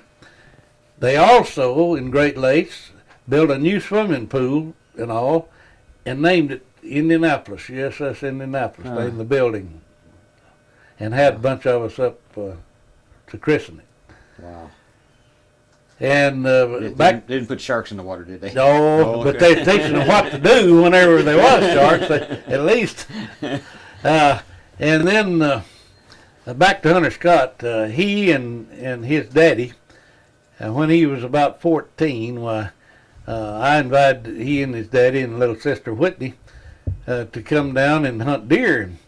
So they came here to the boar's nest and stayed for about three nights and hunted deer, and very successful. And what really I admired was that whenever they killed their game, their fish or their deer or caught the fish that they caught, they didn't ask for any help to clean them. Boy, I mean, they hung up on the tree, and they knew what they to do. dressed them. They knew what to do, and all three of them jumped in and helped on all the chores. And as we were going out to hunt one morning, why, I said, Hunter, you getting pretty good sized kid, you know. He was 11 when he started on us, and he's 14. He's pretty big. I said, you ought to be about ready for football. And he said, yes, sir. Everything's yes, sir, and no, sir with him. I mean, he's a kid that you dream about having, you know. And his daddy spoke up, and he said, but he liked to not have played. He's on the team, but he liked not to have been. And I said, well, what happened? And his daddy said, well, first day he came out for practice, well, at the end of the day, he went by the coach's office and told him he wouldn't be back anymore. And he said, the coach said, well, Hunter, you did good. We want you back. Why aren't you going to come back? And Hunter said, Coach, I don't have to put up with the four-letter words and the kind of things and the way you treat the players. And he said, I don't have to listen to it, and I'm not coming back. Oh, man. Next morning, Coach calls him in his office, and he says, Hunter, been laying awake half the night thinking what you told me. And he said, if you'll come back, I think I can control my four-letter words. Wow. Wow. One boy Yeah. with guts enough to do what's right. And I tell this to the students every time I talk in the school. To have enough guts to say no. When they want to offer you dope, smoking, or whatever, say no. Yeah. You know you're right. And then you don't know who's liable to fall in with you. You'll have a gang, but it'll be a gang that's for something good. And so it's just, I think that, along with other stories, you know, about the ship, particularly in schools and all, does some good. These students, they just, you can hear a pin drop when we talk. And they're quiet, and they're good students, and they ask questions. They'll give you a standing ovation when you get through. And I've only had one school. It was a little school late in the year. Just, in fact, they'd already passed their exams. That I went to talk to the class, and there's only about 10 or 12 in the class. And so I had talked to two classes before them because they couldn't get them all together. Right. And you know, I'd gotten up early and driven over to the school and not charging them anything and trying to, because they wanted me. And the classes I spoke to were just so polite and so nice.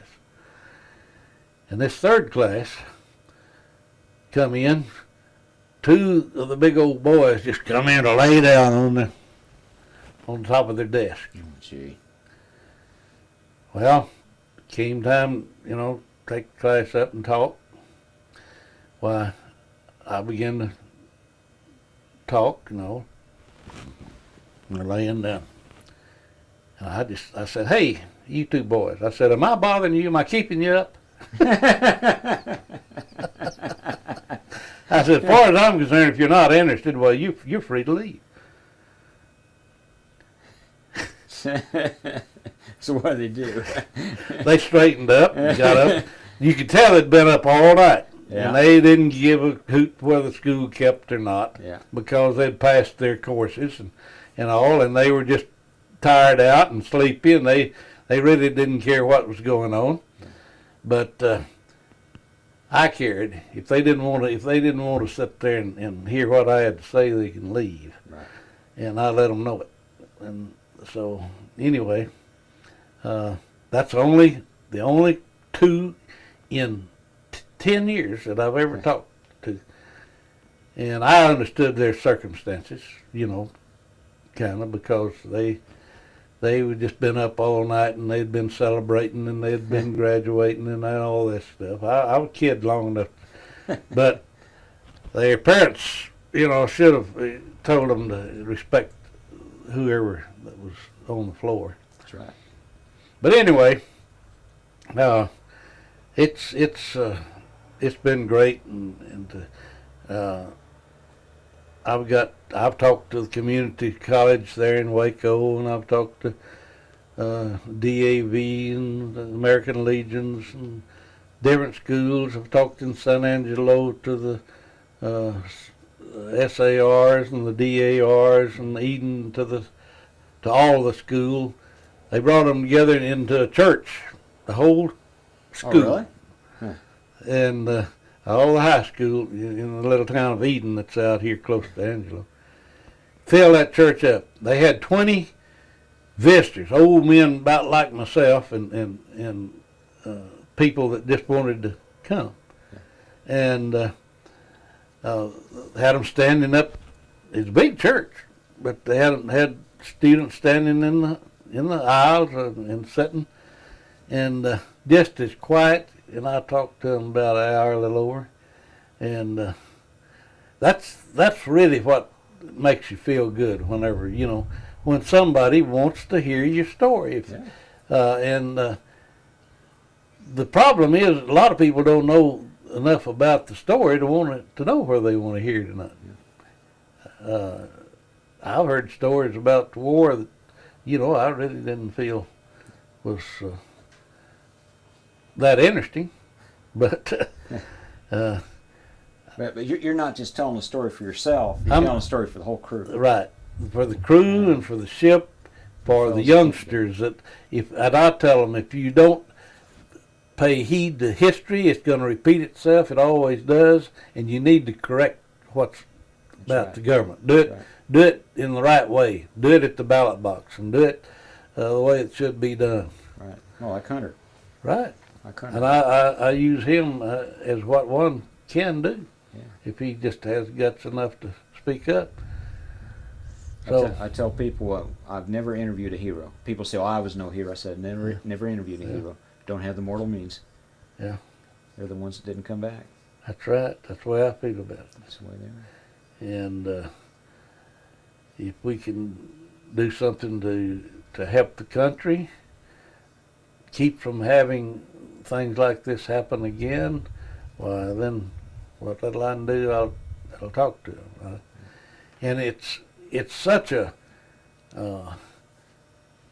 wonderful feeling. For years, nobody knew what the Indianapolis was. Nobody knew about it. Nobody cared. What World War II was nothing. You never heard about it. And now, anywhere that you go, and anywhere I go with the cap on, I went to Walmart in Brownwood 2 days ago, and the guy stopped me, and wanted to talk. He's been in the Navy, and he said, "Were you really on the ship?" I I was in a hurry, but I took time to talk for 5 or 10 minutes to him. I'll go in the restaurant today. There's a fellow pulled you In over. the restaurant, well, somebody wanted to know it, wanted to hear it. In Jamaica last week, well, here we had 2 over there that came up, and I try to respect them, and I appreciate the fact that they are wanting to honor everybody in World War II. I don't take it just for special me. I take it as anybody that fought in the war, and any war as far as that goes. I hardly pass anybody on the street that has a uniform on that I don't go over and shake their hand and tell them I'm proud of them. Yeah. We got to support these. And doggone these people in the, I'm not going to call it the party, but political mess that runs down everything that we do, and I think our boys, I think they don't appreciate it. I think it hurts them to see all the discord in this country.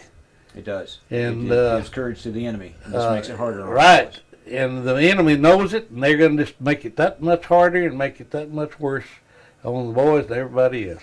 We probably had more soldiers killed by peaceniks than we have by enemy fire. That's what I think. If everybody stood together like we did in World War II, this war wouldn't be lasting very long. That's right. And anyway, and as the time went on, the last 10 years, the first interview I had was, I think, in 1992 with ABC. It was the I-Team, and they came to Indianapolis and gave me an interview and put it on regional television out of Washington, D.C. Then, right after I finished that interview, Discovery Channel was there, and I was interviewed by Discovery. And then I've been on 4 Discovery Channel programs. Yeah. And then 2020 paid my way and 3 others. I was to go to Boston, Massachusetts, and film a section on the USS Salem. It's a cruiser, kind of looks like the Indianapolis. Okay. And we, Lynn Sher, did the interview, and we went aboard this ship, and she interviewed us, and it came on twice. It came on 1 year, and then came on the next year in July, the 30th, and she called and said, by the way, we wanted you to know that this segment has been nominated for an Emmy. Wow. So I really appreciated that, you know. That's pretty Let's good. stop right there. Better stop. It's 040019, tape number 6. And during the break here, we were talking about how you're a movie star. Well, I wouldn't just go that far, but I'd say I was probably the star. I don't know. Tell me the story. You're on a Gunsmoke movie? Well, I was with the people that were prominent in the movies, not James Okay. Arness, but Festus and Newley, and Yeah. and a lot of the other Jack Elam that looks both ways. Oh yeah. We had about 10 or 15 of the real movie Western stars in the little movie. And what happened was, in the 70s, there was some people from Hollywood came to our Indianapolis reunion and interviewed some of us. And I told the old boy that did the interview and all, I said, now, if you're ever down in Texas, why, call me, come by. I said, we're just calling folks and I'd like to have you. And never thinking that probably he would. Well, the next year or so, I got a phone call, and sure enough, here was the guy and he was in Kerrville down here, and he was assistant and assistant director for a movie. Yeah. And he said, come down and visit. He didn't say anything about being in the movie. All he did was he just said, I'd like to see you and visit. And I said, okay, I think I can make it down there. So I went down to Holiday Inn, wherever all the movie stars were staying and all, and got a room and checked in, and he wasn't there. He was out on the set. Now the set was the YO Ranch.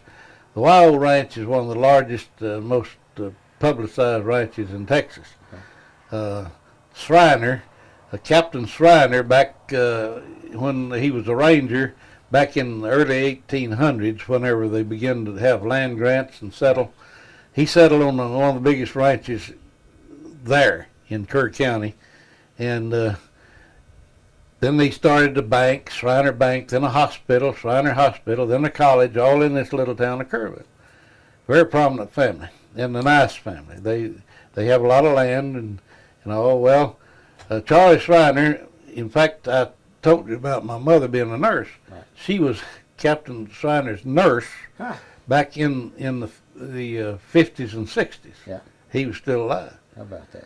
And he died, and then Charlie the son died, but there was Charlie the fifth or sixth still living. I mean, they're carrying on, and they have every year they have a party, a big party called the YO Social Club. It's an all-night party. Yeah.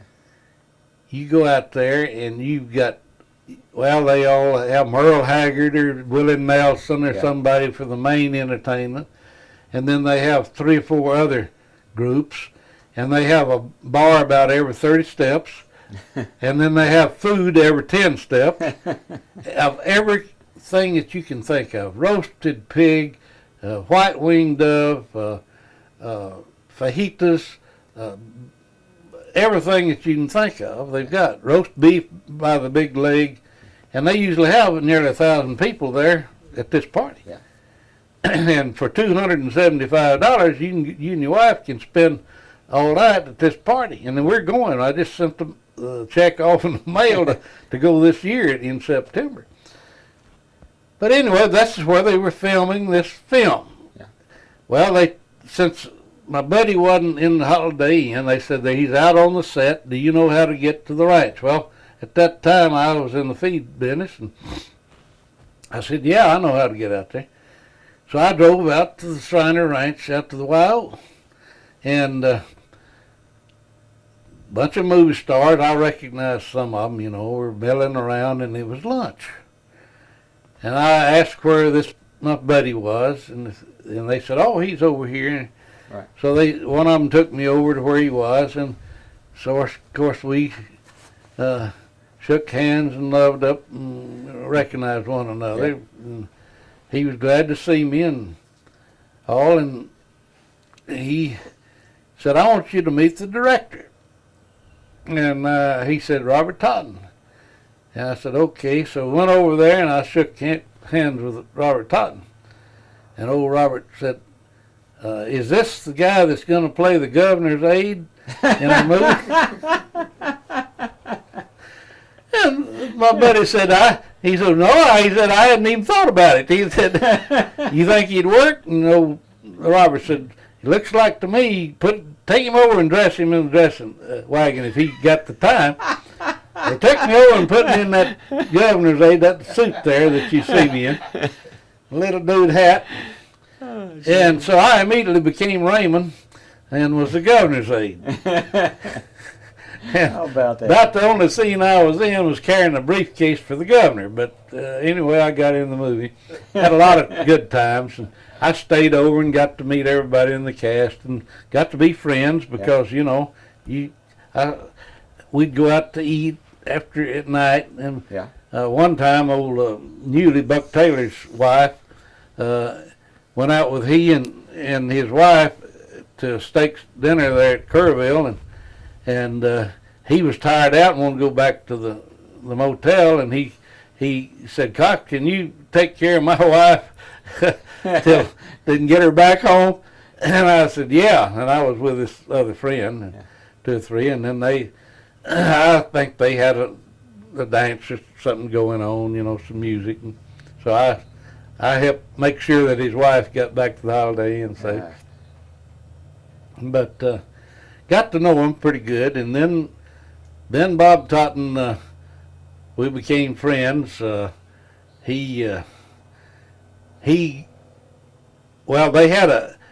had a country western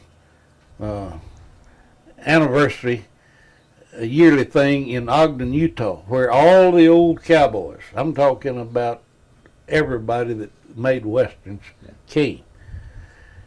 Well, I was invited up and got to meet everybody and be with Totten. Oh, boy. And the next year he was president of the whole affair. Yeah.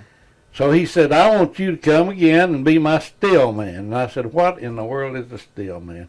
He said, you take still pictures. You stay with me and everything that you think would be good on film. He said, take pictures. Well, I was with him constantly, and I was taking pictures of any and everybody that I thought that would be interesting. And Willie Nelson had a performance there in the local auditorium that night. And we all went out to see Willie, and they had straight chairs. They sat right in front of the stage, and all of us stars, and everybody got to sit right there. And then after it's over, well, Willie shook all of our hands, and we, Now this is in Ogden, Utah. And then that night we'd go out and Rifleman's son, that kid. Yeah. Well, he grew up. And just as nice a kid as you ever saw, about 22 years old was when I met him up there. And Mark, Mark, yeah. And got to be with him some, and got to be with this Negro Strode, Woody Strode, which is one of the earliest colored stars that they had in westerns. Yeah. We went out, and he was in the party one night of about 6 of us. So went out to get us a hamburger, and of course Totten and Festus and Buck Taylor, and it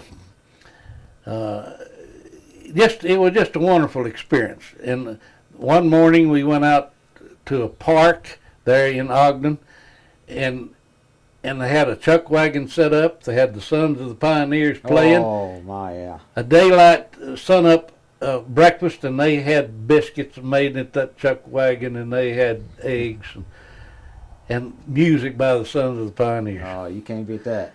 And all of this free, after all, I was a still man. I was a wheel.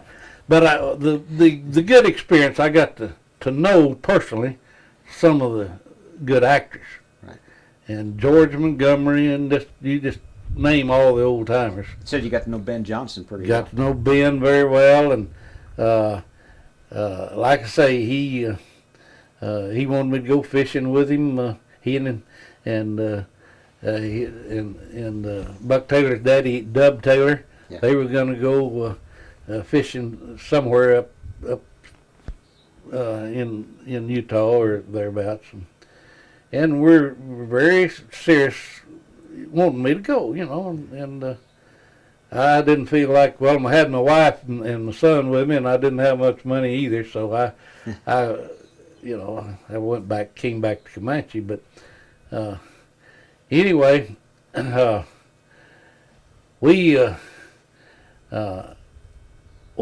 on this movie set, why, I went out and we filmed our little scene, and when we walked out on the porch of the YO building there, why, we had about 30 or 40 spectators, just people come to see the movie production. Yeah. And this little old lady comes up to me with her pen and paper and wants my autograph. I said, ma'am, you don't want my autograph. And she said, I most certainly do. I said, no, I'm a nobody.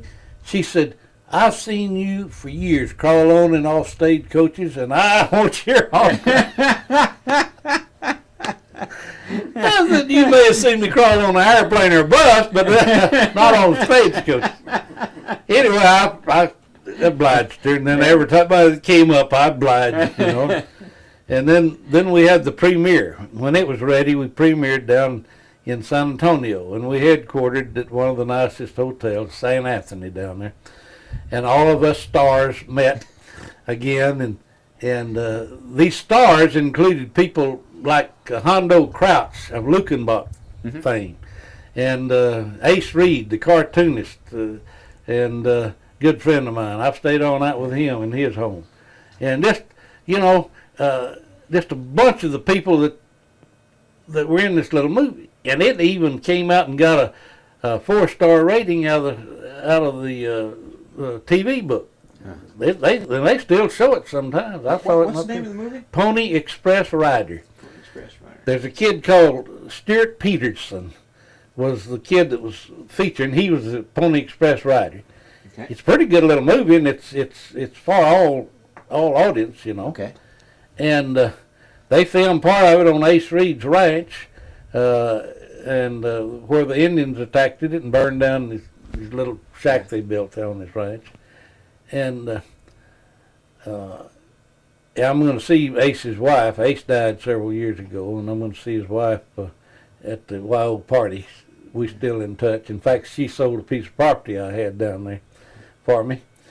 And anyway, all this is just, you know, things that in your life, it just kind of one leads to another. And then after knowing Robert Totten and well, I got to meet, went down to the wild party one night and went in with Ben Johnson and one or two others, and he bought my breakfast, and we met Uncle Jesse with Dukes of Hazzard. Dukes of Hazzard and Robert Stevens, his stuntman. Well, Uncle Jesse was in bad health. In fact, he died about 3 or 4 months after I met him. But what I appreciated so much, after when we got through with breakfast and all, he said, "LD, would you come to my room and visit a while?" And I said, "Well, I sure would. I'd be delighted." He said, "There's not many people I invite to my room, but," he said, "I want to know you better." He said, I like you." And so I went to the room, and Robert and Jesse, and we talked and everything. And where I made a mistake, as far as financial mistake, he had purchased Clark Gable's shotgun. He had 3 barrels that screwed in on. Right. It was gold on side. It had Clark's name engraved on the shotgun. And he was wanting to sell it. And he was going to see if the Wild Ranch, the Shriner, wanted to buy it. And I just casually, I said, "How much are you going to ask for that?" And he said, "I might let it go for $7,500.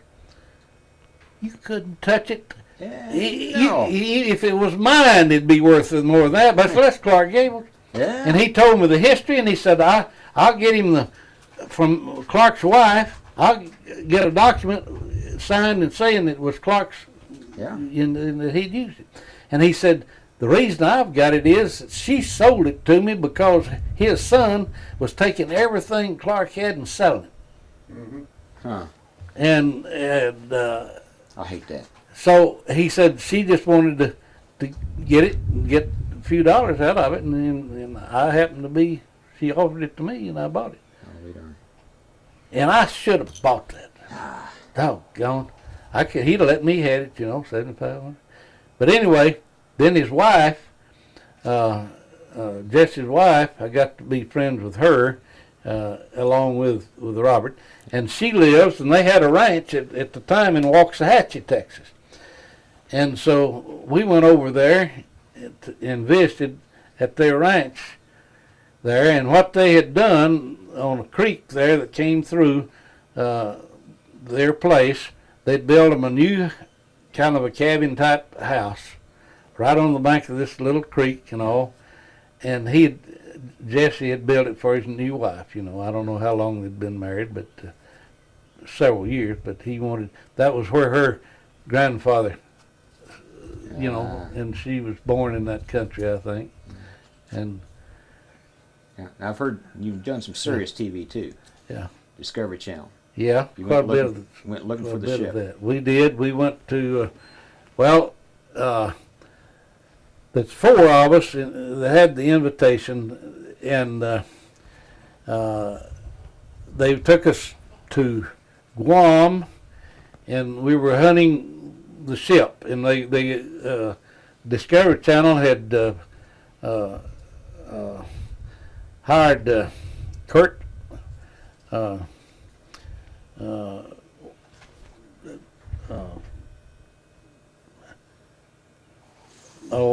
Kurt Newport is his name. I kept Kurt Warner's. All I can think of was Kurt Newport.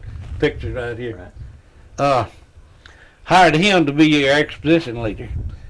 So they got me a round trip ticket to Guam. Discovery did. A first class ticket cost them $6,200. Whoa. I got on a plane in Dallas, flew direct to Hawaii, changed plane, got on Continental, and flew to Guam. Just one stop. That's an awful lot of money just to go to Guam. Well, they were footing the bill, and I sure didn't mind. I stretched out in those first class cabins, and I had lobster, and I had beefsteak, and I had a nice waiter there, the stewardess, and I decided that I kind of liked it. I believe. Who were the other three? I think that's the only way to fly is first class. Oh, I reckon. But anyway, we got on there, and the other three they chose was the president of our association, Paul Murphy. Paul Murphy. And then they had Woody James. He's a survivor from Salt Lake City. And then they had an old age creeping up on me. As good of friends I've got. Corella, Mike Corella. He's from, was around Chicago area. And so us four went.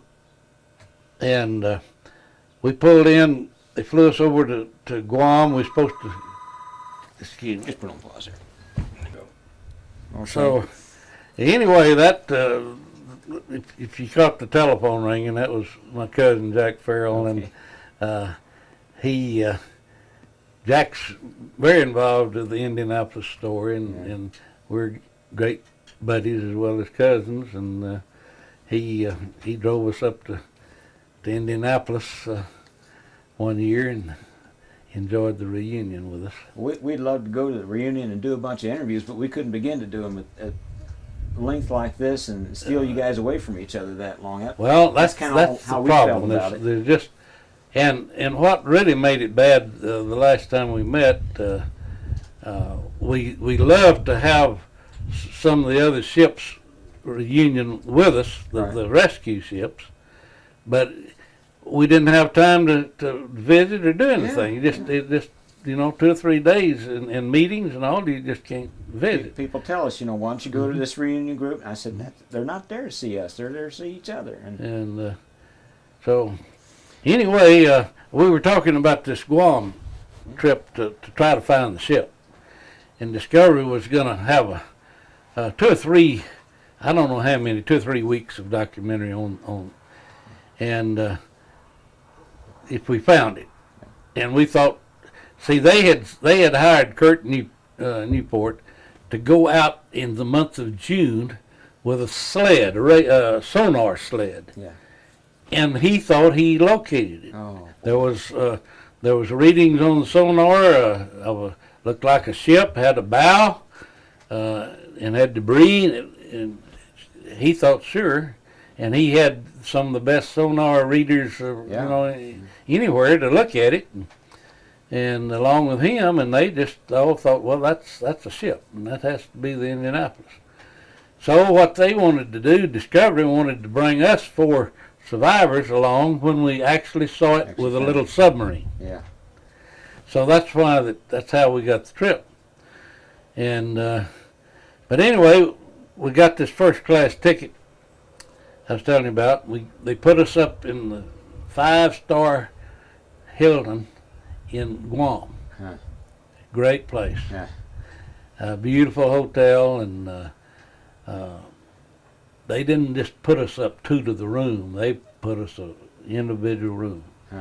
Discovery treated us very nice. They gave us a pencil and said anything that you want to eat or drink, just sign Discovery's number to.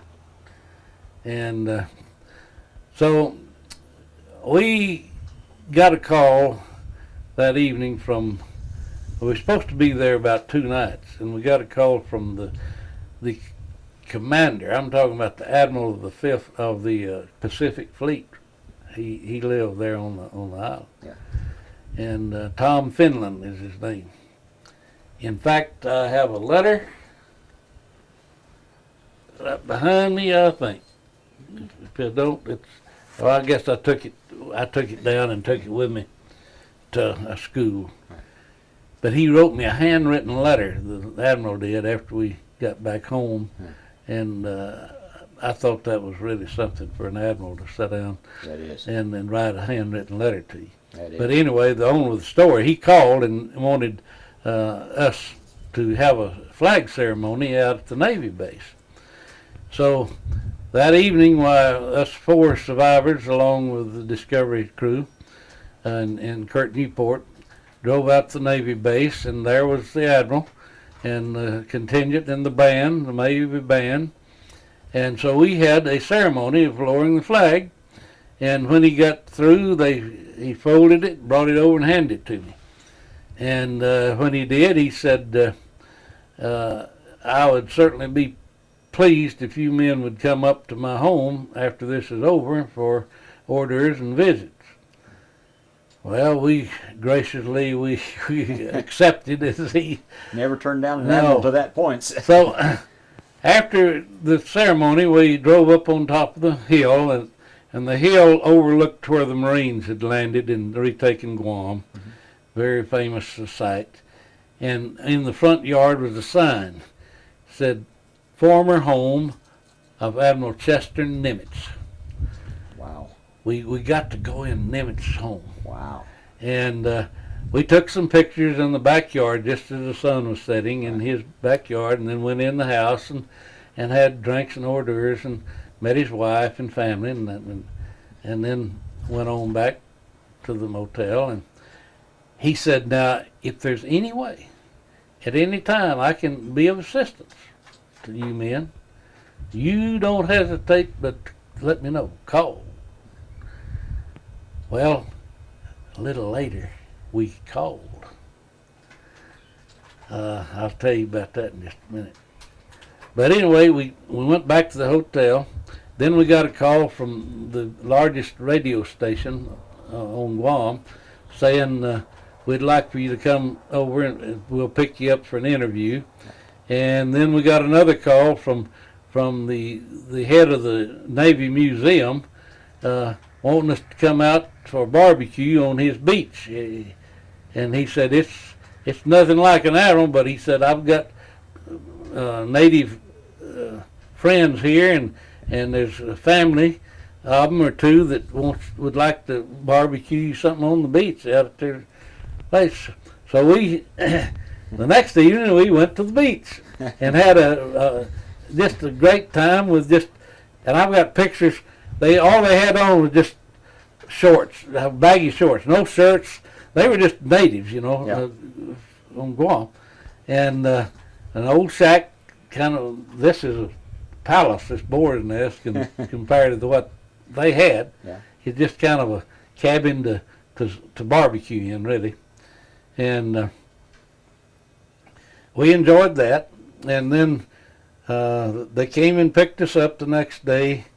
And by the way, the ship that the Discovery was able to get was nothing but a rust tub. About 187 feet long, just rusted as it could be, and was a repair ship. Yeah. And they found it in Singapore. It had a crew of 9 and had 5 Filipinos and 4 Asians. That was the crew, including the captain. The captain was a Filipino. Wrong one, huh? So they got that ROV out and tried to get it installed, and finally, after about 2 days extra, they got it to where we could leave port. In the meantime, they picked us up at this radio station and interviewed us over there, and the radio, the DJ,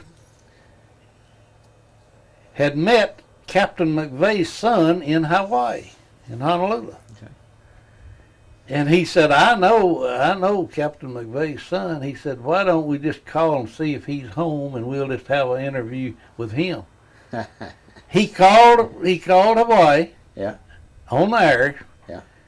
And sure enough, got Captain McVeigh's son. And here us survivors, and we'd met him. We knew him, us survivors as well. We knew McVeigh's son. And visited with him. And he's dead now, that boy. That son died. He's got one living son. McVeigh still does. Charles B. McVeigh the fourth is alive. But anyway, we were on the air probably hour and a half. We were talking with him for probably 30 minutes, you know. And then we went back to the motel and the Hotel Hilton. And next day, we got up and went aboard ship. We thought everything was fine. But we had a weather forecast that wasn't too good, but they thought we could get out and maybe it wasn't as bad as it sounded. Well, when we got about 50 miles out, that typhoon hit, and I had never been in anything like it in a little old rowboat like I was on. Oh, man. It lasted for 2 days, and I was the sickest. The crew got sick. They all went to bed. Now, this just the ones on duty was the only ones up. Everybody else, the crew and the ROV crew and everything were in bunks, and it's just this. And that old ship would just stand on its bow, and then it'd go down, and then it'd come up and stand on the stern and just quiver. Just rattle and shake, and then directly to roll over the port side, down again. The only way I survived it, I had a urinal on my bed.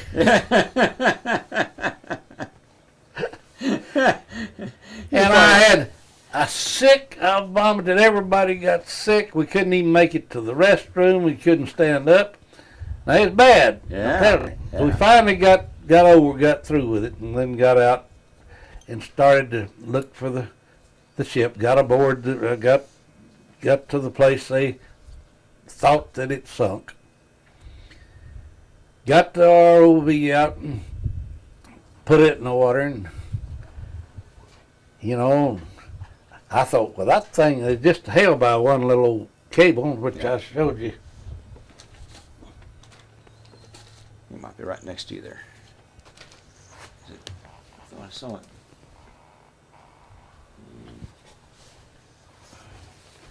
Well, Yeah, it's going around somewhere. oh, there it is. Yeah.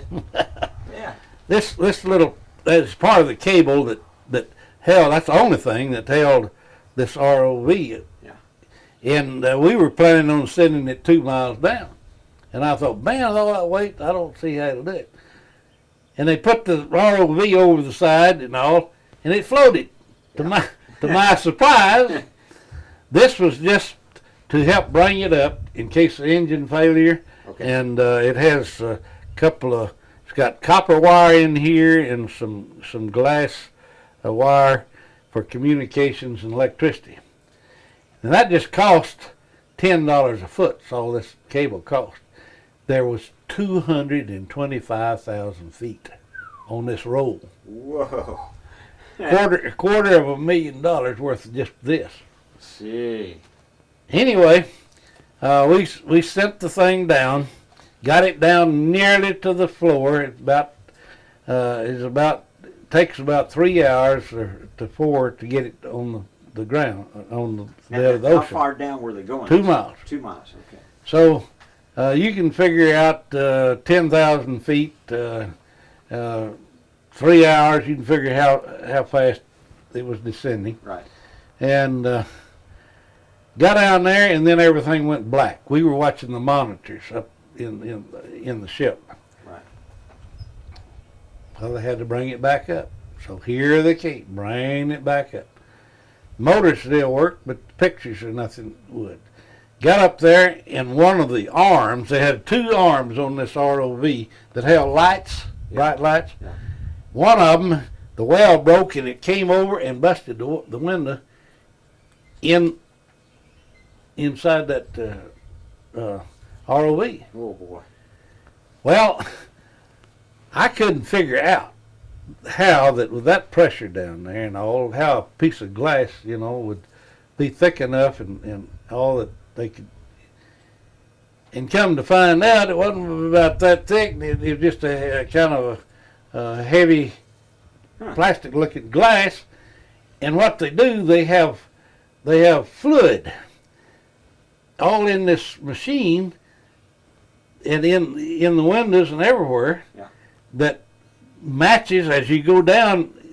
The fluid takes care and equalizes the pressure, and you don't have to have a bunch of thick stuff, Well, anyway, we got the thing back up there, and it was broken, so they worked night and day. That poor crew, I'm talking about, they had a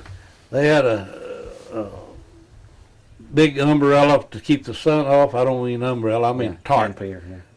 Over this thing, and they worked, and they got it back to where they thought everything was right, and they put it back in. And over the course of 32 days, we sent it down 8 times. It never made it. And we went back to the island of Palau and stayed there, getting repaired and getting parts for it. And, of course, we didn't care. The survivors, they put us in the nicest hotel on Palau, and we got to, in one side trip, we went over, they took us to the island of Peleliu, and that's where, of course, we shelled and took that island with 6,000 Marines lost as the airfield there. And there's nothing there yet, just maybe 100 people on that island. Huh. Little old community, little store. They had 1 or 2 stores and 4 or 5 houses all on that island. And of course, we saw the blockhouse where the Japanese had is 3 feet thick with steel and concrete, and it showed the holes that our guns blew in that thing when we were shelling. Yeah. It's still intact. And then we saw an old burned out tank, the Japanese tank. Yeah. Then we saw an airplane in the jungle and took pictures, and Discovery was taking all these pictures. And it ended up, Discovery took 45 hours of film on us. They had a professional cameraman, a professional sound man, along with the general director. And we had one man from Discovery. The rest was with the crew of Kurt Newport. Right. But this crew we had was the finest you could get in photography and in sound. One of them left our ship early because they were filming Air Force One. If you've ever seen Air Force One, you look at the credits and see who did the photographing and the sound. Okay. It's the same men that were aboard our ship with us. And so, anyway, we got out there after the first or second trip back to Palau, and we got a weather report that there was a typhoon. And then we got 2 weather reports. One had the typhoon coming close to us. The other one was going to miss us. So we didn't know. So what do? We called Admiral Tom Fenton on the phone and say, Admiral, we need help. We need a forecast that's accurate. They got an up-to-date Navy forecast. Called back and said, get the hell out of there. The typhoon will be there. It's headed your direction. Oh, boy. Well, we took off. We got everything in gear, and we headed trying to miss the typhoon. We missed most of it, but we still got a little of it. A little choppy. And we went on back to Palau and set it out. But It's just one thing after another. And I make biscuits of a morning.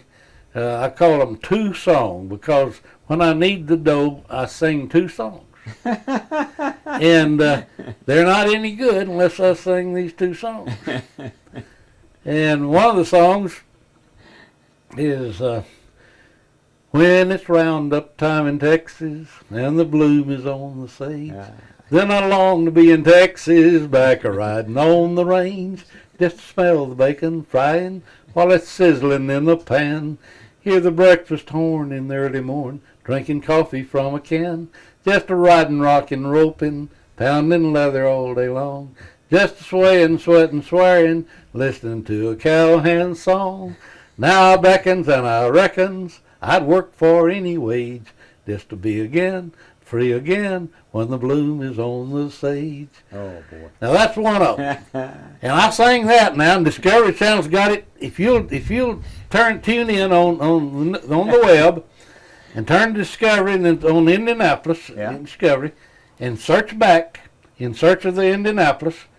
It's got pictures of I'm in my song making biscuits. I took enough biscuits mix, and I took over the galley, took over the kitchen that morning, and made biscuits for 50 crewmen and 25 crewmen and everybody, and they all had 2 biscuits apiece. But then the other song that I sang, and it takes 2 songs for the biscuits to turn out.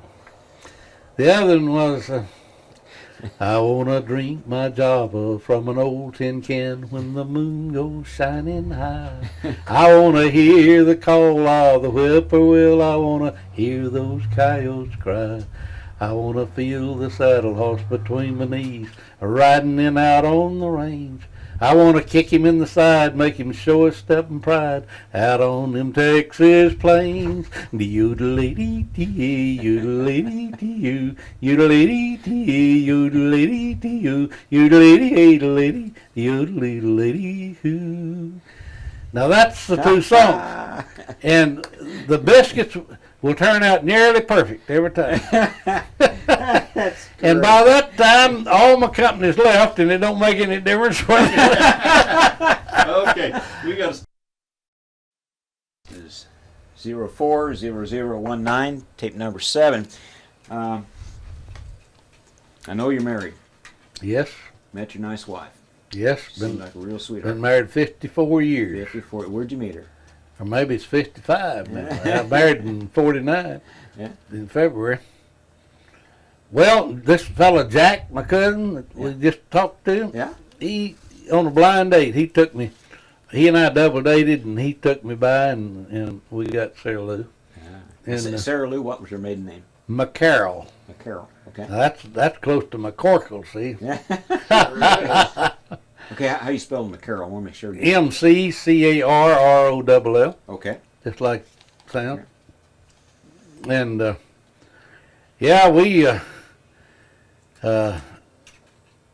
we got married in 1949, and then have managed to stay together so far.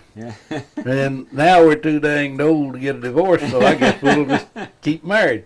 Not nearly as well. How long did you date before you got married? About I was going to A&M. I was going to college, and I finished A&M, and then had nearly a year teaching before we married. I think. See, I did a whole lot in my lifetime in a hurry. Yeah. I went through high school, 12 grades of high school. I got a double promotion. I went through college, 4 years of college, 2 years of Navy. Finished. I was 21 years old. I'd been 21 4 months when I finished. Got my first job. Wow. So I moved in a hurry. I had a full life before I ever got my first job, and I was teaching ag there in San Angelo Junior College. Now it's Angelo State. It's a 4 year. So is Tarleton, It's a 4-year college. And of course A&M at the time was an all-male school and had not quite 7,000. Now it's 47,000. Wow. Big And deal. they include girls. They can go there now. When you proposed to her, was it real fancy, or was it just one of these, well, you want to get married? Oh, it was one of these in the car kind of deals, the way I remember it. I think we were just on a date, and I just decided that it was time to.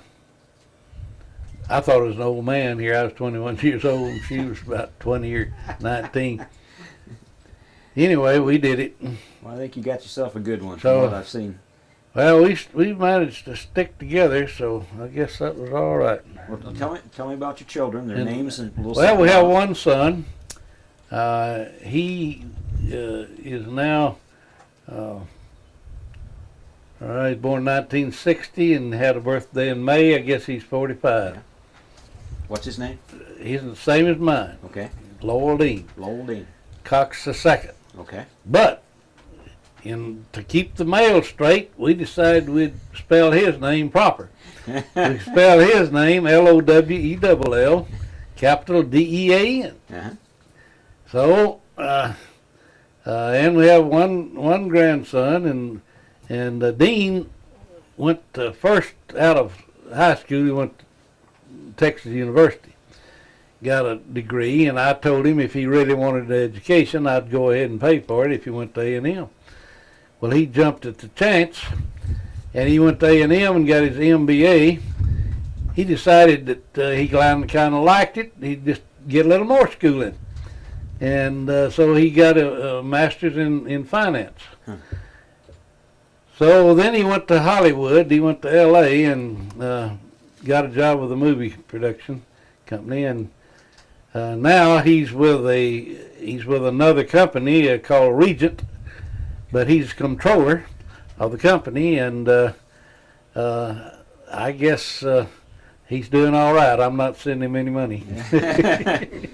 He bought him a home, and he's like I say, he's got one son, got a wife named Terry, and a son named Jeff, and Jeff's about 14 years old. So they're doing fine, and You're really proud of him, aren't you? oh yes, and so I'm just waiting to get old so he can take care of me. We were out to lunch. One story I want to pick up. We're out to lunch. You were telling me about while you were delivering the atom bomb, the ship kind of rolled over a little bit, and but I'd like to get that story on tape. That's too good to pass up.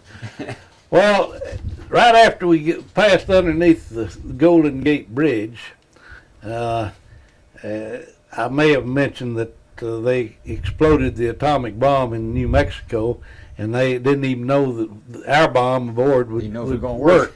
work. But evidently they knew it would since the other one exploded.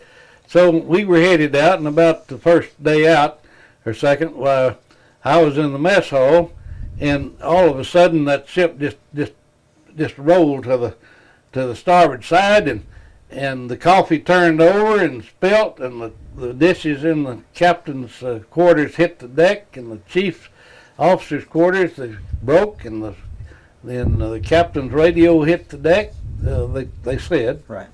and he didn't know what in the world, or nobody else, what had happened, and so he immediately called the bridge, and the officer of the deck said that we'd hit a unusually large swell or wave. And so then when I got up on my next watch, well, I inquired, and come to find out what actually happened was that we had a new boot camp, just got out of boot, a new recruit aboard the ship. Yeah. And he was in our division, and they somehow let him steer the ship, let him be the helm. And he done all right, but the officer of the deck forgot to tell him how many degrees rudder to give. He gave him the change of course and didn't give him the degree rudder. Well, if you're traveling 30 knots in all, you better not give it very much rudder or you'll swamp that sucker. You'll turn it over. Well, he gave it about twice the degrees rudder that he should have. Oh. And it just nearly turned it over. And so I don't think the captain ever really, I don't think he wanted to find out. I don't think he swallowed that big wave stuff. But He really didn't want to know either. he didn't really want to, because he'd had to done something to the officer of the deck. So anyway, that's the story on that little deal. That's pretty good. Herschel, can you get up here and get some of these? Okay, let me Pictures? turn this monitor around so that you guys can take a look here. I don't know if you can see the monitor from there or not, but let's go up on a picture of the plane. All See how well you can get that. Do I need to turn off the overhead light to get that better? Turn it off. Let's see what happens. Okay. Get some glare off of it. That's a little better. Okay.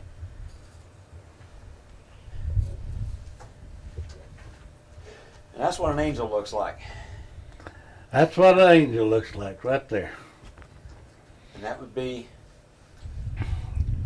That's That's Wilbur Gwynn is, and we nicknamed him the Angel, and that's a Ventura bomber that he was piloting. He was a pilot, captain, and all of the signatures down, if you can see them there, are of all the crew that was actually aboard the ship. I don't know if I can get in close enough to get that or not. But pretty good.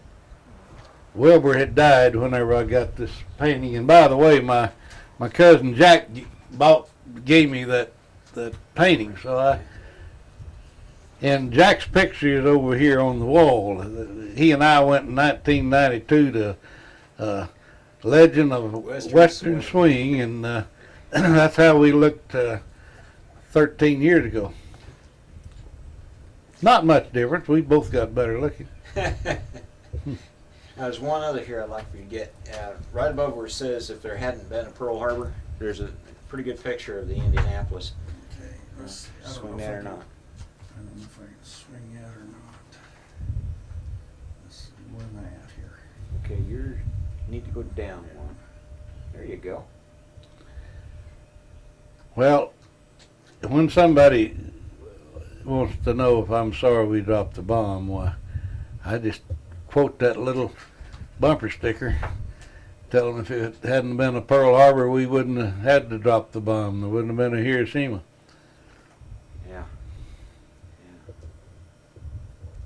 Well, one thing that I discovered early on, the first year we did this, about the last interview of the first year, we interviewed a guy who went into Nagasaki 2 weeks after the bombing, and he described the situation. And it was in that interview that I realized that that's probably the best thing to ever happen to the Japanese people. Mm-hmm. Because all those mothers can now look at their kids and say, they're not going to have to go. Mm-hmm. And for all those years, those warlords had ruled Japan and told them what to do. This was their excuse to finally get out of that mode. And you look what happened to them. Yeah. They become a prosperous nation. Well, if we can just hang on and keep these do-goods from disrupting our campaign in Iraq, I think Iraq will be the same way. I think so they'll too. eventually straighten out and have a society that the majority will rule, or at least be a peaceful nation. And but you know, It'd be something if he can pull it off. yeah. It's going to be hard. But you're right. You just got to stay the course, be patient, and it'll come around. Are we still on the tape? Yeah. Yeah. There's one thing that we're talking about dropping the bomb. I talked with a man that was a prisoner of war and was working in a coal mine, Mm-hmm. and he said that he had never so glad that we dropped that bomb. And he said they had told him the first American foot to set foot on Japan, they were killing them. They're going to put him in the mine and dynamite it. We interviewed Basil Doolin, who was captured in the fall of the Philippines. He was there.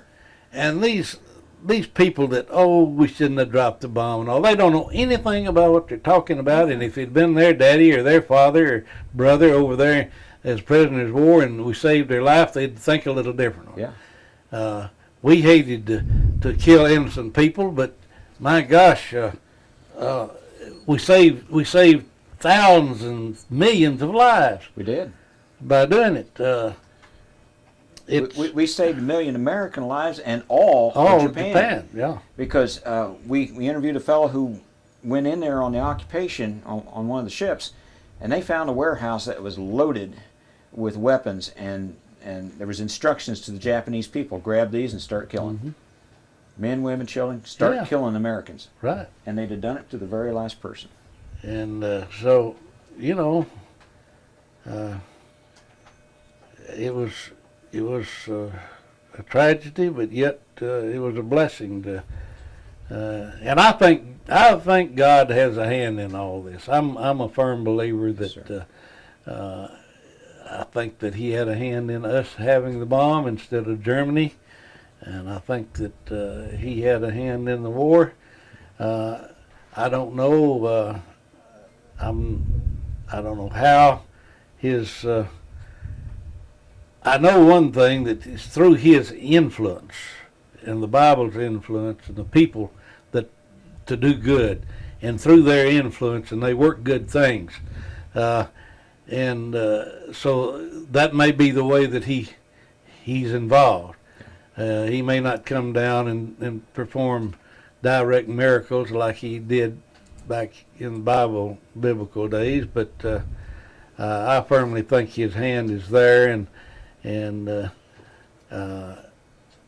I think He had a hand in me coming through.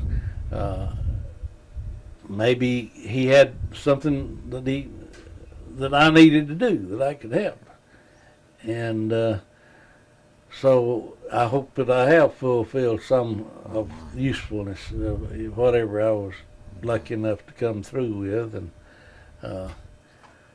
it's just, and I think it goes through your mind, through your will, and through your heart, of how survival is, you know. It was easier to die by far than it was to try to stay alive. I mean, you know, all you had to do is just go on and take a lungful of water or two, and then your misery was over. But the will to live is very strong, and I always thought that if there's two picked up, I was going to be one of them. I never thought any other different. And That's good. I had, I might have mentioned that in our boot camp, at the end boot camp, we had the endurance test, and I was number one in the company of, you know, push-ups, rope climbing, timed events, knee bends, all that thing. It's an endurance test at the end of the boot camp, and everybody takes it, and everybody gets a score on it. And I had the highest score that was given, so I was proud of that, and I was in good shape. This old country boy, you know. Like I said, milking cows that Harlan didn't hurt me. Didn't like it at the time, but it paid off, didn't Right. it? You went into boot camp with the cows. Right. But Something that impresses me as I talk to you fellows is that you're not so much Indianapolis survivors as you are Indianapolis crewmen. It's just some are already with the ship, and others are coming along later. Yeah. Uh, well, we feel like we're brothers. You don't know just how close you are till you experience something like that, you know. And I feel like I've got, I had 1,197 brothers, you know. Yeah. And particularly the survivors, you get closer and closer to them because you're with them, you get to see them, you get to know them, and then experience things with them. And there's about, I heard 2 weeks ago, got a letter saying there's 102 left of us. Most of them are in hospitals, nursing homes, wheelchairs, you know, I mean, it's a sad lot, but I'm one of the youngest one. I'm 78, and I was one of the youngest aboard ship. And that makes most of them 80 or better. That's still surviving. And Do you have any personal heroes on board the ship? Guys that you really looked up to? oh, I didn't. Yeah. Maybe one of the chiefs or somebody that was. No, I never was close to anybody that. I had friends, but as far as a hero or being, you know, thinking they were it, I guess I'd have to say the captain or the admiral was mine. Yeah. And I had good friends that were in the same divisions, but as far as I don't know of their exploits, of anything that they did that would make them outstanding, other than just be a friend to me personally. If you got back on board ship again, what part of the ship would you like to see? Oh, I'd want to either be standing on the horizon forward lookout or up on the bridge. Yeah. I did enjoy steering the ship. You can't imagine. In fact, I was in Waco several years ago, and they have a paddle wheeler that goes up and down the river in Waco. Yeah. And you can eat on aboard and all. Oh yeah. Well, I went aboard and I don't know just how it was, but maybe my cap or maybe somebody in my crowd said I was in that happens. Well, the captain called me and he said, you know, he talked to me and visited, and I told him I was the helmsman on the Indianapolis. He said, how would you like to steer this? He turned that doggone paddle wheel loose with that paddle wheel. And I had the lives of all these people going under these bridges. And somebody fired him if they'd known that he was letting me do the job. But I guess he thought I knew what I was doing. But, Yeah, he was probably close enough to catch it up if he had to. he was standing close by, but I didn't make a bottle. I made like I was an old pro. And I was, you know. I'd forgotten a lot of things I'd learned, but I knew enough to keep it off the bank. You think anything we missed? No, not unless we want to show the styrofoam off of the. Yeah, sure. Oh, yeah. See these two cups right here? Yeah. These are coffee cups. These are the same cups.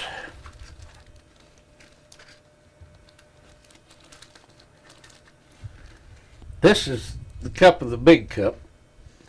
All this writing that you might be able to see and the name signatures we did on a cup like this just before the ROV went down to the bottom. For some reason, I'm getting too much light all of a sudden. And so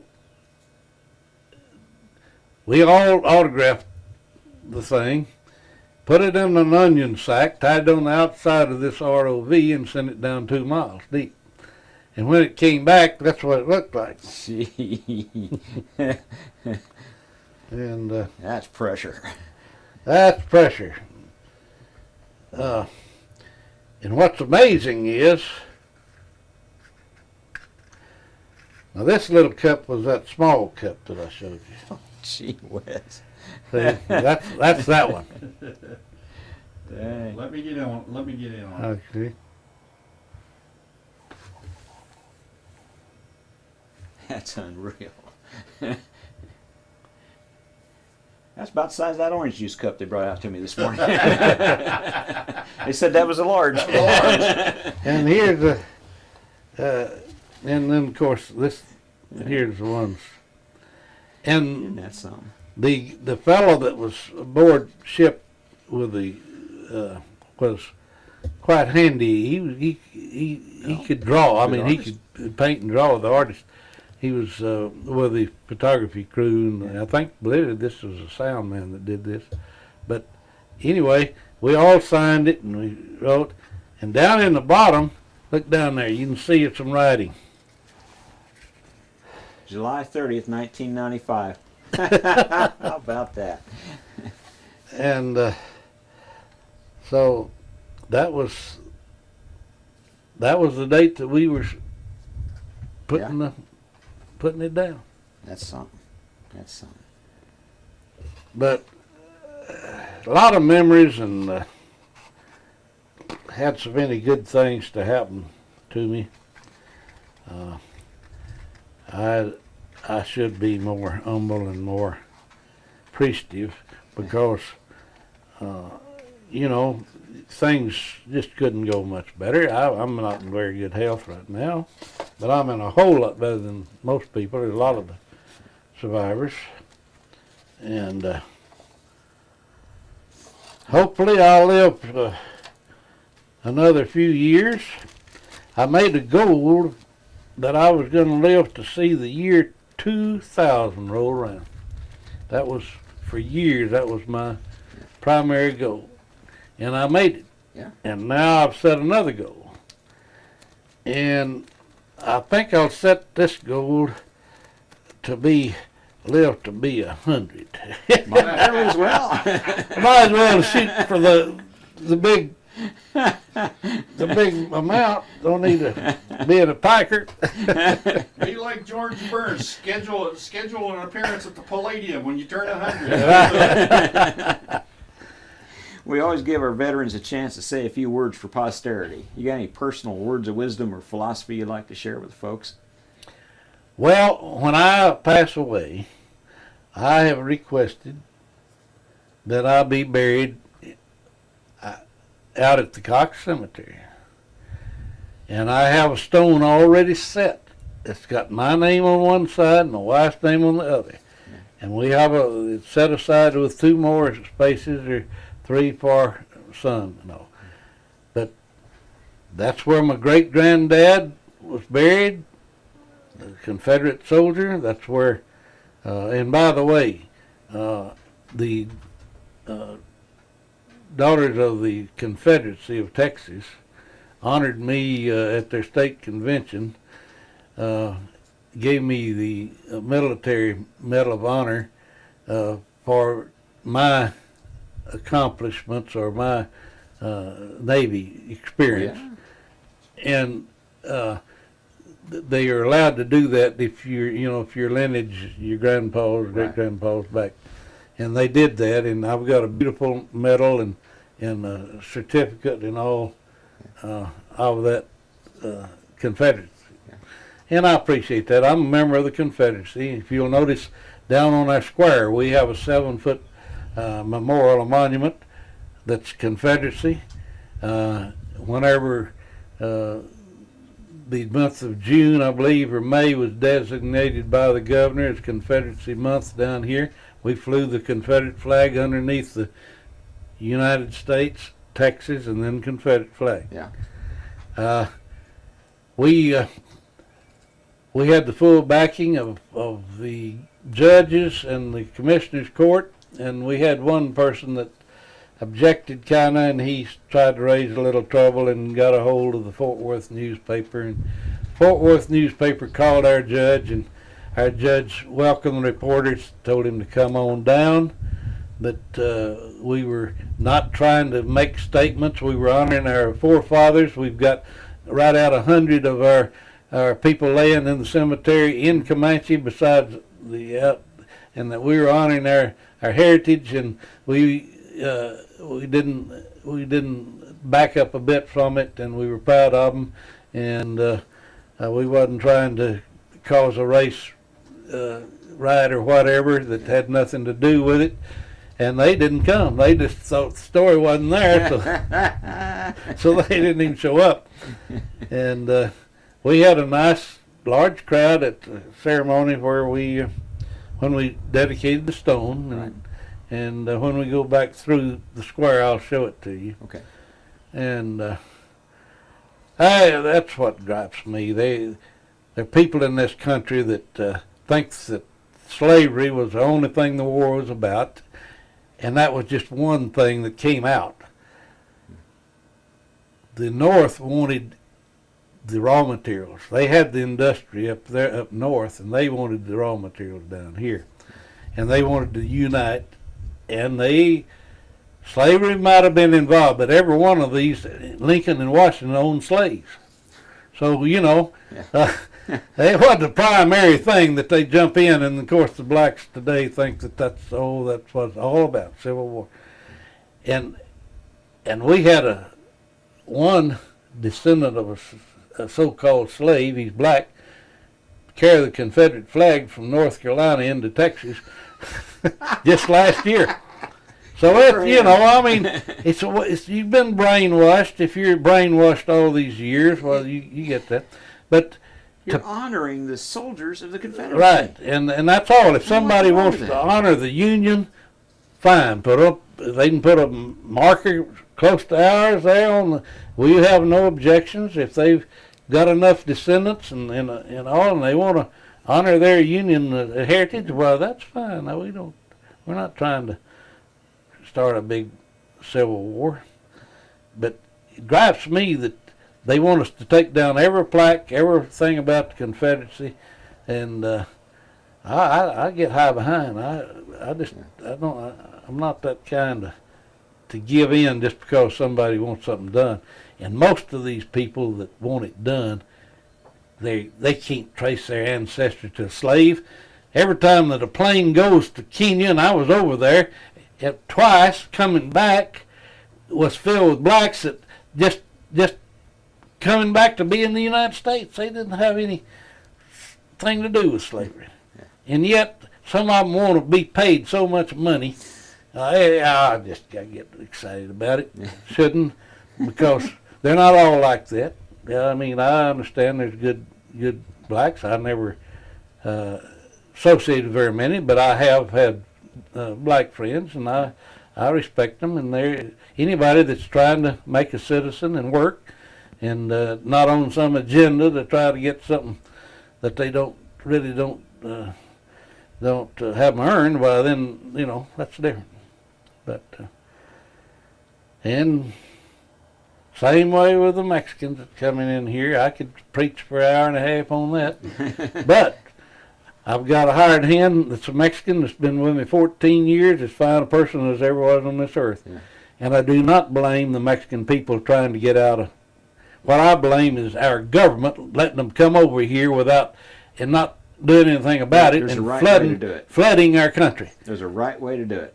And if they'll do it right, I have no objection. If they want to get a green card over here and come over here and make a citizen, okay. Welcome to America. That's what America's all about. Anyway, that's just my feelings on that.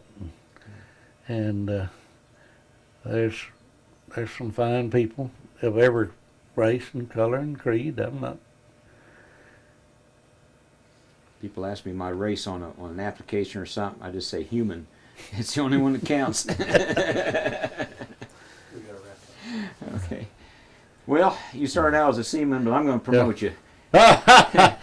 Admiral Cox, I want to thank you for this interview, for your service to our country, for bringing us up to this wonderful place. Well, thank you. It's been a pleasure, and I appreciate your interest in the veterans and all that you're doing, and both of you. And like I say, you've got some good names.